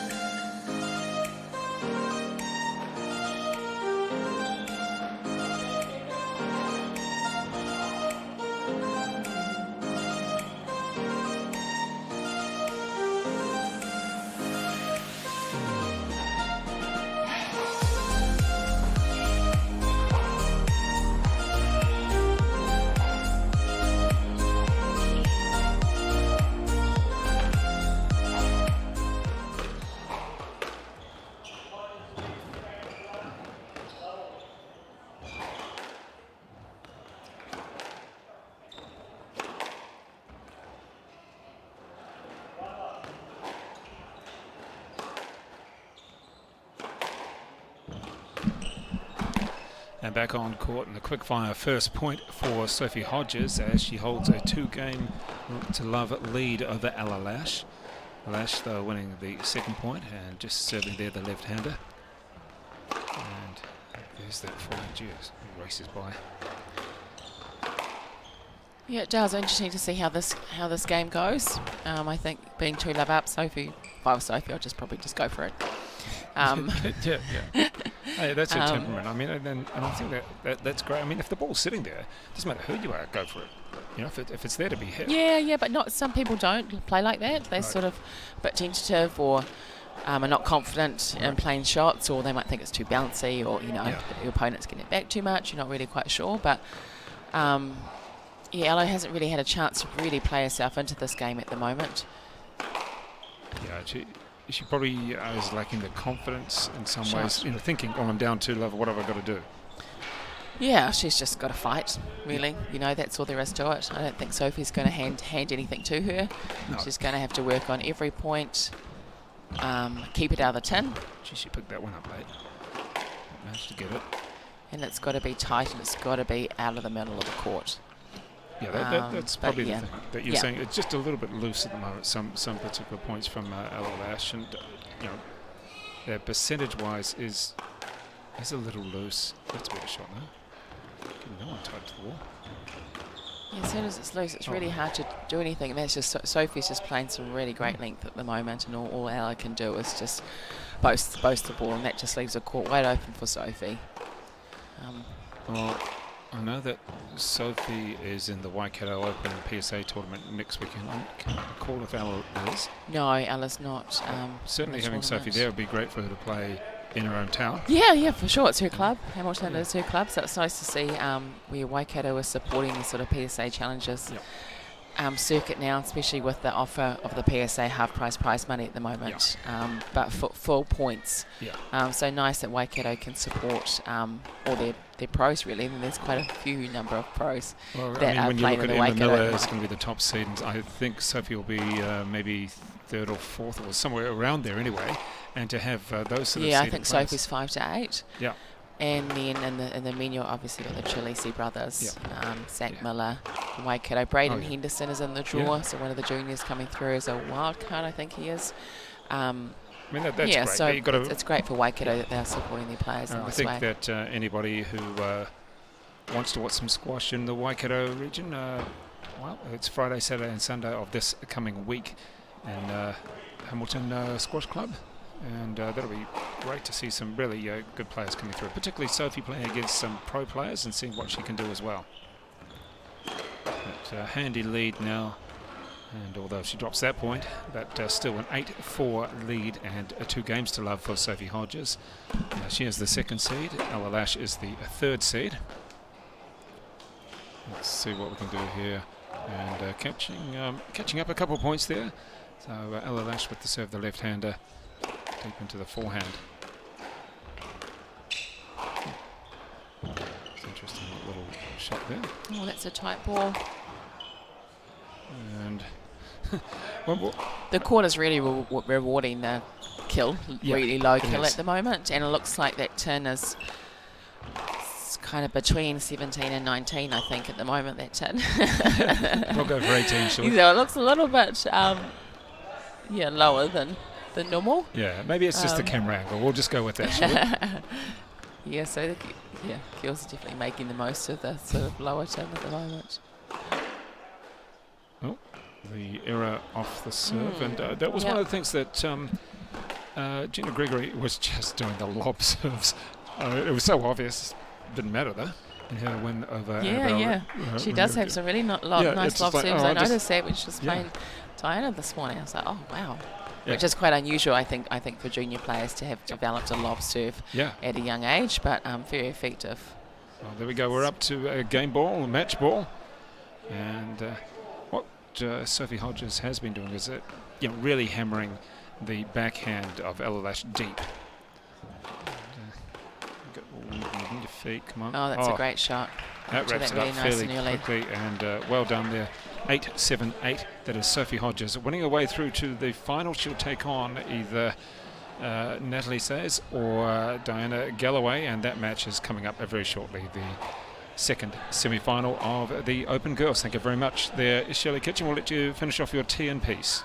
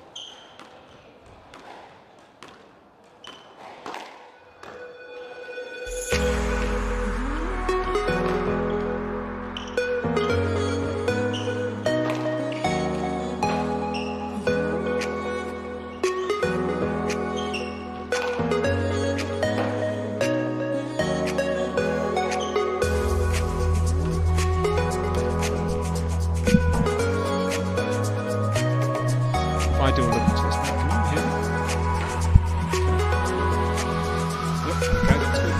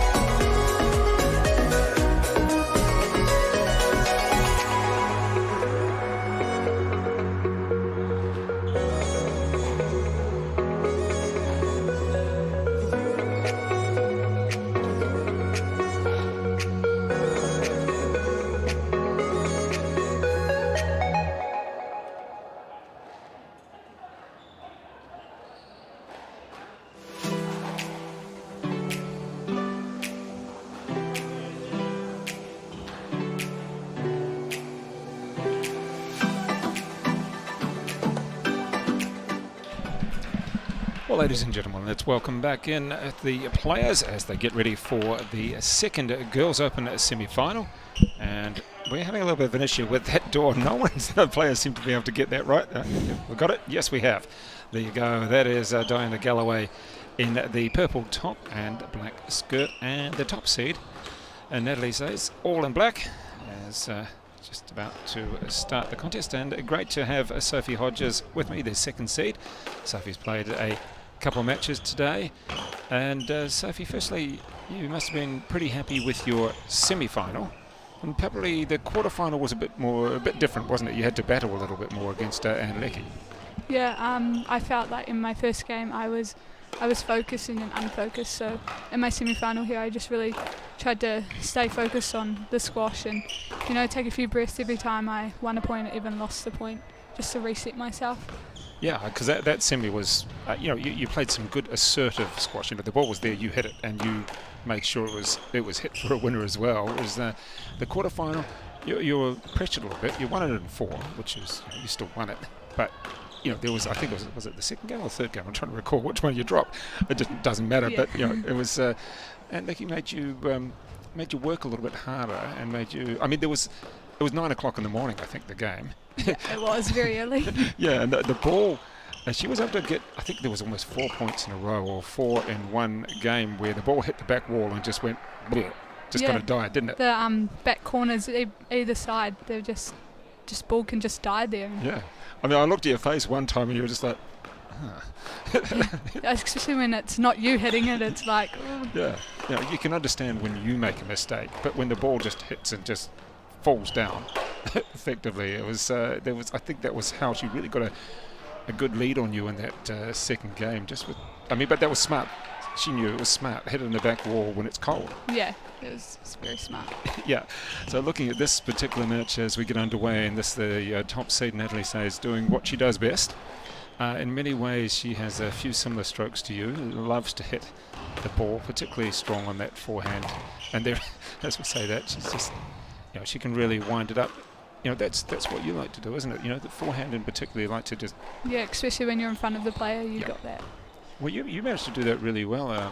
That even when you were pushed back a little bit, straight away you're back to the front. Sounds a little bit crazy, but you're moving into the front again. Yeah, I focus on just being in front of her at all times and being ready for step up and volley. And a few other tournaments you played. You played a couple of PSAs this year. It's been good. There's been a wide variety of tournaments, but you also played the New Zealand doubles champs recently in Palmerston North, didn't you? Yeah, I did. You enjoy that? Yeah, I did. It was a really good experience. I mean, I wasn't too keen on doubles before I played, but it's made me really like it. Yeah, I appreciate it. That I guess the other thing is you were playing with Joel Ascott in the mixed, and there was other players around. Like you did have Amanda's Landis Murphy, who's obviously won gold medals. Yeah. Zach Miller was there. A few other experienced players who play doubles. Their mindsets more. They know how to play. Knowledge of the game. Yeah. So that would have been good to sort of see them, play against them, and watch them and all that sort of thing, wasn't it? Yeah, it was very good. Good learning experience. Yeah. Well, that just adds a little bit more, and just perhaps it makes you appreciate angles a bit more. Yeah. Very different to a singles court. Yeah. So what did you find a little bit that you had to sort of alter your mindset about how to play a point instead of sort of driving at the ball all the time? Was it angles, or how did you have to change? Yeah, kind of just like if you're going to go cross court, it need to be so much wider than on a singles, and then instead of hitting more straight, more down the middle. Okay. To change the angles of the player. Well, here we go with the first game point, and that one sort of escapes. It tries to hit it with one long stride. Perhaps a couple of smaller steps might have been more effective there for Natalie says against Diana Galloway, but she gets that anyway. Galloway out of the Hutt City Squash Club, which is incidentally in a couple of months going to be hosting the New Zealand Senior Nationals. Just on the Senior Nationals for you, Sophie. Last year you made the semi-finals, which was pretty cool. Yeah. Only what were you then, 15-year-old? Yeah, 15. Yeah. So that's pretty decent to make the semi-finals, and I'm sure you'll play again in the champs this year, but it'll be in Wellington and a little bit different, the courts there. Have you played at Hutt City? Can you remember that? No, I haven't, because it's a newish club, I think. Yeah. Well, that'll be interesting for a lot of people, I think, playing there, and I know that certainly Evan Williams will have all of his supporters, and Diana Galloway will have all of her club supporters there, which is nice to have it sort of different places. And I mean, we've got the Auckland Open, the Barfoot and Thompson Auckland Open. There's at North Shore in a few weeks, and there's going to be some Aussies playing in that. Yeah, I did see that. It's a nice strong draw. Yeah, and that's going to make it a little bit different, isn't it? Yes, very. Because you must have missed playing against junior rivals in Australia, and that would be something you normally do. It's definitely weird not being able to go overseas. Yeah, it is. I mean, you can go overseas, whether or not you can come back is a different matter with issues in Australia at the moment with COVID. So Natalie has taken their first game 11-5. Another tournament lining up very shortly is for you, the Waikato Open next weekend at your home club. Yeah, that's next week. Yeah, so that's going to be quite a bit of fun for you and the Waikato contingent, Emma Miller as well, and the guys as a head of them, sort of to really show the Aucklanders, or show anybody, that, hey, look, you're at our club now. Yeah. Challenger tournament, and what can we expect out of that club? The courts are all going to be good? Yeah, we have a decent amount of courts, and it's just nice to have like a PSA down at home instead of travelling. Because otherwise you're permanently travelling to Auckland a lot, aren't you? Yeah, most weekends. Yeah, you are. I think you may even have a junior camp day on Monday. I'm not sure if that's you, but there's certainly quite a few things going on around squash, and we're still only in April, which is normally the start of the season, isn't it? We have a girls development squad Monday, Tuesday after this tournament. Okay. Boys and girls. Okay, well, that'll be great. Just for a few days. Wow. So, I mean, it is school holidays, isn't it? So you're not getting any study done, are you? Nah, not at all. Won't let your mum hear that. No, hopefully she's not watching. Exactly. Yeah, I'm sure she thinks you're studying in between matches, right? Oh, I don't think she expects that much from me. Well, you've got the final coming up against the winner of this, and at this stage, Natalie's got the lead. When was the last time you played her? You played her this year? I don't know if yeah, I played her at the quadrangulars a few weeks ago. Oh, okay, yeah. Okay. And how do the results normally go? Is it you or her winning? So they're pretty even, but last time I did win. Okay. Yeah, so we played at Junior Nationals, and when we Yep. played again at a Pamneo tournament, and then we played again at Quads. So you are getting sick of each other in a nice way. Yeah, I mean, I think you're even staying at her house as well. So, if you guys aren't sick of playing each other on the court, well, one of those things. The Junior Nationals in Christchurch last year, wasn't it? Yeah. Teams event. Yeah, okay, so you guys do keep on playing. Well, let's just have a look at this point here as Natalie is up 5-1. And let's see what Diana can do. Yeah, moving around. And this is what she wants to do, just keep it in that angle. And we're looking at a ball way out of court there, I think. So 6-1. What do you think Diana can do to sort of, obviously it's pretty tough when you're doing a game and quite a few points already. Is there anything much that she can do to sort of get back into it a bit more? Yeah, I just feel like she just needs to reset and just keep Natalie behind her, because as you know, Natalie's got a very strong hit, and especially when she's in front of you, she's really got the attacking shot. So if she just keeps her behind her. Okay, well there's the coaching advice from you, Sophie. So there you go. We've found you a career afterwards. I don't know if you want to be a coach. You wouldn't want to do that at this point. Do you think you're a hard person for Joe Williams to coach? Well, that's a difficult question, isn't it? No, I think I'm I don't know if she agrees, but she doesn't say we'll much soon sometimes. find out. Yeah, exactly. All right, we'll let you go in a couple of minutes. We'll just wait for the end of this game as a couple of points back for Diana Galloway, and she just needs to. I think that was good. Her just bouncing the ball, just taking her time, wasn't it? That's what I like to do. Just reset, focus. Yeah. Just have a little chat there. The players still smiling. Always smiling, Diana. Yeah. And we got a nice easy serve there from Natalie. Just slow it down if you can. Take the pace off. Give Natalie no pace. We'll Change the pace. Yeah. Well, it's been quite interesting watching some of the younger players. Well, you're all young, but some of the younger players who it's full on. There's no subtlety to the game. It's hit hard, or but if people can throw in a little bit of a lifted shot or a little bit of variety, that's really what helps, doesn't it? Yeah. Because Natalie, we know, loves the pace, so give her no pace back, and then you're perhaps in. So here we are at 9-3, about to try and go up 2 games to love, and there we go. And 10-3. So, nice punch in there, nice and shot. taking it to 11-3. Just before I let you go, Sophie, so what do you do when you've got a final? It's going to be at 2 o'clock tomorrow.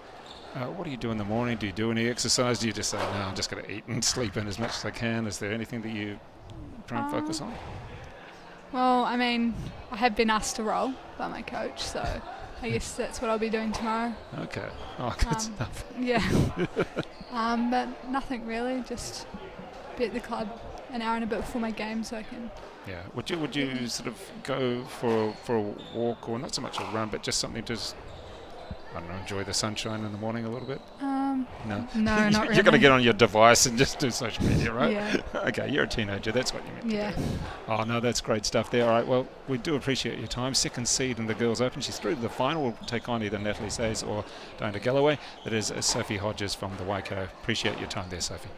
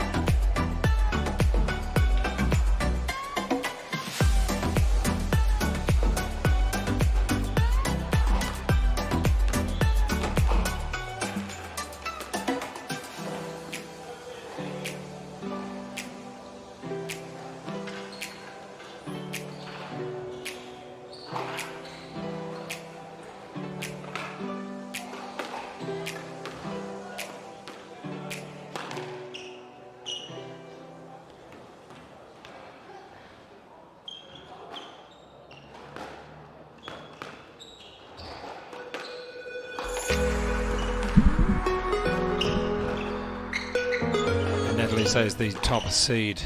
She's the under-19 junior champion as well. Let's see if she can win the Open Girls. Oh, good running there and a nice fist pump from Diana Galloway. She had Natalie says flying all over the court and taking the first point of the third game. Do appreciate the time of Sophie Hodgers, and a little bit of fun there with Sophie, playing a lot of tournaments at the moment, and yeah, she's actually staying with Natalie says, and at this rate she looks as though she'll be playing her in the final tomorrow afternoon. But as Sophie said, going to be really nice to have a PSA tournament in the Waikato next week. Must get sick of that Highway 1 between Auckland and Hamilton all the time. Constantly driving up for different tournaments or different squads and things like that. And nice to have a little bit of a chat. There we go. Oh, just chipping at it. Not enough height. Well, it's a decent lead now for Diana Galloway. All right, let's see how she's going to focus on this. We'll let that lead go. And, oh, that one just pinged off the back wall. And 5-1. Wow. And the fist pump did it. First point. And just shows that if you can stay in the rally as long as possible, you're going to pick up a few points. And there we go, 6-1. Always smiling and talking to herself, as Sophie Hodgers said. And Diana Galloway, well, she dropped that point, that's okay. She's still got a 4-point buffer. Oh, and there's the loosener, unfortunately. Unfortunately for Diana Galloway, she'd got out to a nice 6-1 lead, but has dropped a couple of points. That's all right. Make your opponent move a bit. Yeah. Oh, too tight on that one. And just chipping that drop shot onto the top of the tin. Nice work there from Diana Galloway. She had a 6-1 lead, dropped a couple of shots, but that's okay. And then the error from, he says, oh, well, that, I'm not sure what that was quite going to be. It was too high for a drop shot, and she paid for that. And as we said, it's going to be Sophie Hodgers in the final already. And she'll play the winner of this contest. That'll be 2 o'clock tomorrow. That should be a real good battle. Whoever Hodgers comes up against, Natalie says, or against Diana Galloway. And as Sophie said, well, she's played Natalie quite a number of times already this year. Won the last occasion, she said. So that's something she's got to be happy about. She's got the form on her side. Ooh. And interesting to hear her say how she never really liked doubles until she played the New Zealand champs. Did very well with Joel Ascott as well, I believe. And quite a number of top players around. There was Amanda Landers-Murphy, gold medalist. Zach Miller, who played the Commonwealth Games. A few other players as well. Oh, where's he going there? Ducking and diving out of her own shot. So Natalie says, coming back a little bit. From 1-6 down, now 8-6. Just a couple of loose shots from Galloway have affected her a bit.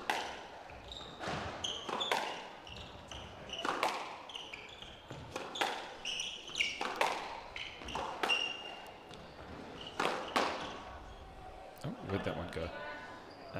Everywhere you didn't want it to. 9-6. Now, this will be in some ways heartening for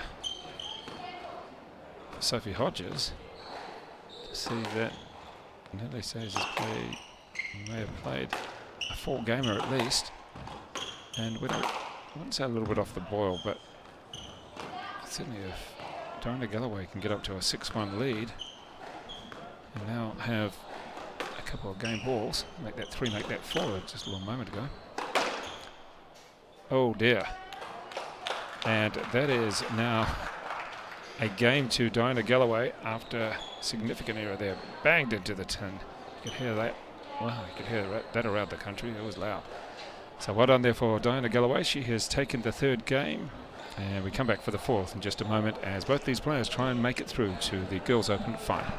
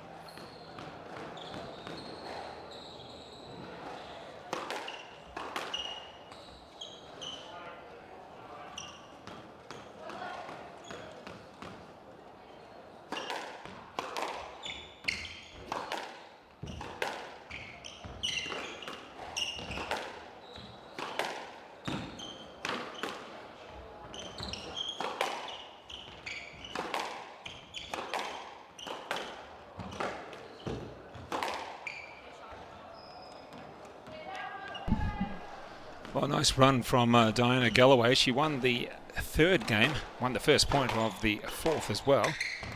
And, oh, not quite that one though. She almost put herself into the wall if she didn't stop. And Natalie says, let's see how she reacts to dropping the third. Might be a few angry shots coming up, a few powerful ones. Oh, nice, well played from Galloway. Standing her ground, she had many options and decided to place it nicely into the forehand corner. It's going to be much bounce back from that.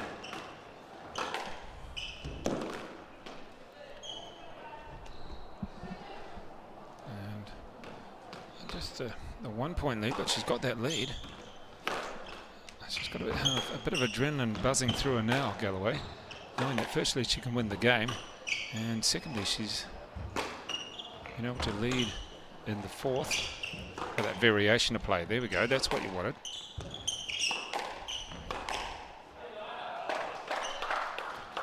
And 4-2. Certainly she will be abuzz with having that little lead.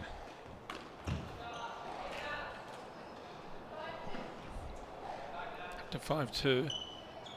And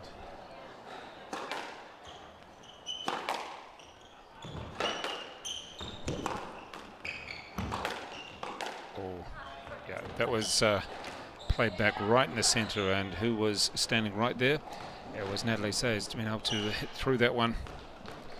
So just tags one back.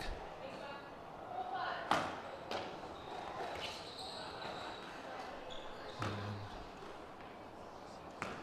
another one back for Natalie Sayers. It's almost a silly thing to say, but she's almost more dangerous when she's behind on the scoreboard, because then the focus seems to be really, really focused. And no mucking around. Oh.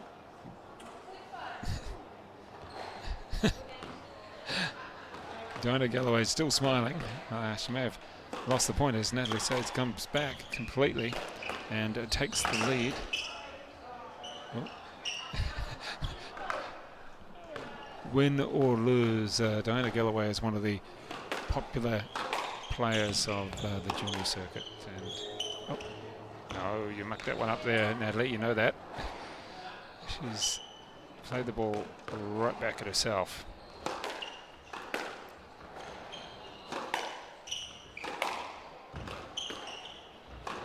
Always an interesting study, looking at the facial expressions of the players. Tells you a lot. So 8-6 now. No, sorry, 7-all. Okay, the scores around the wrong way there. 7-all. Hold up.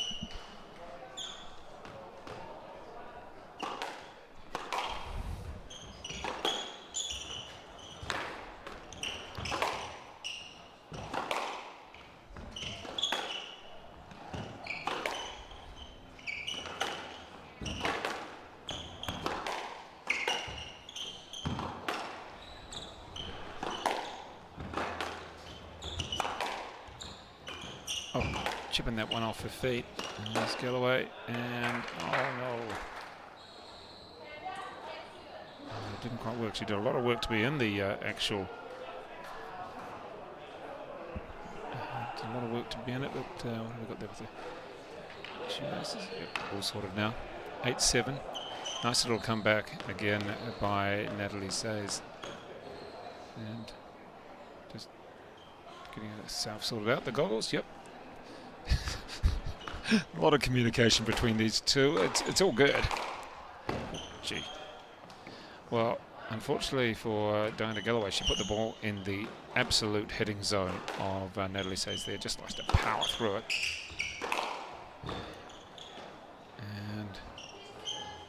And now we have game and match ball. She's taking her time getting to the ball as well as Natalie Sayers. And the top seed. Gee. She gave that a fair whack, and you could no doubt hear the noise. It was yeah, that was a hard shot, but far too low, a little bit loose. But this time she's got it. There you go. And for 11-8 in the fourth, Natalie says the top seed will go through to the final to take on the second seed, Sophie Hodgers, in the Girls Open final. That will be 2 p.m. tomorrow. So come on down to the Romero Rackets Club. It's a good club. They've got the facilities all open, and be a really good quality contest between the two players when they do play that final. 2 p.m. tomorrow for the title. Number 1 seed versus number 2 seed. Coming up not too far away, we have one of the playoff matches in, I think it's the boys. Yes, it is the boys open. And that'll be another entertaining match. There we go. So that is not one of the players coming on next, but they're going to take a court and have a little bit of a hit to start with. Fairly certain he's not part of the open there, but yeah, whenever there's a court, it's great to see juniors of all shapes and sizes and ages running onto the court. So we'll be back very shortly with our next match in, I believe it's the open grade.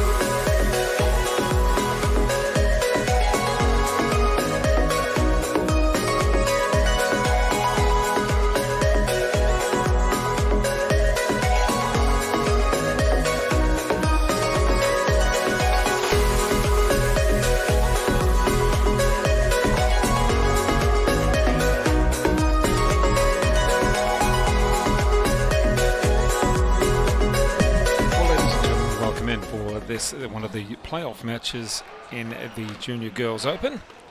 And the two players on court we have in the white shirt Katie Templeton, who is 17-year-old out of Kadikari, now just transferred to Henderson, I believe, and sister of Glenn Templeton, a New Zealand junior. And the blonde-haired player is Anne Lecky from the Belmont Club, 16-year-old, and you'll see her move around the court very well. She took on Sophie Burgess earlier today in the quarterfinals and went to 4 games. But certainly a good mover, so we'll have to wait and see. She doesn't necessarily hit the ball with a huge amount of power. In fact, that's probably what creates the problems for her opposition. And that was something that Sophie Hodgers said. Yeah, the lack of power at times is a bit of a weapon for Anne Lecky. But remembering that these players, this is their second match of the day. And already Katie Templeton having to do a lot of moving around. Nice chop shot there on the backhand, and very effective for Anne Lecky. Play so far. And you can see this, the extended swings from Katie Templeton. She does follow through in her swing quite a bit. The winner of this contest will take on the winner from earlier today. They'll take on Jenna Gregory for 5th and 6th. That match will be 11 a.m. tomorrow. A full day of finals and playoffs tomorrow. Really will be quite a full-on day. Remembering that the Girls Open, Natalie says against Sophie Hodgers, the top 2 seeds, that's at 2 o'clock. And we have a heap of matches in the boys' final that'll be decided. The 2 finals will be decided later on today. That's going to be a big one as well. So plenty of matches to look at over the, well, still this evening and tomorrow as well. Let's take a look at some of the matches we can tell you about so far. We are starting at, oh my goodness, we're starting, the first matches are starting at 8 o'clock. Yikes.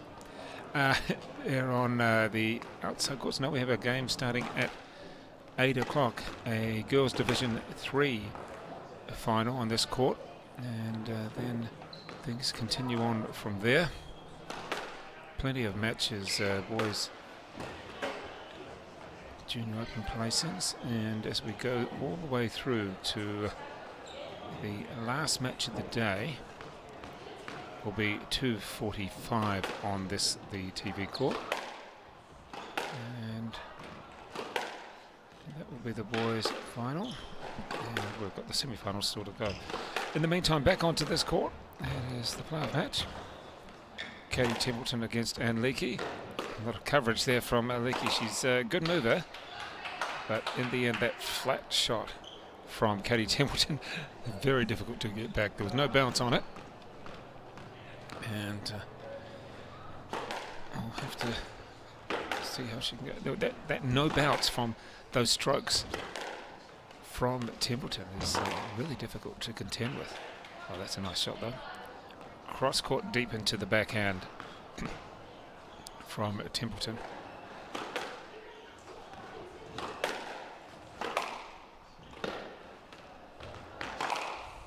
Oh, powerful shot there.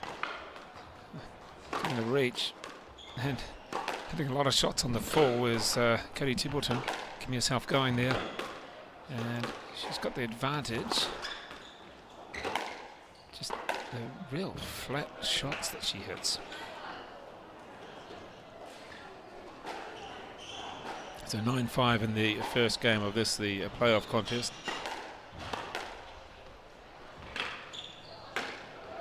We'll just go back to the draws again.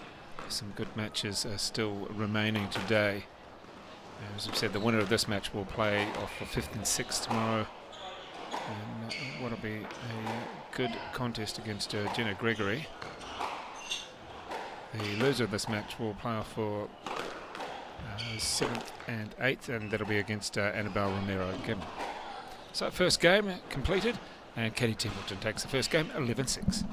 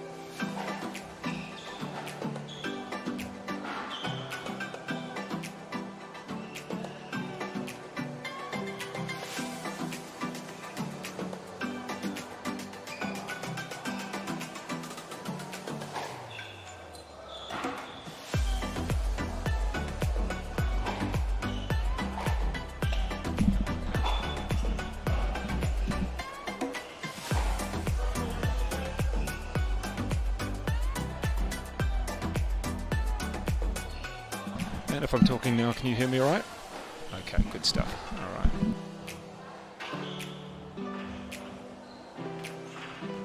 As we welcome back in the two players for this, the second game of the playoff match. This is Katie Templeton with the ball now in the white shirt against Lecky. And whoever wins this match will take on Jenna Gregory in the playoff for 5th and 6th. The loser will take on Annabelle Romero Gemmell for the playoff for 7th and 8th. So plenty of matches continuing.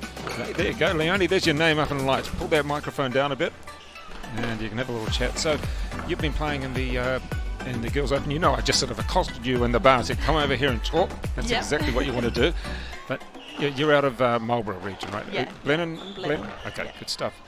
There's quite a strong contingent of you out of Blenheim area, out of the Marlborough region for this tournament. Yeah, there's a fair few of us come up. Yeah. Yeah, is it good to come up to Auckland, get on the plane and come up to Auckland play? Yeah, it's great. Yeah, it's a bit of a long haul, but it's okay. Because from Blenheim, there's probably not the direct flights up to Auckland. You've got to fly to Wellington, or do you go to Nelson? No, we go direct to Auckland. Okay. Oh, there is. Okay. Yeah. And what, is it a pencil that you're flying on? It's so thin. One of those little planes. No.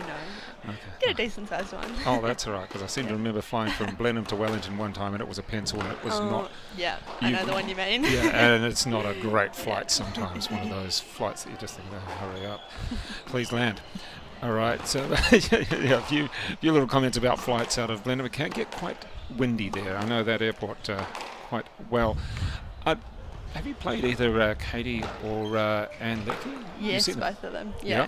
I've played Katie quite a bit and Anne a couple of times. Okay. Yeah. What's the sort of the difference here? You've got what I'm seeing from Katie is she hits the ball so flat. Yeah. And it just, when it comes back, it just hits the ground. It just stays there, doesn't it? Yeah. No, she's a good player. She's And got some good shots. Anne Lecky, I haven't seen too much of her, but she's quite a good mover around the court. Yeah, she's quite a structured player. Okay. Good. Yeah. Yeah, the other thing I found interesting with her, she runs with her racket, or of course she runs with her racket down, but she always even standing there with her racket down all the time, which is quite interesting. A few other players have it around their waist, but she's constantly racket down, even before she starts running with the ball. Yeah, I see what you mean. Yeah. It's Hadn't noticed that before. different styles. Yeah. Whereas someone like Katie, she does a real huge back. Yeah, That's right. yeah, No, she's got just- quite a big swing. Yeah, follow through, and I wouldn't like to be too close to that. I'd be wearing it most likely. Yeah. So, talking about people wearing a racket, have you been hit by a racket? Yeah, a few times actually. Yeah. Last one was probably the start of this week. Oh, really? Oh, no. So, was that you in the wrong position or the other player? It was just me being lazy in the back corner, and not moving out of the way. All right. Yeah. So, for you're playing quite a few tournaments, or is squash just sort of hobby? I'm trying to find out a little bit more about you, Leonie Marshall, the squash player. I just play it because I love it, just Yeah. to keep fit and just have fun, really. Yeah. And your family is fairly involved in squash. Yeah, we all play. Yeah. Yeah. So we travel around to a few tournaments. Yeah. Yeah. And so your brother, he's now is he younger or older than you? He's younger. Yeah. He's a fairly decent player. He's not too bad. Yeah. Oh, you're going to give him a compliment there. Yeah. Okay. And what about your mum and dad? Is that how you got involved by watching mum and dad? Yeah, that's how we got into it. Yeah. Okay. Yeah. Yeah, because you were play. bored at the squash club when they played. Yep, and you just went on that's the the court one. and picked up a racket. That was probably too Exactly. bad. Okay. But that's very much the way squash is. It really is quite a family sport. Yeah, I mean, absolutely. Yeah. I just look at the Henderson Club, and it's just one family, effectively. One big family. It really is. And a lot of other clubs where, there's the little kids running around, and Yeah. that I'm sure would have been you. Yeah. What's the big squash club in Blenheim? Is it? It's the Marlborough. Is there one at the high We've school? got two clubs. So there's the Marlborough College Club Right. and then Marlborough Squash Rackets Club. So, Okay. Yeah. Is there much rivalry between those two? Not really. There's a lot of people that are members of both, just because Okay. they've both got their benefits, really. And Okay. And in what sense? What's the difference between the two? well, the Marlborough Squash Rackets Club is based in a big sports centre, so it's Okay. only open like regular hours, so Okay. it closes at say 8-9 o'clock at night. Whereas the college courts, they're a bit older, Right. but like it's such a cool club. It's a lot more sort of, I don't know, all of the top players tend to go more towards Marlborough Squash Rackets Club, but the college clubs are very social. Right, okay. Yeah, I'm hearing the social side there as Lecky takes the second game. So one game apiece there. There was a few more errors from creeping into the game from Katie Templeton in the second one. And you can see Paul Hornsby there. Hang on, Anne, you're not meant to be laughing. I know you won that that second game, but she's just smiling away. I'm not sure Paul Hornsby would have said something funny. Not sure about that. Perhaps he's just pointing out what he wants to do. You can see just moving the hands there saying, let's just try this. We know you're a good mover. Now, just keep on playing one more shot back. What do you feel is your strength? I know you like to play, I won't call it turbo squash, but you like to play fast, right? Yeah, I'd say that's probably my strength, is just my ability to hit it hard. Yeah. Yeah, and the occasional decent drop in there, probably. Is that from playing against boys or men? Yeah. Well, I've always been able to hit it pretty hard, really, but I do play a lot of men in Blenheim because we don't have many women. So yeah. You're probably restricted a little bit for the amount of female players in your region compared to say Auckland or a place like that. What? So you're at Marlborough Girls, or you finished? No, I've finished. You finished? So Okay, that's always the Yeah. debatable thing. How do I put this? You're at university? No. So what are you doing with yourself? I'm taking a gap year, so I've just finished working a grape harvest. Oh, great. So just got off 12-hour night shifts. Oh. Come straight to here, pretty much. Oh wow. Okay. Yeah.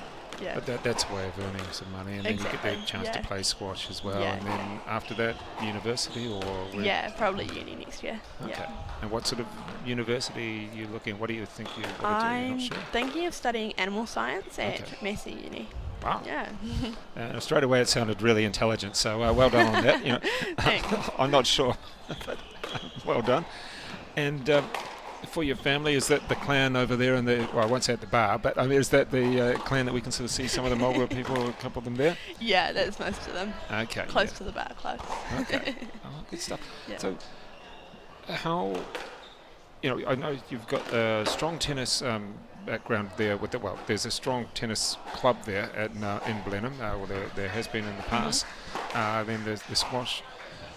How do they play every sport possible in Blenheim? Oh, I know I have, but a lot of people do. But the mains would just be probably rugby, netball, and rowing. Okay, of course, rowing on the the river there. The Wairau. Okay. And I'm just checking here. Oh, nice little dink of the shot there, and what do you think about that? Really, I mean, it was really just little. Oh, it was just little dinks up the front. Yeah.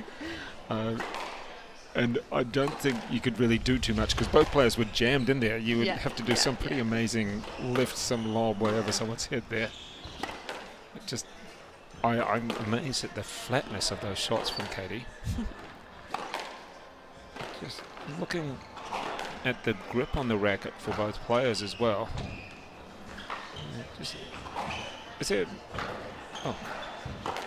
You're kidding me.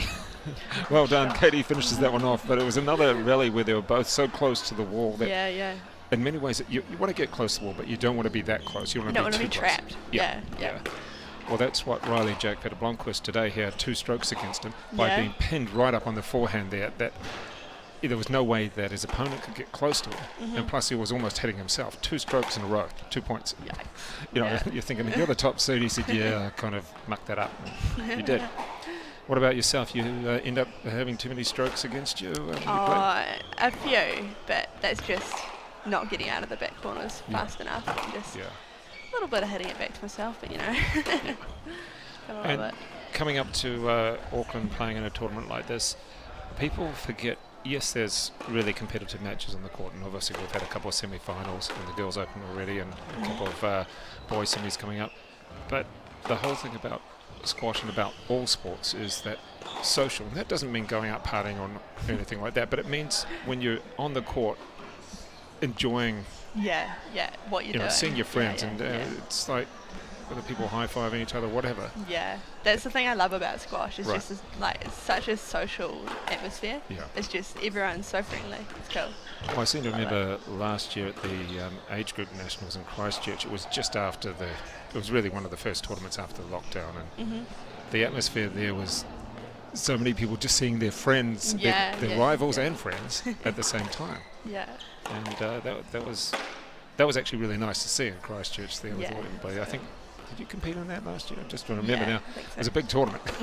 Everybody was so keen and sort of a little bit concerned about getting on the planes, because this was for a lot of people their first time flying or driving or whatever and getting to another city. And it was a good tournament though, I think. It was really good, yeah. For the age group champs this year, it's going to be in Timaru. Yeah, which, nice having them in the South. In the you South guys, Island. saying, hey, you got to come here, Auckland. It's bad luck. You know? I The think amount of times we come to Auckland, it'll be nice. Well, I think for a few Aucklanders, it'll be the chance to, sort of like see snow for some of them. I mean, it's not going to snow in Timaru, but at that stage, probably not. It'll be cold though. Yeah. Well, it's going to be cold for the national champs in Hutt Valley in June. The national senior champs. I've already had Glenn Wilson, who came from the Hutt Valley, tell me to harden up, and it's going to be cold. Well, bad luck. You're inside. I'm like, this is typical Aucklander talking, someone who's lived in the Middle East as well. Let's just have a look at a couple of these rallies. What happened there? I'm not sure. The both players just sort of looked at the ball go past them.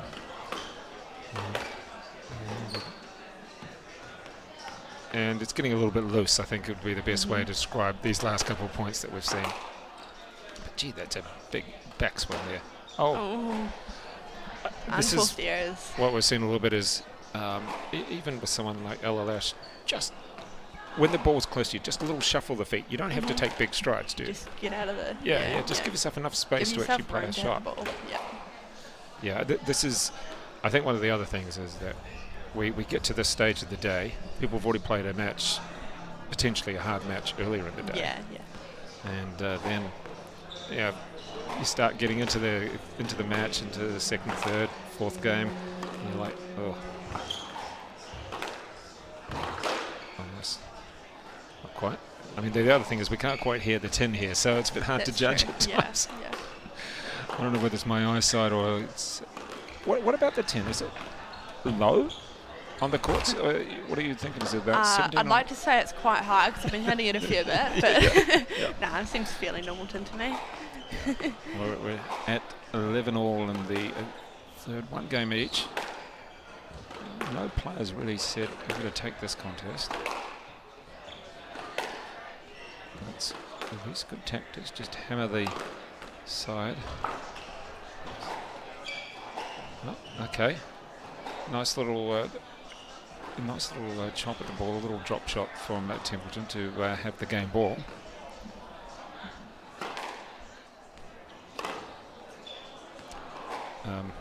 What did she just hit it into the racket of?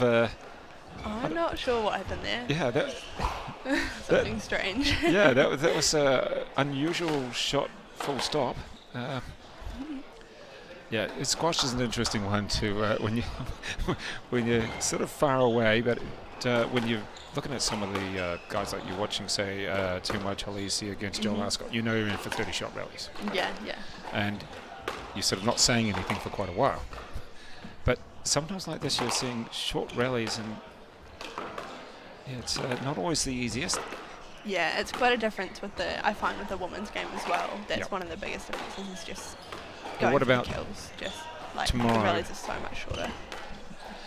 What about tomorrow with the Open Girls final, Natalie against Sophie? We're expecting some hard hitting, right? You'd love that. It's your sort of style, right? Yeah. That is the second, make that the third game to Katie Templeton, 14-12. She won the first 11-6. This is against Anne Lecky. So the 17-year-old Katie Templeton from Katikati, now at Henderson Club in Auckland, against Anne Lecky, the 16-year-old from the Belmont Club on the North Shore. Yeah, so I think Henderson's claiming her at the moment. But really? Yeah. But the Templetons are very well known out of Katikati and Bay of Plenty, with her brother Glenn as well. Leonie, I think I'm going to let you go, and well, you can stay if you want, but great to talk to you and just find out a little bit about the sport and the Blenheim region, Marlborough region, and you've got a good voice. Keep on using it. I'm sure your family says, yes, we've heard enough of it at times. And great that you've figuring out where you want to go, and that you play squash for the love of it, and that's a really good thing to hear. So, do appreciate your Thanks for time, having really. me. No worries.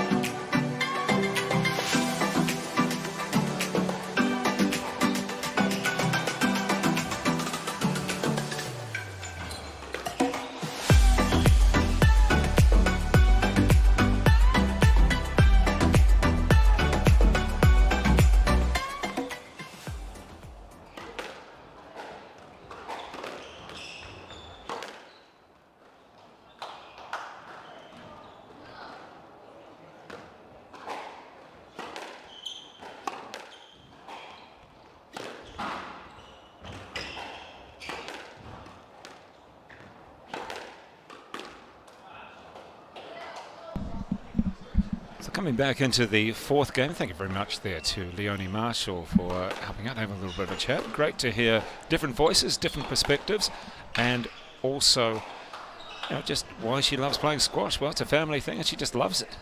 She's competitive, but she just loves playing the sport up here in Auckland as well. And interesting how she'd been doing 12 hours at the vineyards, and it's going to look at going to Massey University next year, and loving playing squash, and how there's two different clubs in Blenheim and Marlborough.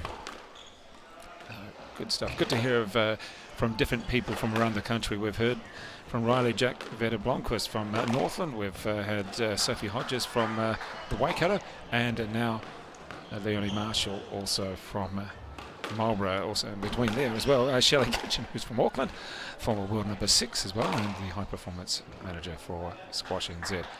And a nice set-up point there from Lecky. She takes a 2-point lead.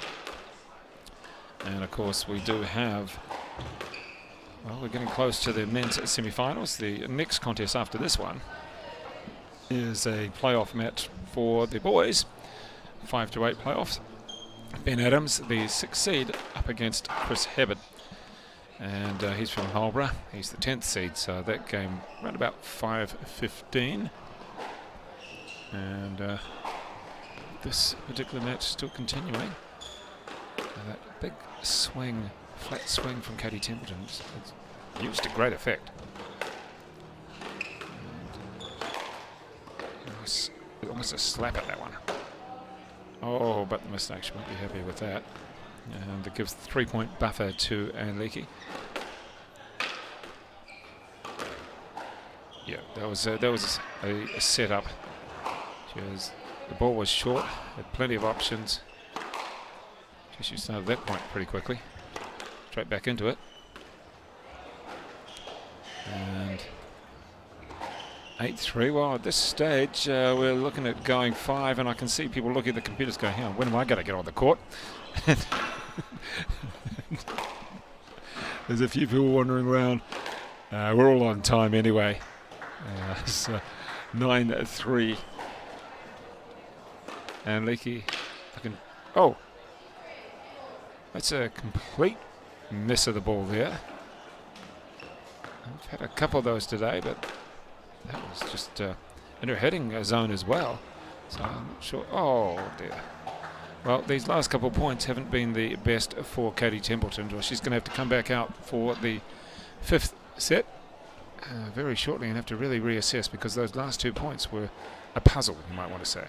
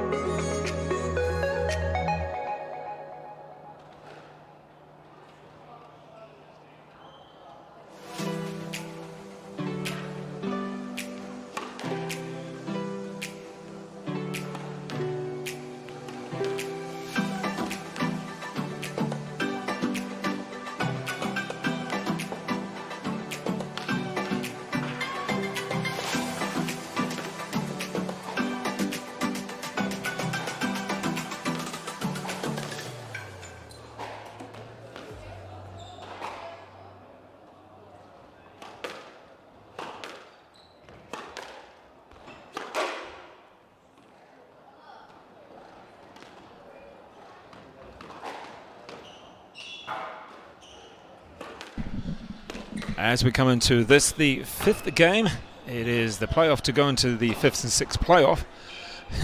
And take on, it sounded a little bit strange there, and take on Jenna Gregory for 5th and 6th. And Lecky now up by 2 points to love against Katie Templeton. So we've got the Belmont player from the North Shore of Auckland, the 16-year-old, against Katie Templeton, the 17-year-old from Kati now at the Henderson Club. Well, they're claiming her anyway. So 3 love up. And just a nice little skip up there. Not quite able to get there in time with the 4 love lead now going the way of Lecky. And let's see where... It's just taking the pace off again. I think that's really going to help there. Not able to get out of the way of that one. And it should be 6. Wait for the score. No, 5. And okay, 5. Oh, a loose shot. Now we're up to 6 love. So both these players need to just keep it tight. And oh, that's just hitting the joint between the floor and the wall and staying incredibly low. 7 love. Just raced out to it. Here's your opportunity, Katie. And she pick it up. She did. And the stroke goes the way of Katie Templeton. Much better play. Take your time. Move your opponent around. And 3 more matches remaining on this court after that one. There you go. There's 2 back. So we have 3 more matches on this, the main TV court. There'll be a Open Boys playoff match. That's Ben Adams against Chris Hibbard, followed by the first of the men's semi-finals, first of the boys' semi-finals. Riley Jack Veda Blomqvist, the top seed against Upper Fataoa, the 4th seed. And the final match of the night will be 2nd seed Joe Smythe up against 3rd seed Mason Smails. But in the meantime, and Lecky still has that big lead, 5 points at the moment. A serve there from Katie Templeton. She changing direction with a very pacey forehand. And flicking that one off her toes. A nice shot as well.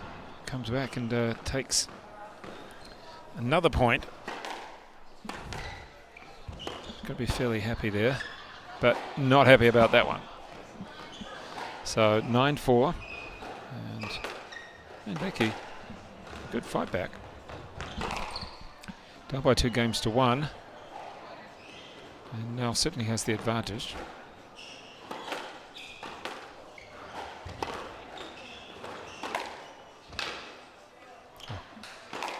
Good recovery from Katie Templeton initially, but the ball just coming back and setting up for Anne Lecky. She takes match ball and the 5th, 10-5. Nice change of direction, that's good to see. And a little chop there, and that is giving her the win. 11-5 in the end. So Anne Lecky will go through for the 5th and 6th playoff in the Girls Open, where she will take on Jenna Gregory. In the meantime, we will have Katie Templeton will take on Annabelle Romero Gemmell. That will be for 7th and 8th tomorrow. So congratulations there to Anne Lecky. In the meantime, the next match, they're already jumping on the court. Chris Hibbard and Ben Adams getting ready for their playoff match. Back with that contest very shortly.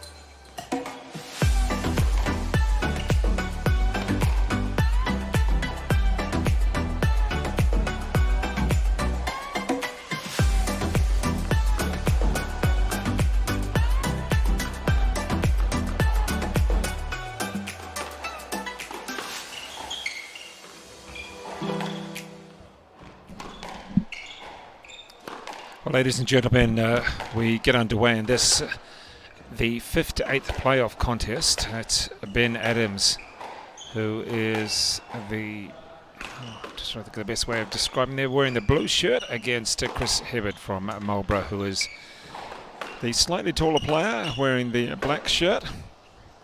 And already a very long rally. So these two players get underway. Remembering that it is the second match for all of these players today.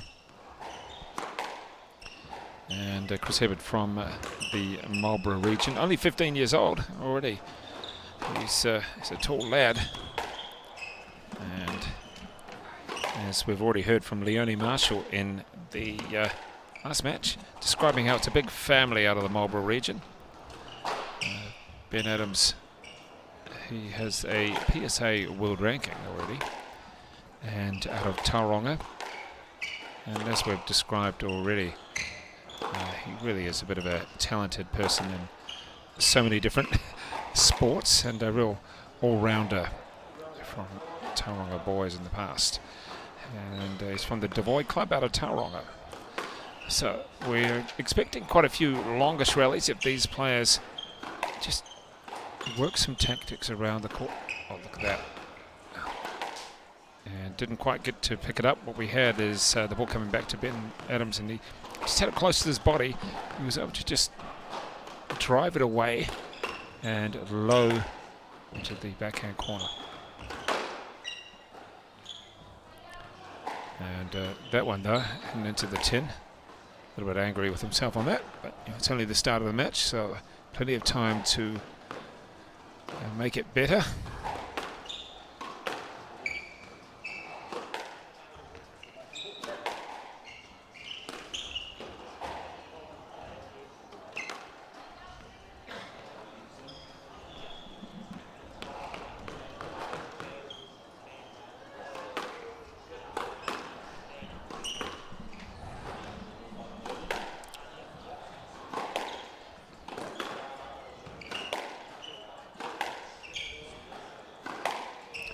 Got that just hammering down the backhand line. There we go, the cross. And Adams goes straight to the backhand again. He really doesn't want to give Hibbard much of an opportunity to hit a forehand. And what have we got there? We should have a stroke. No, we're playing a let, it seems.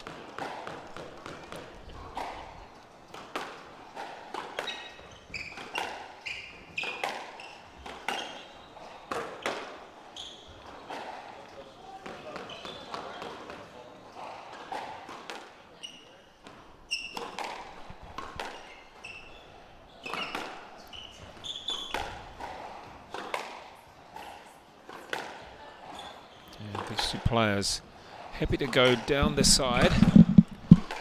It's you're almost waiting for someone to change the direction to the forehand.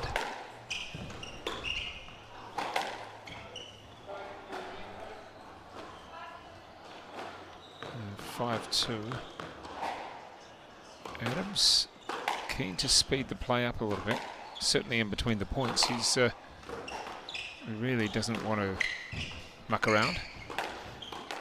Oh, nice shot of the body for Adams, but you could just see Hibbard just loping across the court. It doesn't take too many strides to get across the court for him.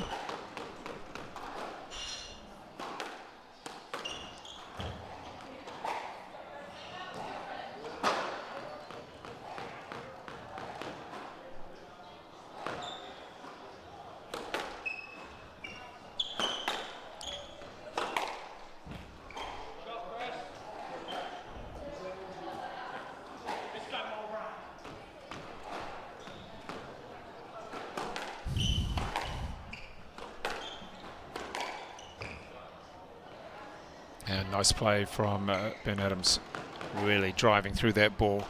Hit low and stayed low. And here's this tradition that we've had, backhand, backhand. Who's going to go across first? I'd say Hibbard is going to flick it across. There we go. And, oh, playing that so deep. This drop.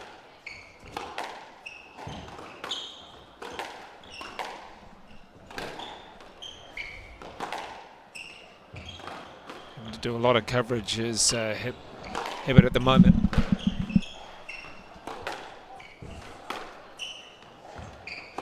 Huge rally. And this time it is Hibbard who manages to take it. A very long rally. Still in the first game, but these players have covered a lot of territory already. And a little bit of a question.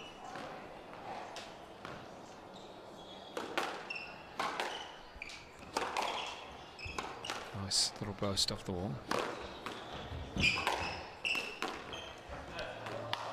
And that ball just came rocketed back to both players.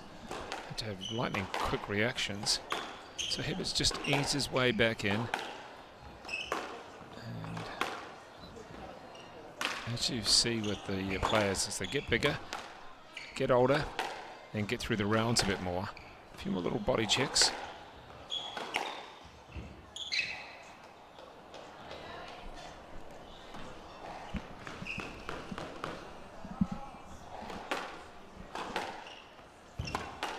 And we've had a good crowd of supporters coming in, family, friends, coaches, supporters. The matches start from 8 AM tomorrow.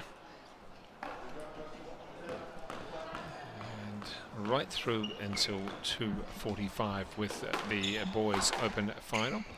The girls' open final, well, we can tell you who's already in that, and that's the 2 o'clock start. That is Natalie says the top seed up against the second seed, Sophie Hodgers, who's also staying at her house. So there you go. Those two are going to play each other in the girls' open final. The boys' open final, well, that's yet to be decided because we have the semis coming up shortly. Riley Jack Vetter Blomqvist against Apa Fatilofa and Mason Smails against Joe Smythe. It should be 2 really good semi-finals. Watch out for those coming up after this contest.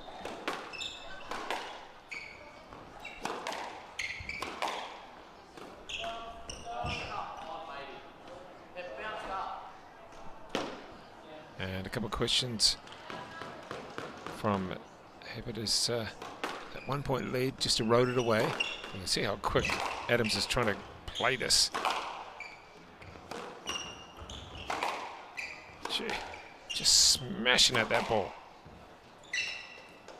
And eventually, one of those fast shots comes off. So, well done there for Ben Adams. He's been blasting at it. But on this occasion, though, we have Hibbard coming back, making it 10 apiece, and this is the first game. Oh, nice. That ball coming off the wall and staying really low. Oh. Well played by Ben Adams. He's up now 11-10.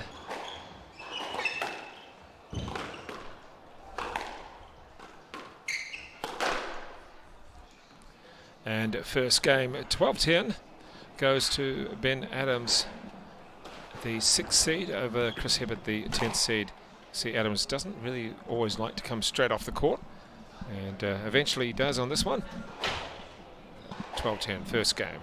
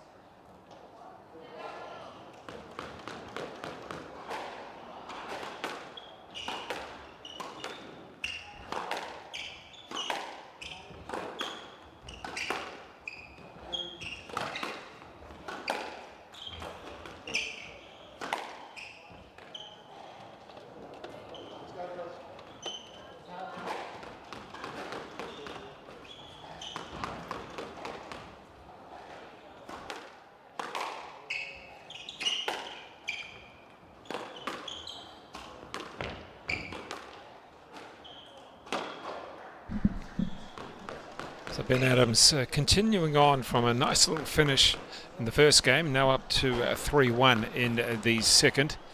Just really, he was taking his time on that one, but as soon as the point starts, his movement is so good. And even for someone with lengthy strides like Chris Hibbard there, couldn't get to that one. Nice lead in the second, and already the next point's underway. It really is fast-paced squash. And I'm sure it's part of the tactics to hurry up Chris Hibbard and put him under a bit of pressure that way.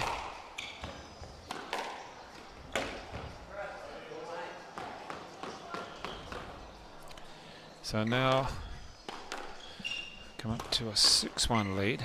Really, the tactics. Oh, and then the error on the forehand. Well, that's not what you want.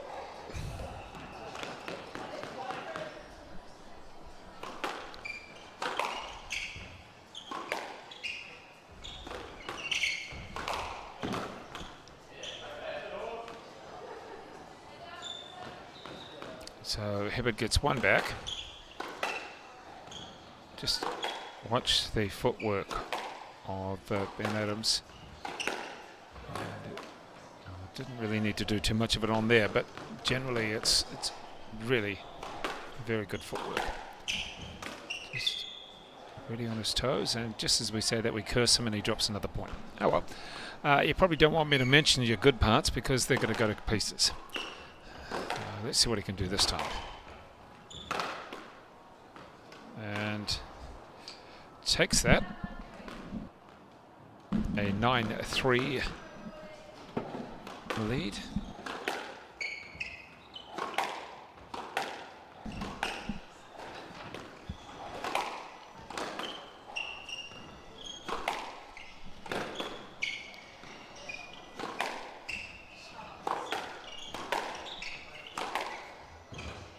It's certainly been a very quick second game so far. Hibbard trying to slow it down to get himself back into a rhythm. Both players at the tee, but this time the power of Hibbard really came through in the end. Oh, yeah, even with your pace there, Ben Adams, that one was going to be far too quick. So he's managed to capture a couple back. Here's Chris Hibbard, the Marlborough player. One of a group of Marlborough players who have come up for the tournament. Leonie Marshall, who was chatting to us earlier. So it's like a real big family and a really good environment out of Marlborough at the moment.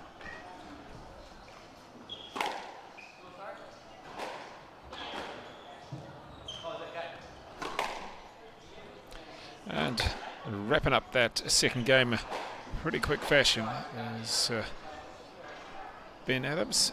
So we're taking a 2-sets-to-love lead in this, the playoff. And we'll check and see who they're going to take on. The winner of this is going to take on, we search frantically for the names. That's who's going to be in that other contest, and we've had a lot of other players. In fact, we've had 120 plus players in the tournament so far. Well, throughout the tournament, it's been a good tournament. A lot of coaches, a lot of officials and supporters, family have all been here for this tournament, and good to see. Remembering that we do have 5 divisions in the boys, and 4 in the girls. And the winner of this match will take on Tom Marshall, who had a walkover over Luke Stein from Taupo. And that was an earlier match, walkover Luke Stein over Tom Marshall. So the winner of this one takes on Luke Stein for 5th and 6th place.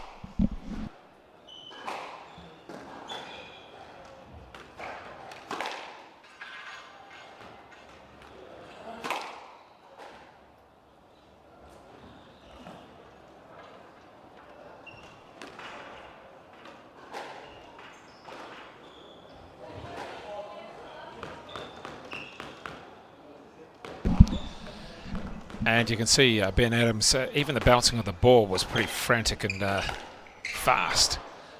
Just even the bouncing on the toes after that one. I like the energy that we're seeing from Ben Adams. Stepping across there, the backhand. And it's just having a little struggle with the pace there. That ball just had extra pace going into the forehand corner deep. And the head down. Oops, there's 2 points. Ben Adams. Gee, whipping that away. Right across court, deep into the backhand. It's good play. Well, this time, Ben Adams, you gave Chris Hibbard too much height, and he's got plenty of height himself, so he was able to hit through, hit down, and drive through the ball. Oh, you've got him on the run. Where are you going to go? Deep. Nice play by Ben Adams. Had his opponent on the run. And just piling on the points now, 5-1. You could see that Hibbard was still annoyed with the previous point, and there he goes. I think that was because he just... I got there too. Maybe rushing it a bit too much there, Ben Adams. Slow yourself down just a little. As Chris Hibbard comes back, grabs a couple of points back. So you can see Adams just chastising himself, saying, hang on, this shouldn't be happening. I was up 5-1.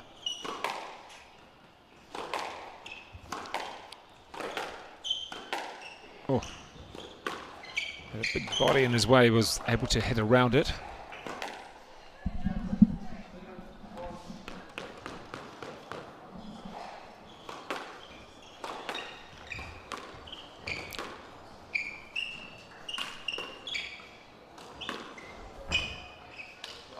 Not quite able to get there, Ben Adams, even with his speed. So Hibbard's picked up another shot, another point. And that 5-1 lead has been eroded away. Probably needs to slow himself down just a little bit, Ben Adams, even though speed is his weapon. Oh, there we go. There's the error. And that's going to be very handy for Ben Adams, taking a 2-point advantage again. Little boast.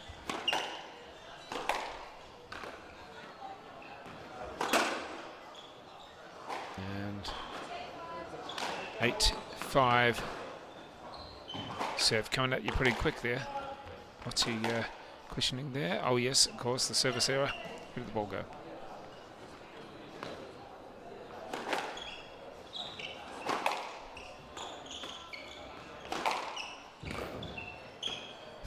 Just using his outstretched arms to get to the ball, but didn't have enough control on it. As we said, the winner of this contest, looking very likely at this stage to be Ben Adams, will take on Luke Stein for a 5th and 6th. And here we go with match point. Ben Adams against Chris Hibbard. Oh, that's low. Nice chop on that one. Good pick up, good retrieving.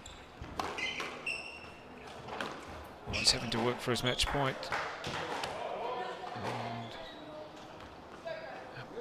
That is Chris Hibbard saving one.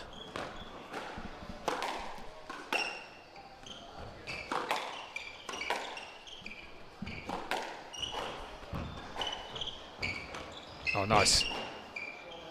Good pickup. Not quite a good pickup. The good drop shot, that is. So well done. Saves another one. That saves 3. And we're going to go to a 4th game.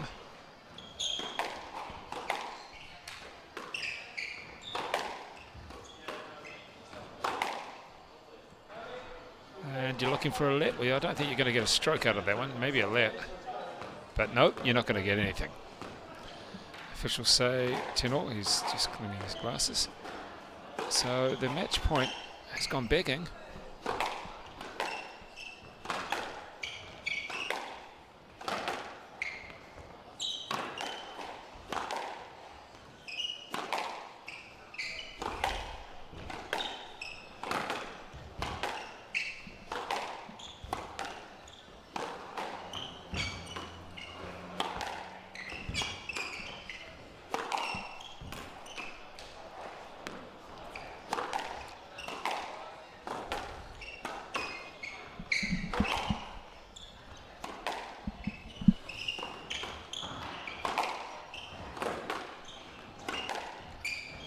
Just had the control of the tee has been Adams.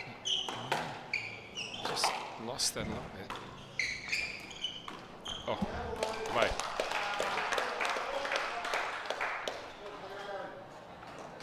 And the match point has now turned into game point the other way, with Chris Hibbard looking quite strong out of all of these points of late.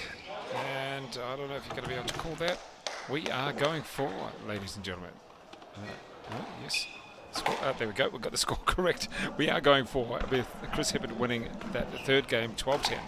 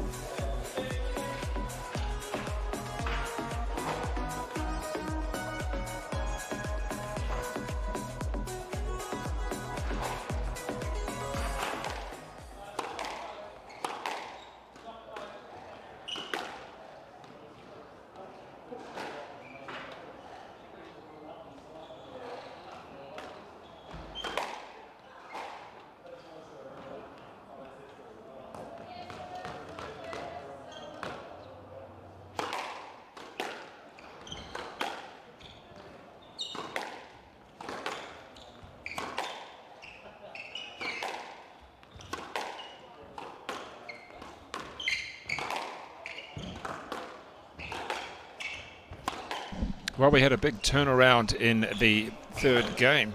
In fact, Ben Adams had around about 4 match points. And Chris Hibbard just chipped away, and eventually it reversed around to being a game point to Hibbard, which he took, 12-10.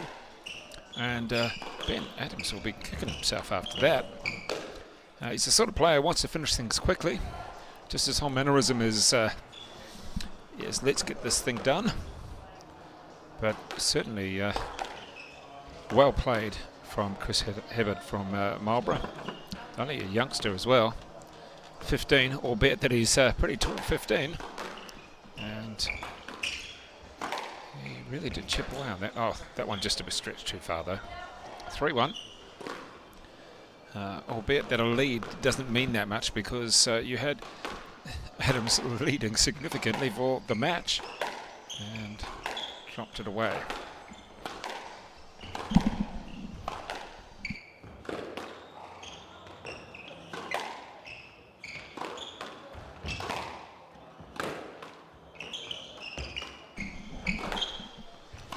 So Adams has had control at this point, and there's the error. Certainly positional control. 7 from the left there. Straight into it. There's no mucking around.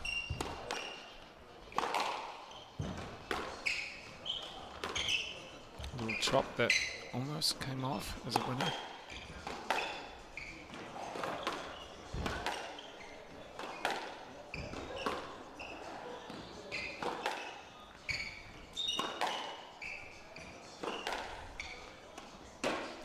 Oh, punching it through and hitting the top of the tin.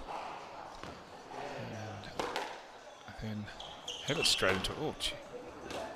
Running right back on that one. That was probably the problem. He should have almost gone forward a little bit more. Then would have been easy to run forward to the next shot. So don't forget the finals starting from 8 o'clock tomorrow here at the Romero Rackets Club.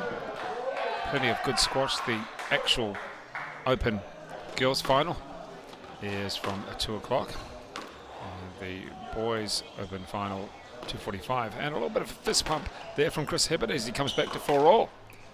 So Ben Adams had these leads and just had them chop away through some good play from Hibbard. One unforced error, maybe 2 in this particular game, but he's also forced the shots onto Ben Adams and forced him into making errors.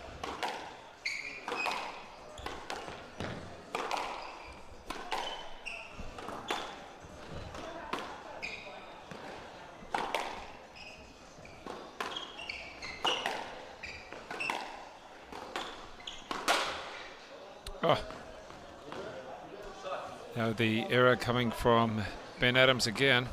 There's been a couple of them now which have really let Hibbard into the game and into the lead.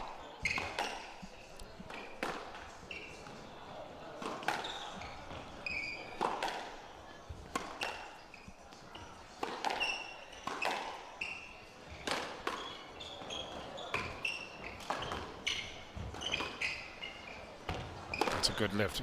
Good lob, really turning his player around. And at this stage, Ben Adams struggling to find that extra that he needed, or certainly that he had in their first couple.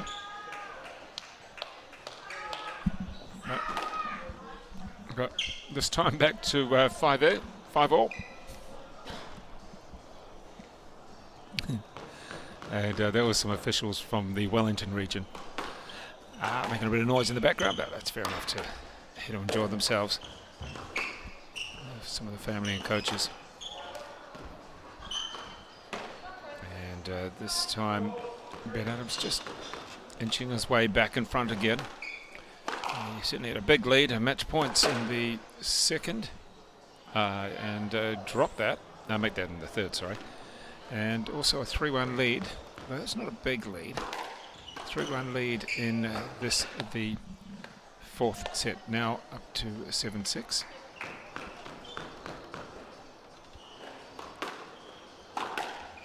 Let's see what can happen here with Hibbard against Adams.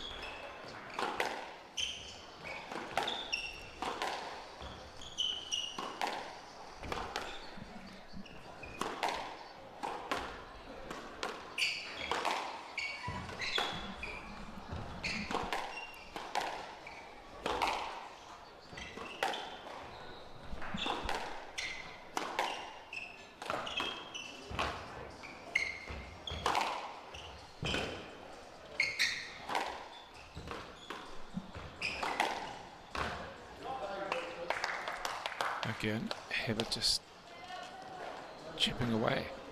You have to really commend him for what he's managed to do to come back. And Adams just, look at that. Really off balance there, Hibbard. Ben Adams just blasting the ball across the court there from the backhand side.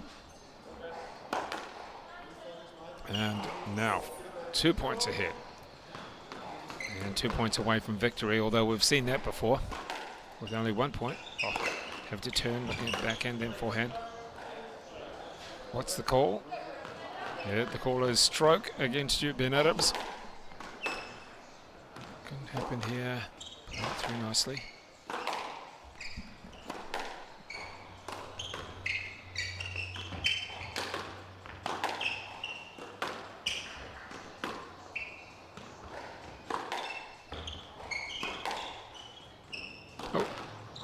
Again, the balance wasn't quite there, but the ball was coming rocketing at his body. Did he get it? Yes, no, he didn't. There was a dive from Ben Adams up near the forehand wall. As we get to 9 apiece.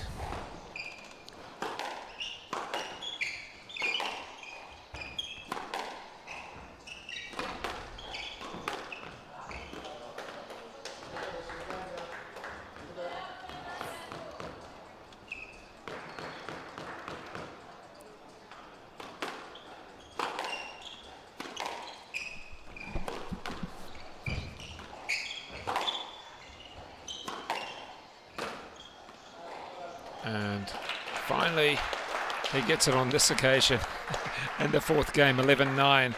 But a great fight back from Chris Hibbard after being down about half a dozen match points in the third.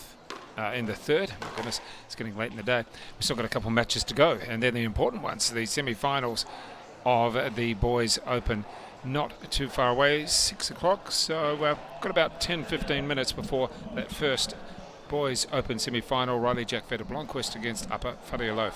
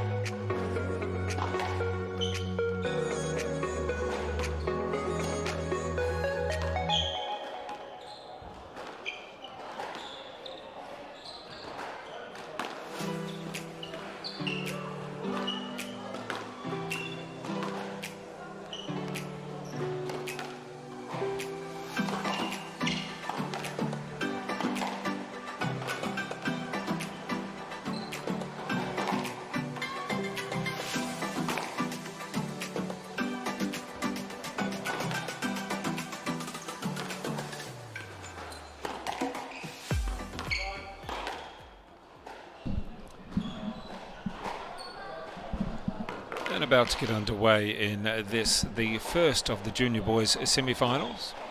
You can see Apa Fataoa in the darker t-shirt, also with the very bright leg band on his right leg. And he is up against Riley Jack Vetter-Blomqvist, who we've spoken to today and seen on this court a couple of times. The top seed, Fataoa from the Henderson club, the 16-year-old, the 4th seed. Following this match, there'll be one more coming up, and that will be Mason Smails, the 16-year-old, also from Henderson, up against the 2nd seed, Joe Smythe, the 17-year-old from the Devoy club. So a couple of very good wins. Well, boys open semi-finals coming up in the next little while.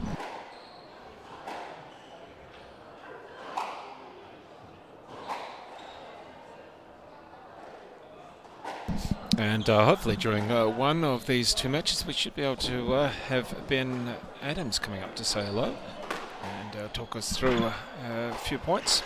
Oh, there's that problem. Goes it locked? It is now. There we go. We've had a little couple of issues on court 6, the TV court, with the lock. But the boys are locked in now, and we are ready to play this, the first of the Open semi-finals. Don't forget, both of these players are actually PSA ranked, so that means senior world rankings. We have Apa Fataoa 481, and we have Riley Jack high of 428 in the world. So that's pretty cool to be world ranked on the senior world rankings, PSA rankings, as we get underway with Fataoa winning the first point.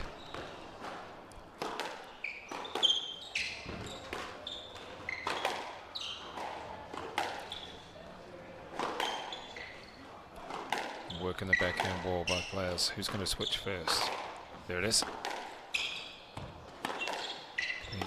Quite a short swing, almost a punch at the ball from Fataoa. Happy to guide the ball around.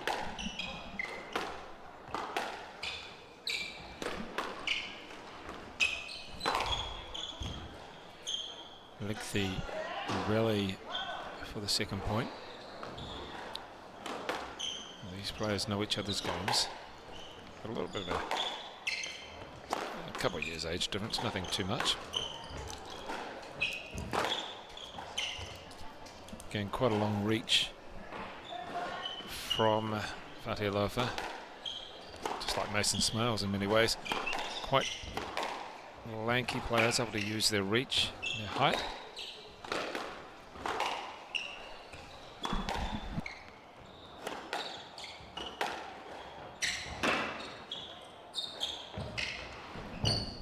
And well played from Vetter-Blomqvist, using the front wall to good effect.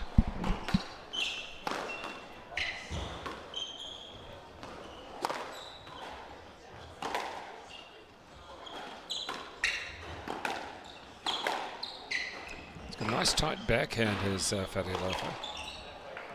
And looking for the let or the stroke on that one. It's a let.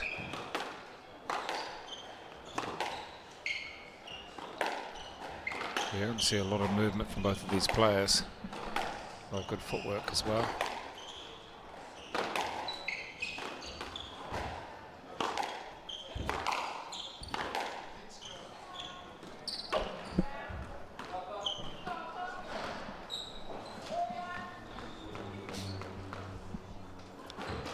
And Riley Jack keen to get on with the play straight away, but on that occasion, Fataoa was able to really hit a nice shot.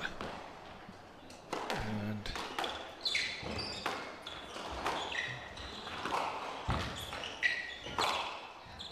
passing that into the corner, but had so much power it came back and gave the advantage to Riley Jack. And here we go. Where's he going with that one? The thing is, with both of these players, they've got to understand, and I'm sure they do, that you don't need a blast at the ball, because when you do, it comes off the back wall fairly quickly and gives a nice setup for the next shot for your opponent.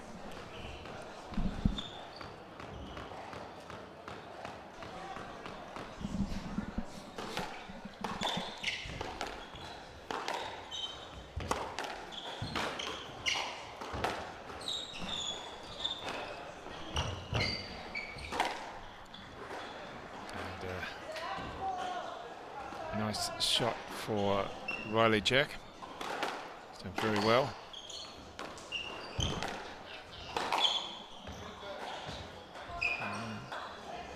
Using that forehand to good effect across the court with a bit of depth.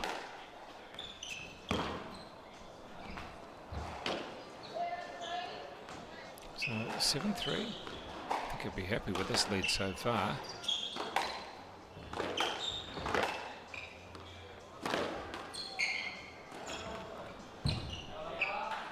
It's a good play. Nice post up close to the wall and awkward bounce.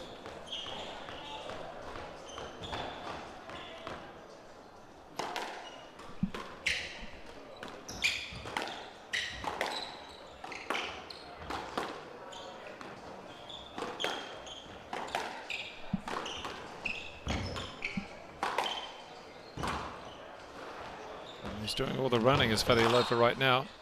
Oh, and then the misstep, just as we say that Fataoa is doing all the running, suddenly Riley Jack was having to do a double step to catch up to the ball as it went past him.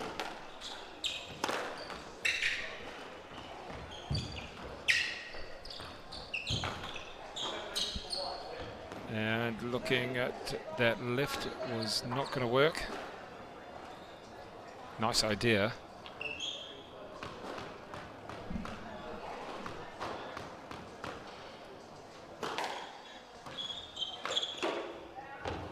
Oh. Just tried to keep that one low on the 10 and it went too low.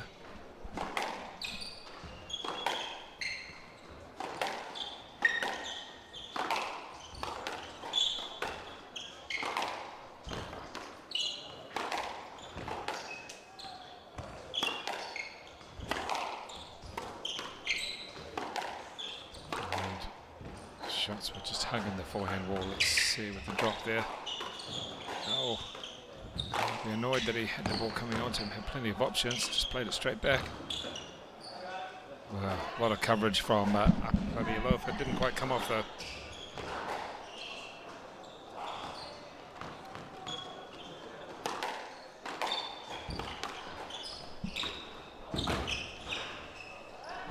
Nice play from Fataoa. How to chip at the ball and keep it low.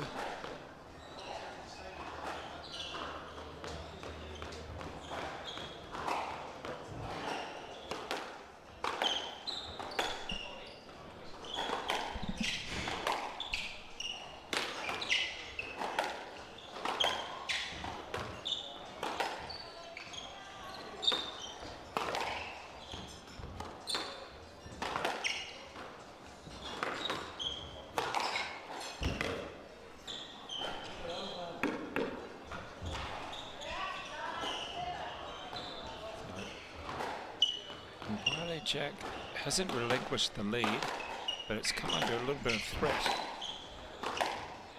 particularly in the last few points. Oh, a total mistime on that one. Almost took his eyes off the ball, and now we have the first game advantage to Riley Jack being the Broncos, the top seed. And just as I say that, it's the error, and it gives the shot advantage to Upper Fataoa. Still down by a couple of points though.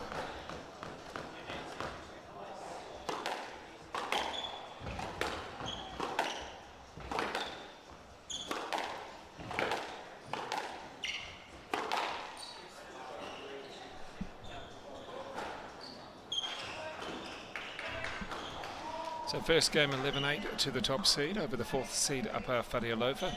Let's see what these players can come up with when they come back out again for the second game version.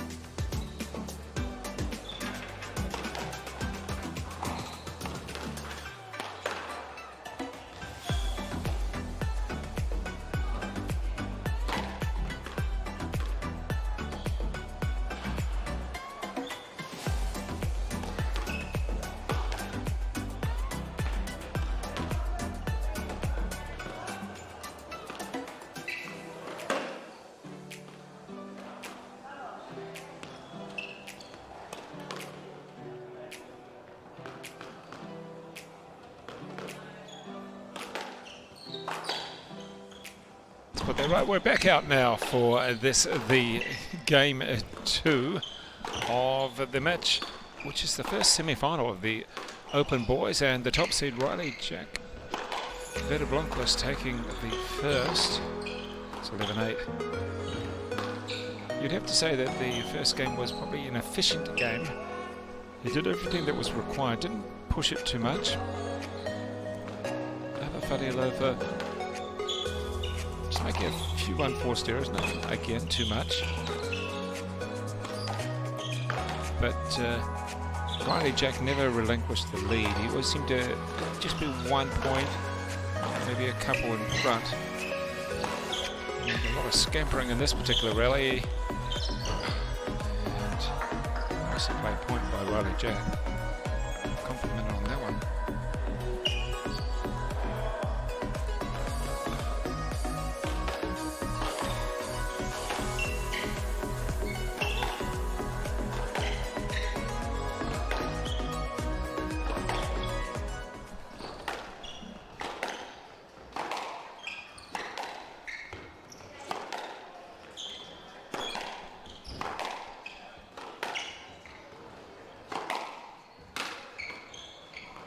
Is it going to go? Oh, just a little bit too much height on that one.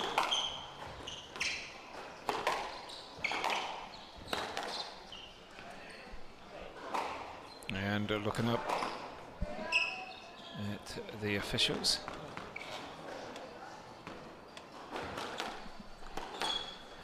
As we take a 3-love lead. Just pick that one off his toes. Riley Jack way back in the... Now what are we asking here? And playing the left.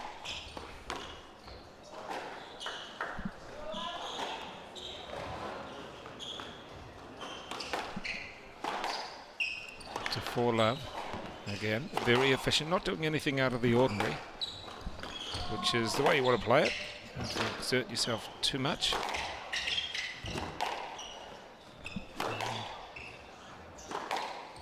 There are certain players that your game just gels against, and at the moment it appears to be that Riley Jack knows how to play upper Fataoa. Fataoa just can't quite find a way into the match.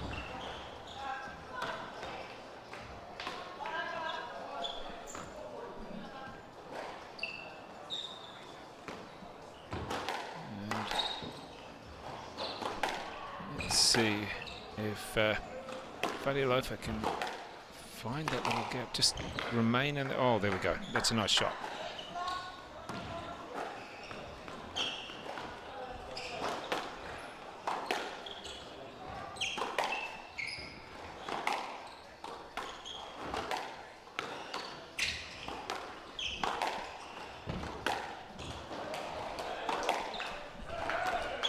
So racing away with a 6-love lead. Riley Jack just been... Oh, there we go, 7. Nice shot.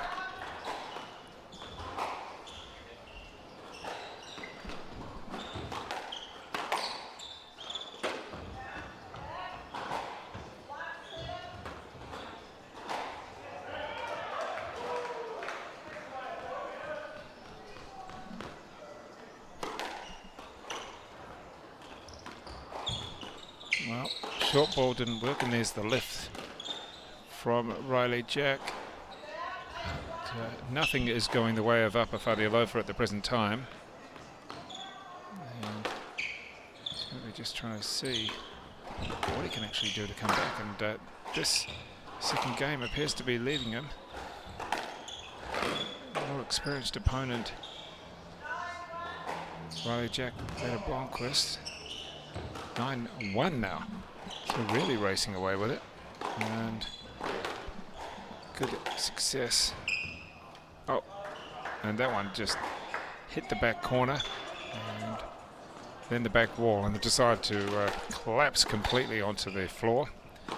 So 10-1 now. And you've got to think, well, if you're the coach of Upper Fataoa, what are you going to say on this one?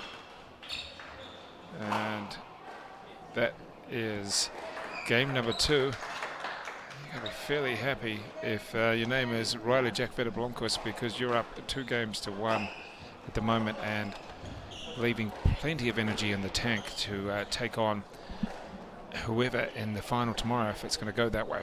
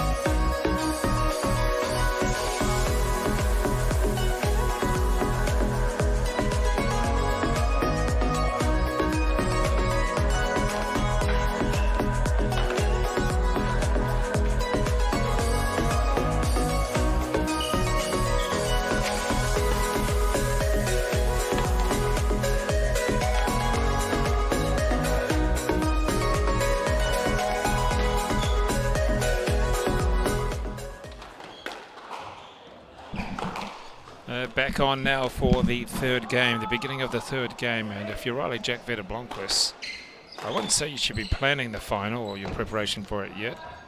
However, he's certainly, look at that point that he just played there. Just controlling the rally and placing it so nicely.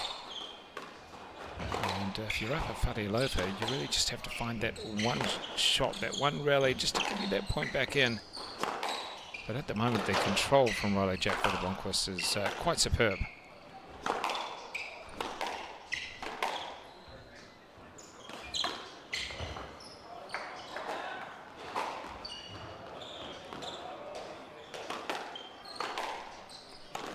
Much better rally by Fataoa, staying in this one a lot more. Much longer rally. And Riley Jack stretched a little bit. And we're looking for a, oh, spun around. No. Oh, nice athleticism. No, there you go. The score was a little bit strange there for a while, but we're back on.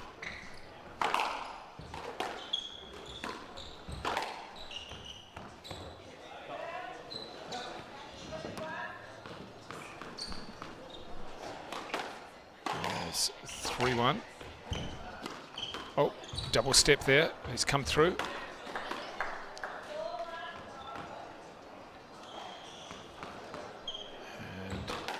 4-1, just absolutely motoring through this. So you've got to give a lot of credit to Riley Jack Veta Blomqvist. He is the top seed, and he is playing extremely well.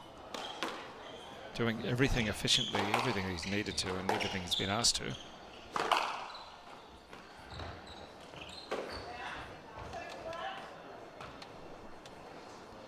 So 6-1, and if you're Upper Fataoa, you just got to go one shot at a time. How frustrating to actually say that to yourself, particularly when you're down. And you're down 2 sets to love and down 1-6. Well, what can he do here? He's having to cover a lot of court again and make that 1-7.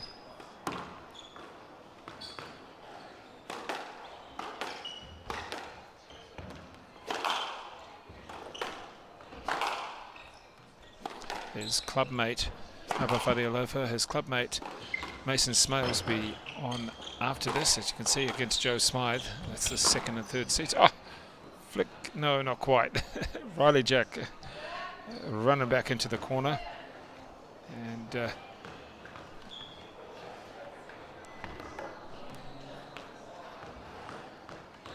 so we've got 7-2. He's got a point back.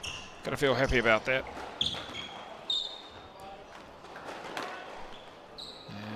And 8-2 now.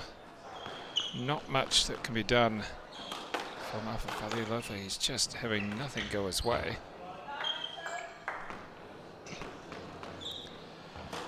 And an absolute master game plan. 9-3. Excuse me. And just arching his back, let the ball go through.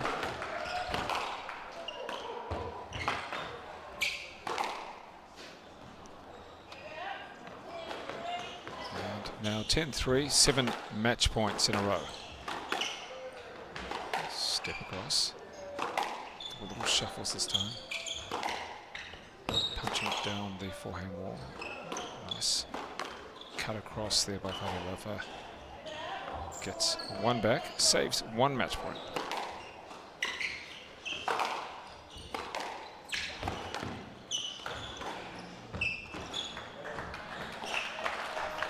And that is it, folks. He's wrapping it up. He's through the final. That final 2:45 tomorrow for Riley Jack Blomqvist, the top seed from Northland, through to that final. He's going to play the match coming up next, which is Mason Smails against, well, there you go, it's up up on the screen. Joe Smythe against Mason Smails. That match is scheduled for a few minutes away. About 15 minutes away. We'll see whether it maybe even starts a little bit earlier. But in the meantime, well done there to Riley Jack Blomqvist beating Upper Fataoa in straight games. Really, really efficient contest. So well done there to Riley Jack.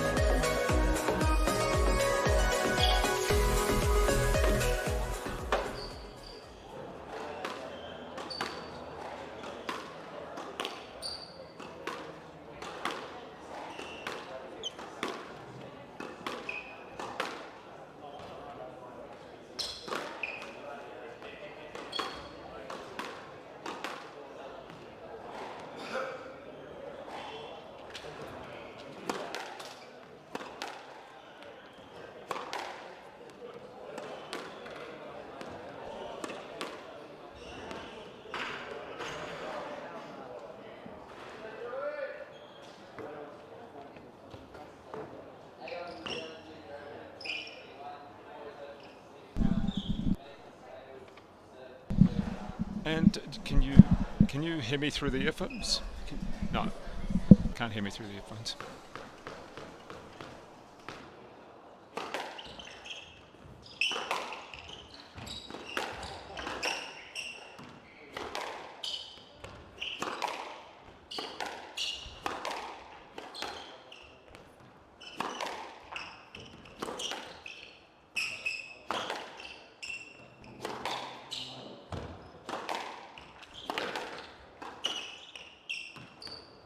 With me now and sounding clear as I don't know what, but here we go. This is the second semi-final. It is there we go. You're up there, Benjamin Adams. Great to have you with me for just a few minutes to chat about your squash, and maybe we can just have a look at this match as we go. Yeah, thanks for having me, Dave. This is an interesting matchup here. We've got a strange dynamic where Joe Smythe has only had a short amount of court time with an easy first 2 rounds. Whereas Mason Smail's played the Auckland Junior Open last week, so he's had a lot of court time, a lot of tough matches in his league, so it'll be interesting to see how this one plays out. Well, in the earlier semi-final, Riley Jack Fataoa just played one of the best matches I've seen him play against Upper Fataoa, who, if you let him into the match, Fataoa, he can really cause you a lot of trouble. Yeah, absolutely. It was a really efficient match by Riley Jack. Yeah, he'll be happy to have got through that one without exerting too much effort there. And he'll be licking his lips and hoping that this one's a tough battle. Right? Yeah. Well, it's the last match of the day, so it means it's got to go 5. Isn't that the case? Any last match, no matter who it is, it always goes 5. Yeah, that's the rule that we stick by. Yeah. Yeah, it's a terrible rule. One of those things, but I mean, at least with these two players, it should be quite an entertaining contest in the sense that Mason can hit any shot from anywhere, and being a lanky left-hander, I think that's a nice way of putting it, because it's just hard to get around him sometimes, isn't it? Yeah, tell me about it. You had that. We were watching that and go, oh. Yeah, I played him earlier today. Lost out on 3, and he was really making the most of his big frame, using his body really well to sort of shut me out if I gave him a loose ball. So it'll be interesting to see if he can implement that against Joe, who's usually quite quick and can scuttle around players if he does leave anything loose. So yeah, it should be a good matchup, I think. What we've found with Mason is he takes a lot of long strides, so he's got that stride there which you, as an opposition player, have to go around, whereas some other players are taking, you're probably one of the players that takes smaller steps to get places. Yeah. Whereas he'll take a large, plonk his foot down there, take it. Now, there's nothing wrong with that. Yeah. But it does make it awkward for you as the opposition, doesn't it? Yeah, it is something that we as players look to do, is sort of this idea of leaving a part of your body close to the tee to sort of dominate that position. So yeah, if he's able to implement that, you see his long strides there when he lunges out to volley there. If he's able to implement that effectively, then that's definitely something that he should look to use as much as possible. Yeah. Yeah, and being left-handed, there's only I think been 2 of them in the draw, and boys open draw, I think. Maybe 3 or 4. Yeah. It's still a rarity though for you to actually come up against a left-hander on a regular basis, isn't it? Yeah, it is. Is there anybody at the Devoid Club? Not that I can think of, no. Yeah, it is interesting, because I always find it quite tough playing a lefty, because it's almost a completely different game. You've got different patterns of play and different shots that it can be effective in the same situation. But then, of course, you look at sort of the world rankings at the moment, and there really aren't that many left-handers. I don't think of any in the top 20. So it is quite interesting to see the success, the rise and fall of the lefties in squash. Well, in another sport that you're pretty familiar with, tennis. I mean, Rafael Nadal is actually right-handed. Yep. Plays golf right, does everything left-handed. Uncle Tony, his coach, said, "Hey, well, you should try this." Yep. And here he goes. Competitive advantage. Yeah, exactly. And there's, obviously been some very famous left-handers in tennis. John McEnroe was one of the most obvious. But yeah, it just gives you that hold the ball a little bit longer. Yeah. And that's where you, as the right-hander of the opposition, are just thinking, where is he going to put it? Yeah. And, yeah, absolutely. So let's just have a look at this point here. And Joe Smythe, he's he doesn't strike me as the sort of player who hits necessarily brilliant winners all the time, but he's the sort of player who will work through the point. Is that Yeah, right? absolutely. I find when I play him and when I train with him, he constructs a rally really well. Yep. So he'll just it's a bit like, I would say his playing style is similar to Ali Farag, the current world number 1. Yep. He sort of plays out a rally, and you slowly get more and more out of position, until finally you just put a ball on his volley and he can put it away nice and easy. So he doesn't go for sort of cross-court nicks from the back of the court or anything, but he will really look to expose your movement over the course of a few shots rather than just going for one extravagant winner. So who's coaching you and players like Joe Smail out of Bay of Plenty? So we're both currently coached by Robbie Wyatt. Right. And that's New Zealand player. Yeah. And good to have him coaching guys. Does he have anything special that he likes to emphasise to the two of you? Well, I don't want to give too much away. No, fair enough. Yeah, but he's big on taking the ball early. Good. Taking the ball out in front of you wherever you can, getting on the volley. So, yeah, I think that's a common trait in most of his players that we look to implement. Yeah, because we were talking about that. I think it was with Riley Jack actually about how Nick Matthews, former British, former world number one, was a player who really, I wouldn't say started it, but he was really emphasised trying to go forward, whereas some of the Egyptians are quite happy to hang back, play. I'm driving nuts playing that, wouldn't it? Yeah. Yeah, I love watching Nick Matthews sort of in the build up to my match. I always chuck on a Nick Matthews match because it's just so good to see the way he can inject pace into the game by taking it early. Yeah. I think both of these players do that quite well as well. They prefer to take the ball on the half volley rather than let it go to the back of the court. You see a couple of full lengths there, but wherever they can, they look to take time away from their opponent, and that's a beautiful shot by Mason there. Yeah, it was, wasn't it? Put himself 8-7 up, so we're just approaching the crucial stage of this first game. I mean, it was quite if you looked at a textbook of a top shot, a backhand volley, driven for a winner, that's it. Yeah. Played it away from his body nicely. Gee, that's a big stride, isn't it? He's quite a tall lad, but yeah, it's hard to hit a winner against him as well. That's the other thing with those long legs. I mean, when we look at the top New Zealand players, Paul Cole isn't a big man. He's certainly one that probably the fittest on the world circuit. Yeah, I'd say so. And Evan Williams, our New Zealand champ at the moment, left-hander. He again is not a physically imposing guy. Lawamba. That's a lucky backcourt nick. We had a few of those earlier today. There was a 9 o'clock matches though. You expected it at 9 o'clock. Yeah, when it's nice and cold. Yeah, not so much now. Lawamba Jalisi's a little bit bigger. Yeah. And Temwa's a bit more solid. Yeah. But we don't necessarily have a lot of physically. Chris van der Sam is probably the tallest, I think, out of the top guys at the moment. Yeah, I'd say so. And touch there. Gee, he gets that pretty quick. Was that? Oh, I wonder what Heather will give here. Yeah. Gives a yes let. No, a stroke. So that puts Joe Smythe to 9-8 in the first game. Good to see Mason calling a let there. Yeah. There were a couple of shots earlier on that I was guilty of hitting those when I probably should have called a let. I don't know if you can see the two welts on Mason's left leg, but yeah. Times. I mean, that's one of the things that as you get to, say, quarterfinal stages, semi-final stages and onwards, just a little bit more physical contact as well. We're seeing, physically bigger players coming up against each other, and then also it's a bit tighter in between. There's a little bit more traffic down the middle, and yeah, absolutely. It's not on purpose, but it's just the way it goes, isn't it? Yeah, that's nice touch there from Mason. You can see Joe Smythe leaving a loose one, which you can't afford to do against Mason. He's got too many options with his wrist, so that puts him to 9-all. It'll be interesting to see who pushes on here, like I was saying, with Mason being very match hardened in the last week or so, and Joe obviously fresh as a daisy off the back of just 2-3 love wins in the first 2 rounds. So just moving around the court, it's good to using all the angles. I think we've beat every single corner already. That was a slightly dodgy pickup. I think it was good though. It's quite hard to sort of tell from here. Yeah, so you just see that should be a stroke. You see Joe, he's taking him in short, but he's doing it with a really high margin. So you can see he's really trying not to make any errors, but he's got to be careful against Mason, because if you do give him any time up the front, he's going to punish you. So Mason serving with his first game ball. And there you see the wrist coming out. Oh, pick that up.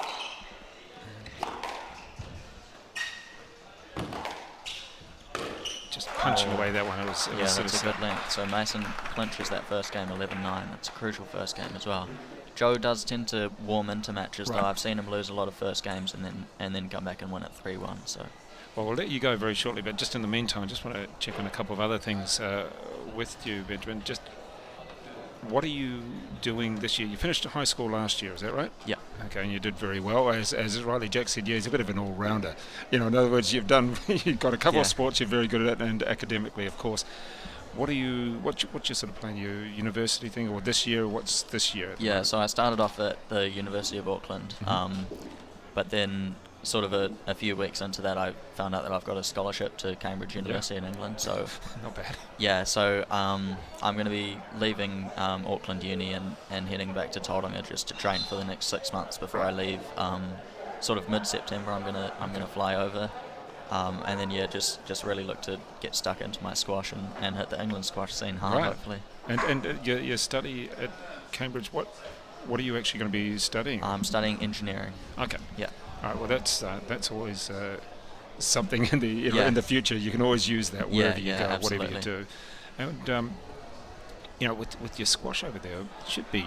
I mean, England and squash should be good. I mean, I'm sure they have a squash team at Cambridge. Yeah, they do. I think they have multiple facilities with squash courts at the actual uni. So yeah, it should be really good. From what I've heard, the caliber of players over there is pretty good. Yeah. I mean, one of the Bay of Plenty coaches, Dave Clark, said there's just about a whole of New Zealand squash players just in London. So Yeah. if you look at the I caliber, mean, even of there, Joey, King Joey, she's at Bristol at the moment, I think, and she'd love to help you out as a Waikato Bay of Plenty type liaison there. Well, that's great to hear, because you obviously worked hard to do well academically, and when you get that sort of offer, and plus it helps you with academic and it helps you with squash as well. And I'm sure you can pick up a tennis racket while you're over there. There's a little bit of tennis played over there as well. That'll be another good thing for you. Well, that's great news, Benjamin Adams. We'll let you go because you've got you've still got a couple of matches. You've still got a match tomorrow, don't you? Yeah, got to get some food in there before the... Is that the 5th and 6th? Yeah. And you're going to take on Luke Stein, I think. That's correct, yeah. Yeah, he's from Taupo. So what I am pleased about seeing, I've had players, like in the quarterfinals we had of the boys today, we had Northland, Marlborough, Bay of Plenty, Taupo, Auckland. I think there was one other as well. So it's a real spread of people. Yeah, no, it's fantastic to see that. Good stuff. Well, thank you very much there, Benjamin Adams. We'll let you go and go and get some food, and all the best for your 5th and 6th playoff tomorrow. Yeah, enjoy the rest of this match. All right, cheers. Thank you.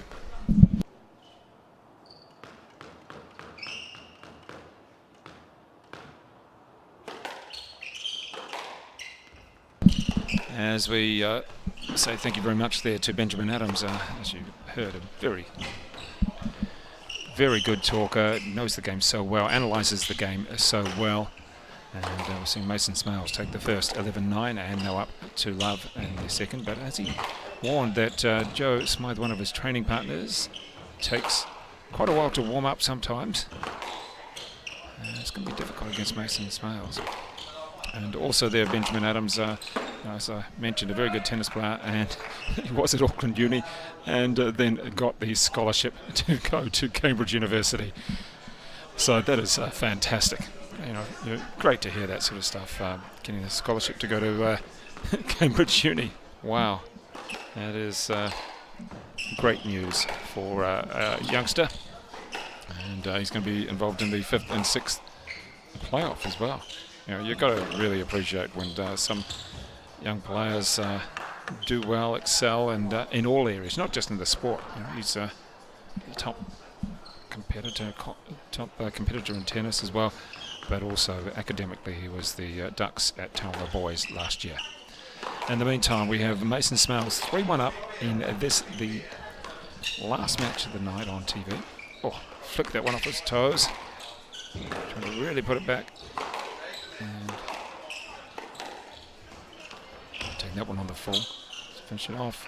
And in the end, Mason Smails just putting it in the tin. He'll be very aware as well how Joe Smythe takes a little while to get into the game. Although they don't want to give away too many. That's that one back into the corner.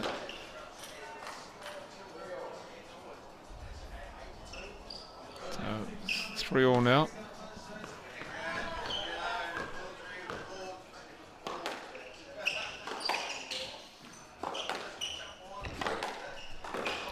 Really slicing under that backhand.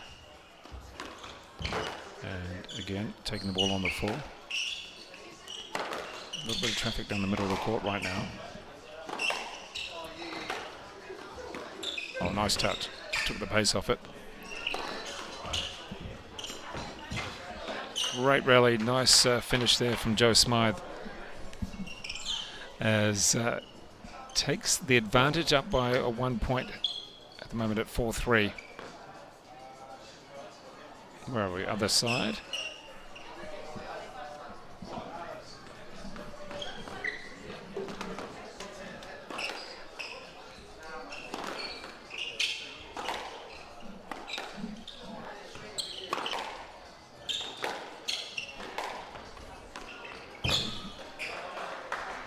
And just can't get away from Mason Smail, sorry, as we just have a really talented player in the left-hander, just able to do so much, sometimes too much.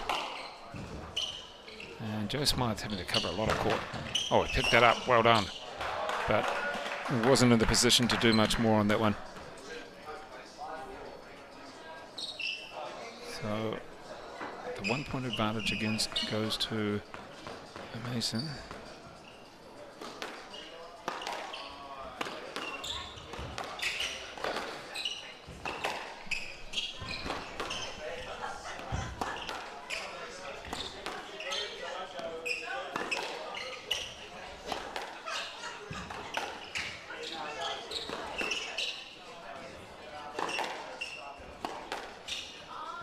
We've seen the big strides from Mason Smail. Just a little deft touch there. Would move forward. Lifting it. No. And here we go. And checking out Heather Finlay up there.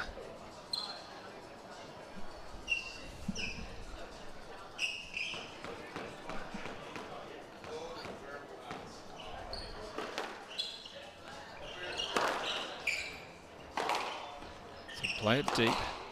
Play it deep, as we heard Benjamin Adams talking about. If you can play it deep, every now and then, even at this time of the day, you will still get those bounces going your way. And also means you can take advantage and get to the tee, control the point a lot better.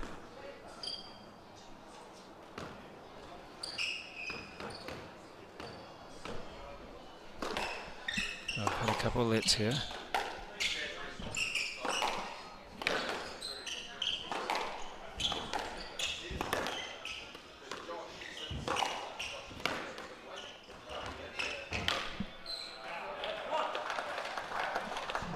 And a little bit of applause on his own racket there for Mason Smiles for Joe Smythe as we get back to 5-all finally. It's taken a long time to actually move the score. And at this time up to 6-5. So some good play from Joe Smythe out of the Bay of Plenty. One of the training partners for Benjamin Adams.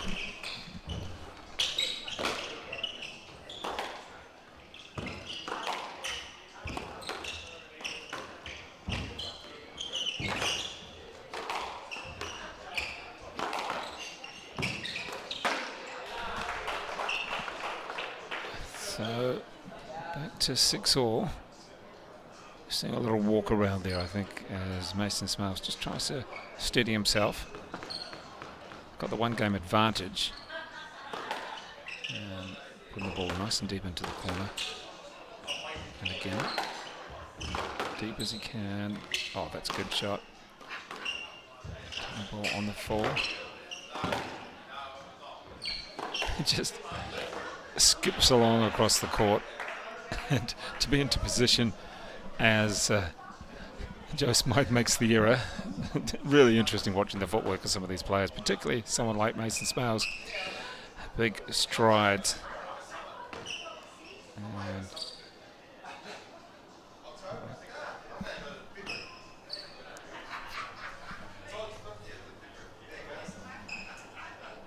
So just a little bit of a hesitation there as we're checking on the goggles. And we're back. And there's the serve. Oh, bit of venom in those shots. That one, you can see all the territory that Smide's having to cover. He's still staying in it though. Yeah, we had to run to each corner of the court at least twice, giving the advantage to Mason Smails as he takes an 8-6 lead. One game up already. And the winner of this match will take on Riley Jack Vetter Blomqvist. And as we heard Benjamin Adams talk about playing against Mason Smails with those big feet, those big strides. It's not easy, you've got to get around those strides. He knows how to use his body shape very well. It's not anything illegal at all, it's just using what is your body and seeing what he can do.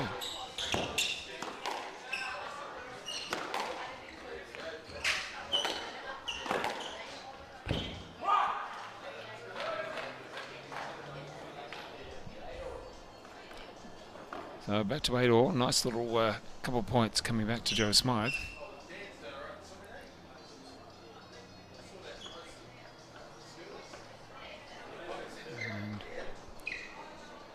And Smythe, as Benjamin Adams had said, is one of those players that just comes back at you, quietly back. He doesn't mind being behind in many ways, and takes a little while to really get into a match.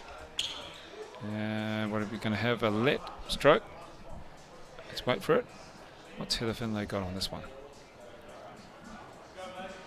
Looks like we're going to have a let.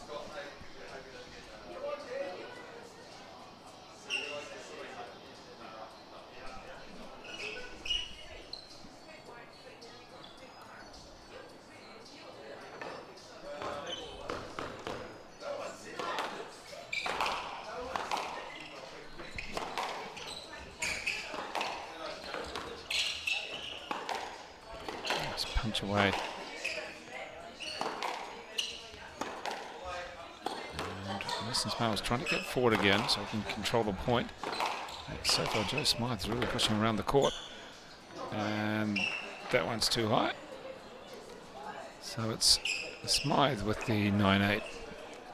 And remember the rule that we were talking about, Benjamin Adams and myself, that the last game is always the long game. Just about every single sport.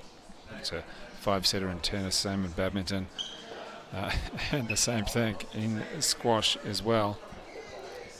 So getting pretty warm out there for the players. 9-8 service for Joe Smythe out of the Bay of Plenty. The 17-year-old who is the second seed up against the 16-year-old left-hander Mason Smails.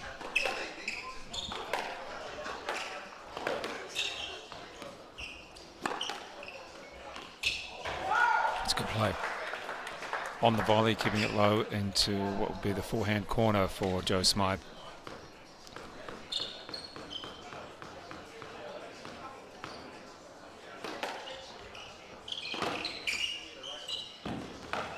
Oh, look at that for a boast. It's almost like it hit every wall twice.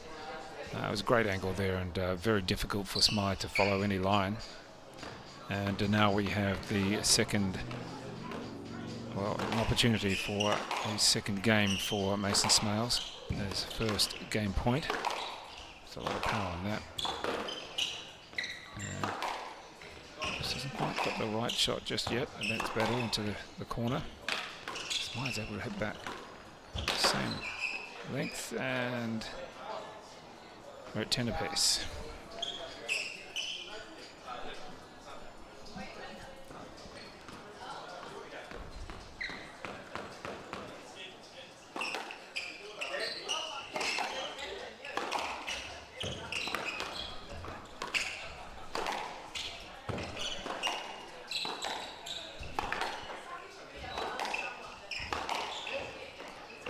Oh.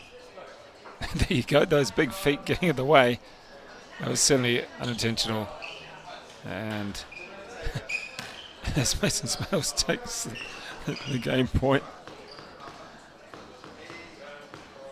Let's see what he can do with this. Nice and deep. Another deep shot there. He's doing well on that. But, and what's he after there? Smail for the call. And yeah, looks up. I think it's Heather Finlay that's on the call at the moment. So we're at 11 apiece.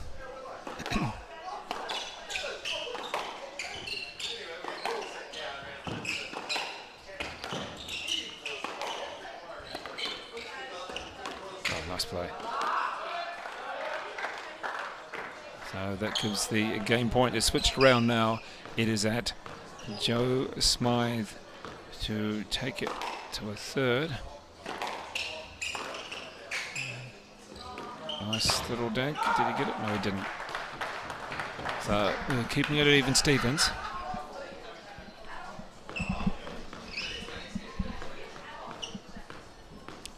$12 each.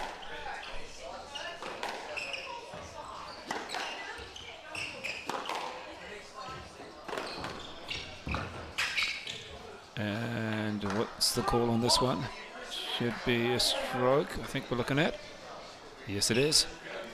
I think Joe Smythe it was just going to be too awkward for Mason Smail to run around almost in circles to get to that ball. Let's see now as things switch around once again. These two players are really good. Squash both of them.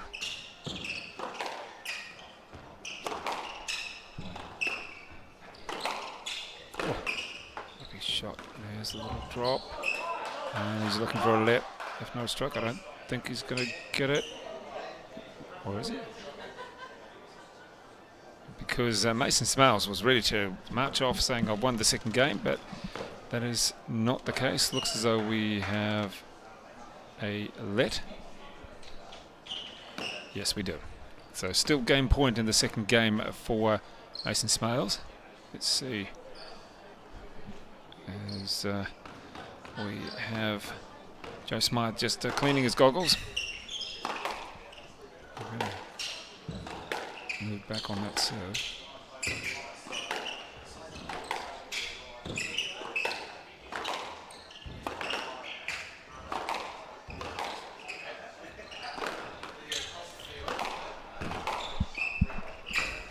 And a good play from Joe Smythe.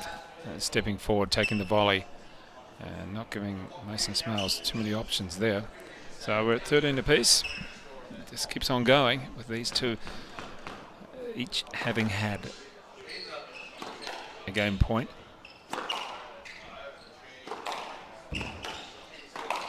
Oh, powering that one. And taking the pace off this one. Good depth from both players. Good quality squash. Did he pick it up? Yes, he did. Keeps on picking up so well, Joe Smythe. Geez, a good mover.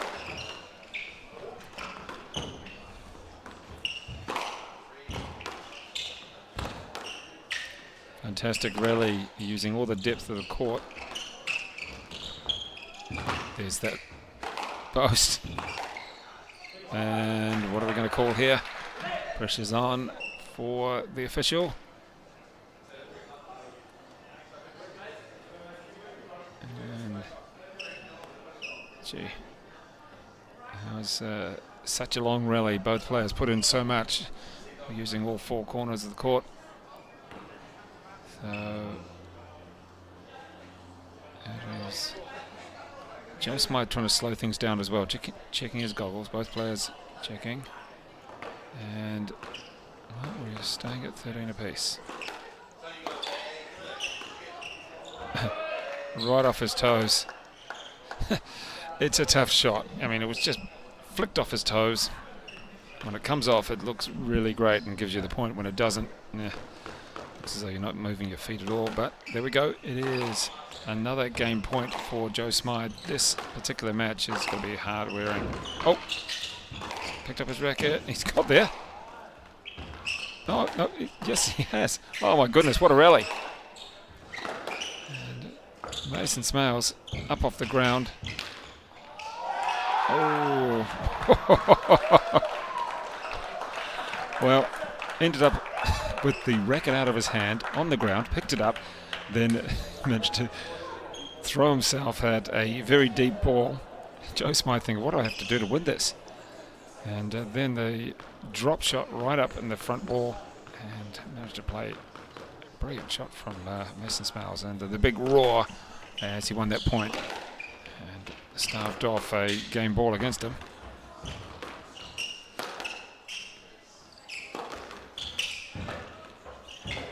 It's a nice shot. That was a double bounce, I'm sure it was. Yep, double bounce, and it was tight to see. He just didn't quite get there on his lunge in time.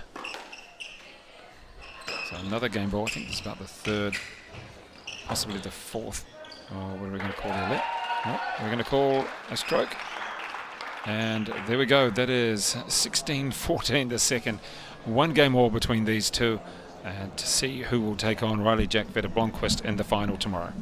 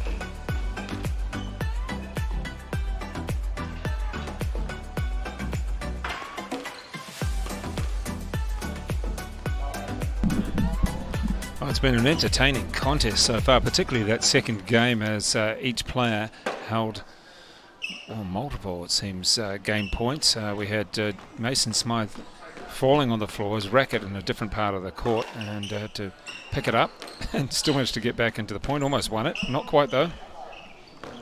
And did, oh no, in fact he did win that point. There's a big roar of approval there from the tall left-hander.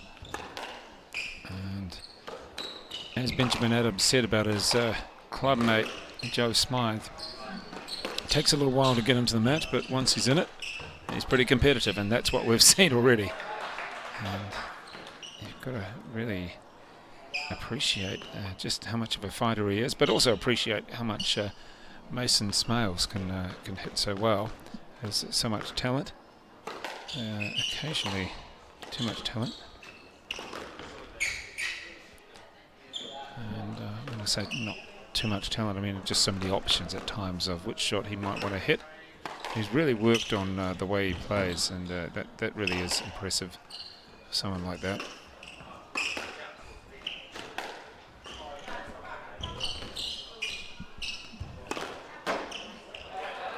And it's been a lengthy game, but it's been good quality so far as we watch. Mason Smails here, the left-hander. See what he can do.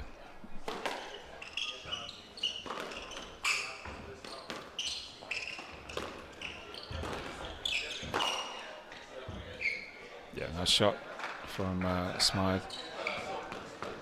Every now and then a boast up close has worked for Mason Smails. See what he can do here. That was what Benjamin Adams had described as well about how Smythe doesn't mind taking the ball on the full and on the volley. This time the ball staying too low in the forehand corner and Smythe not being able to lift it enough.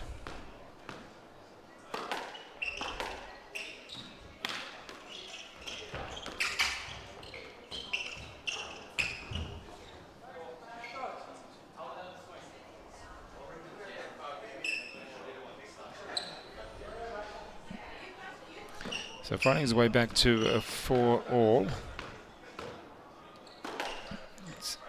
Oh, good athleticism. Lifting the leg and picking up the ball through it. And missing a couple of shots. Just dying a little bit out of the back of the court. However, when you... it's still pretty warm around the courts because there's a lot of people there. And a little bit cooler with all the doors open here in the lounge where we are. Oh, that's nice. Oh, gee, just avoided that. Smacking pretty hard there in the back. And unfortunately for Mason Smails, that shot. And it was just a bit loose, but need to keep it a little bit tight there.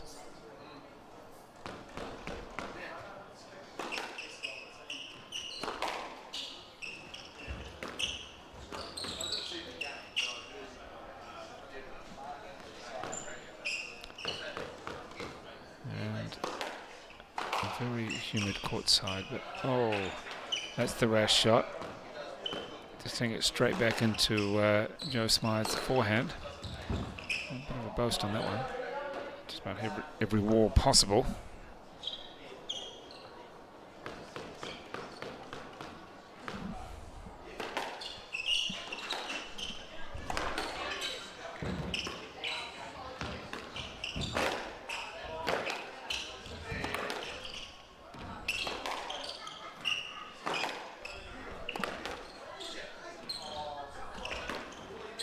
Oh, scooping that one out nicely is Joe Smythe to take a 2-point advantage.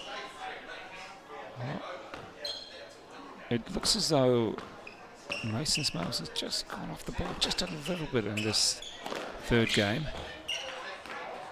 And then just as we say that, he hits basically a winner off the serve. Always that sort of player to do that to you.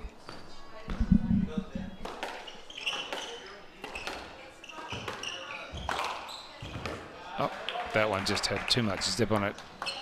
And racing past the outstretched racket of Joe Smythe. It's a nice little comeback of those 2 points. Oh, he's on the ground, he's back up, yes.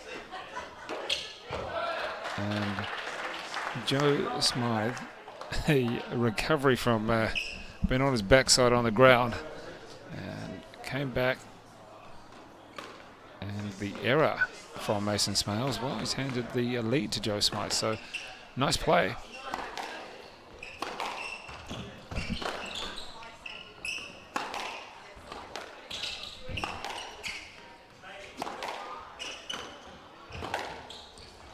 Good shot.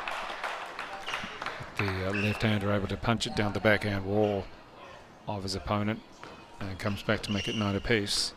But this is where it gets dangerous for both players. All it's going to take is one error to give you the advantage to win the set. And now it is the game ball, set ball. Joe Smythe.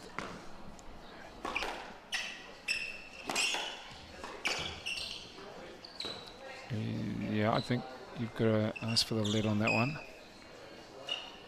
And was given.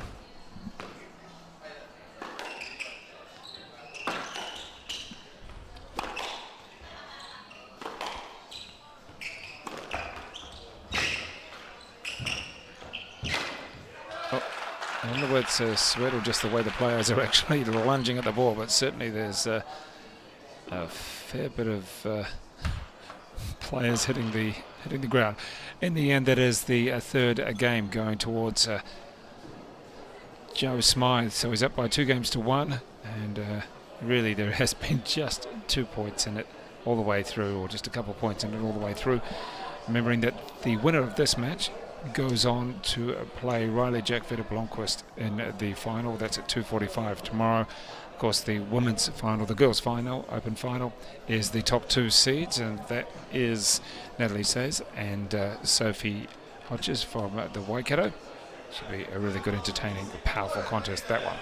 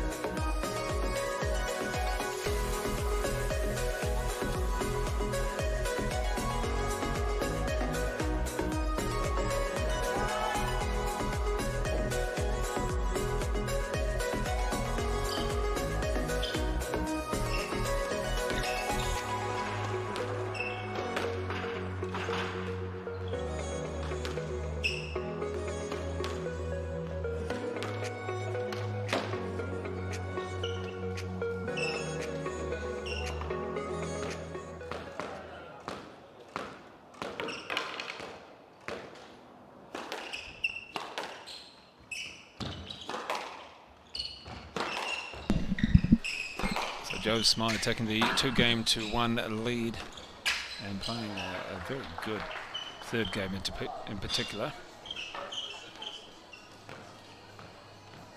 And had Benjamin Adams earlier on saying that it takes a while to work his way into a match. Let's see what he can do. It's the third. Every now and then you still see the brilliance of Mason Smails coming out. But we have had both players end up on the ground.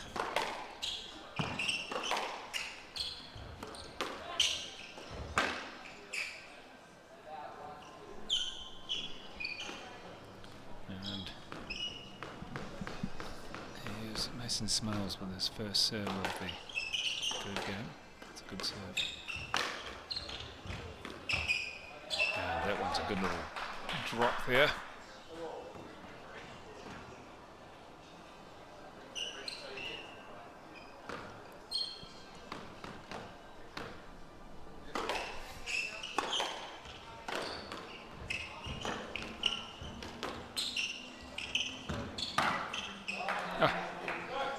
Just dying in the corner. Nothing coming back off that corner. And let's see what he can do. So there's not a bounce off that one.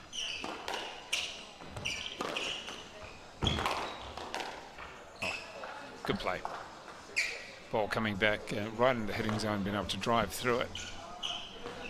And impressive display.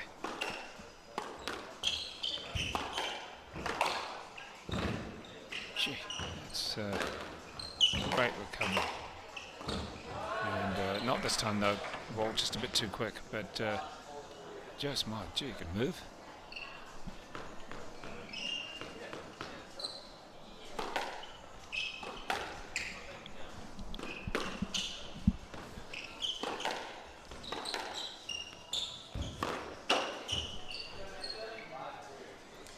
And now a couple points the advantage for Mason Smails.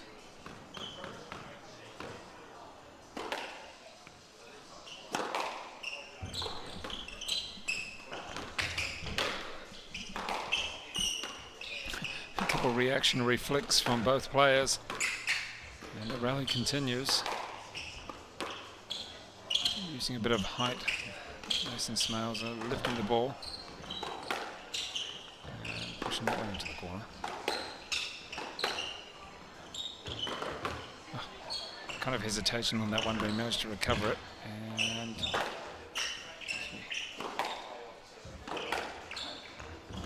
almost going the wrong direction was Mason Smail, so that was good play. Has he picked it up? No, he hasn't.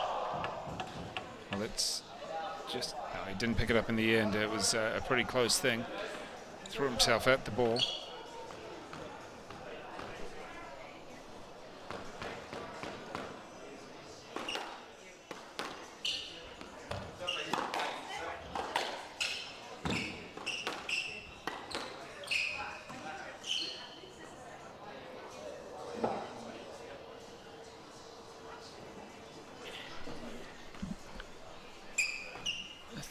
One more point back, but both of these players are having to work for every single point, having to scrap for it. Oh, just about bounced on his feet.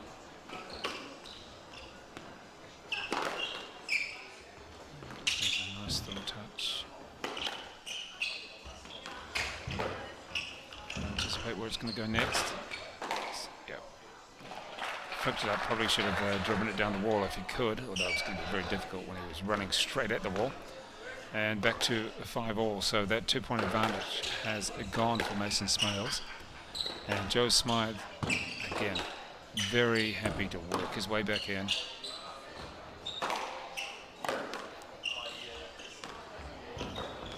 I've got one player, that is Riley Jack for the Blonquist from Manaya Whangarei.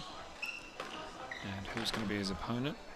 Is it going to be DeVoy Squash Club Joe Smythe, or is it going to be Henderson's Mason Smails? If it is going to be Mason Smails, well, he's going to have to come back from 2 games to 1 down. And boy, is that going to take a lot of effort as well, which Riley Jack is out there watching. He's thinking, carry on, boys. Exhaust yourself tonight. Back to 6 apiece after that nice forehand drop shot. Yeah,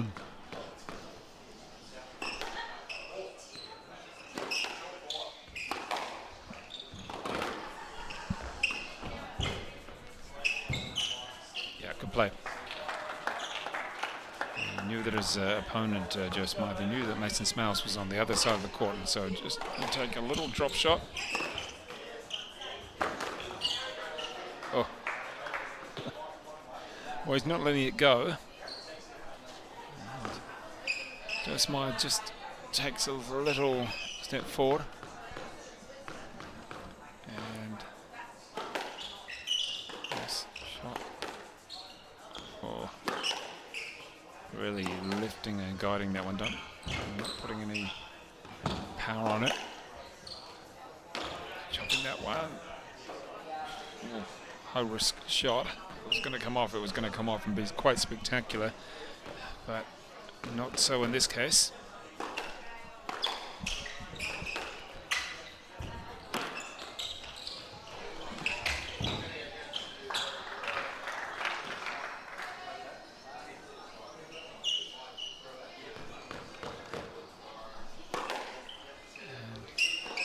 And those 2 points. It goes 9-7 now.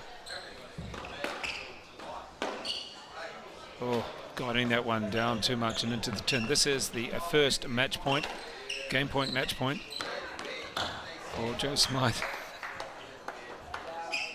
And just as you get that match point, you get someone like Mason Smails hitting a winner effectively and holding you off.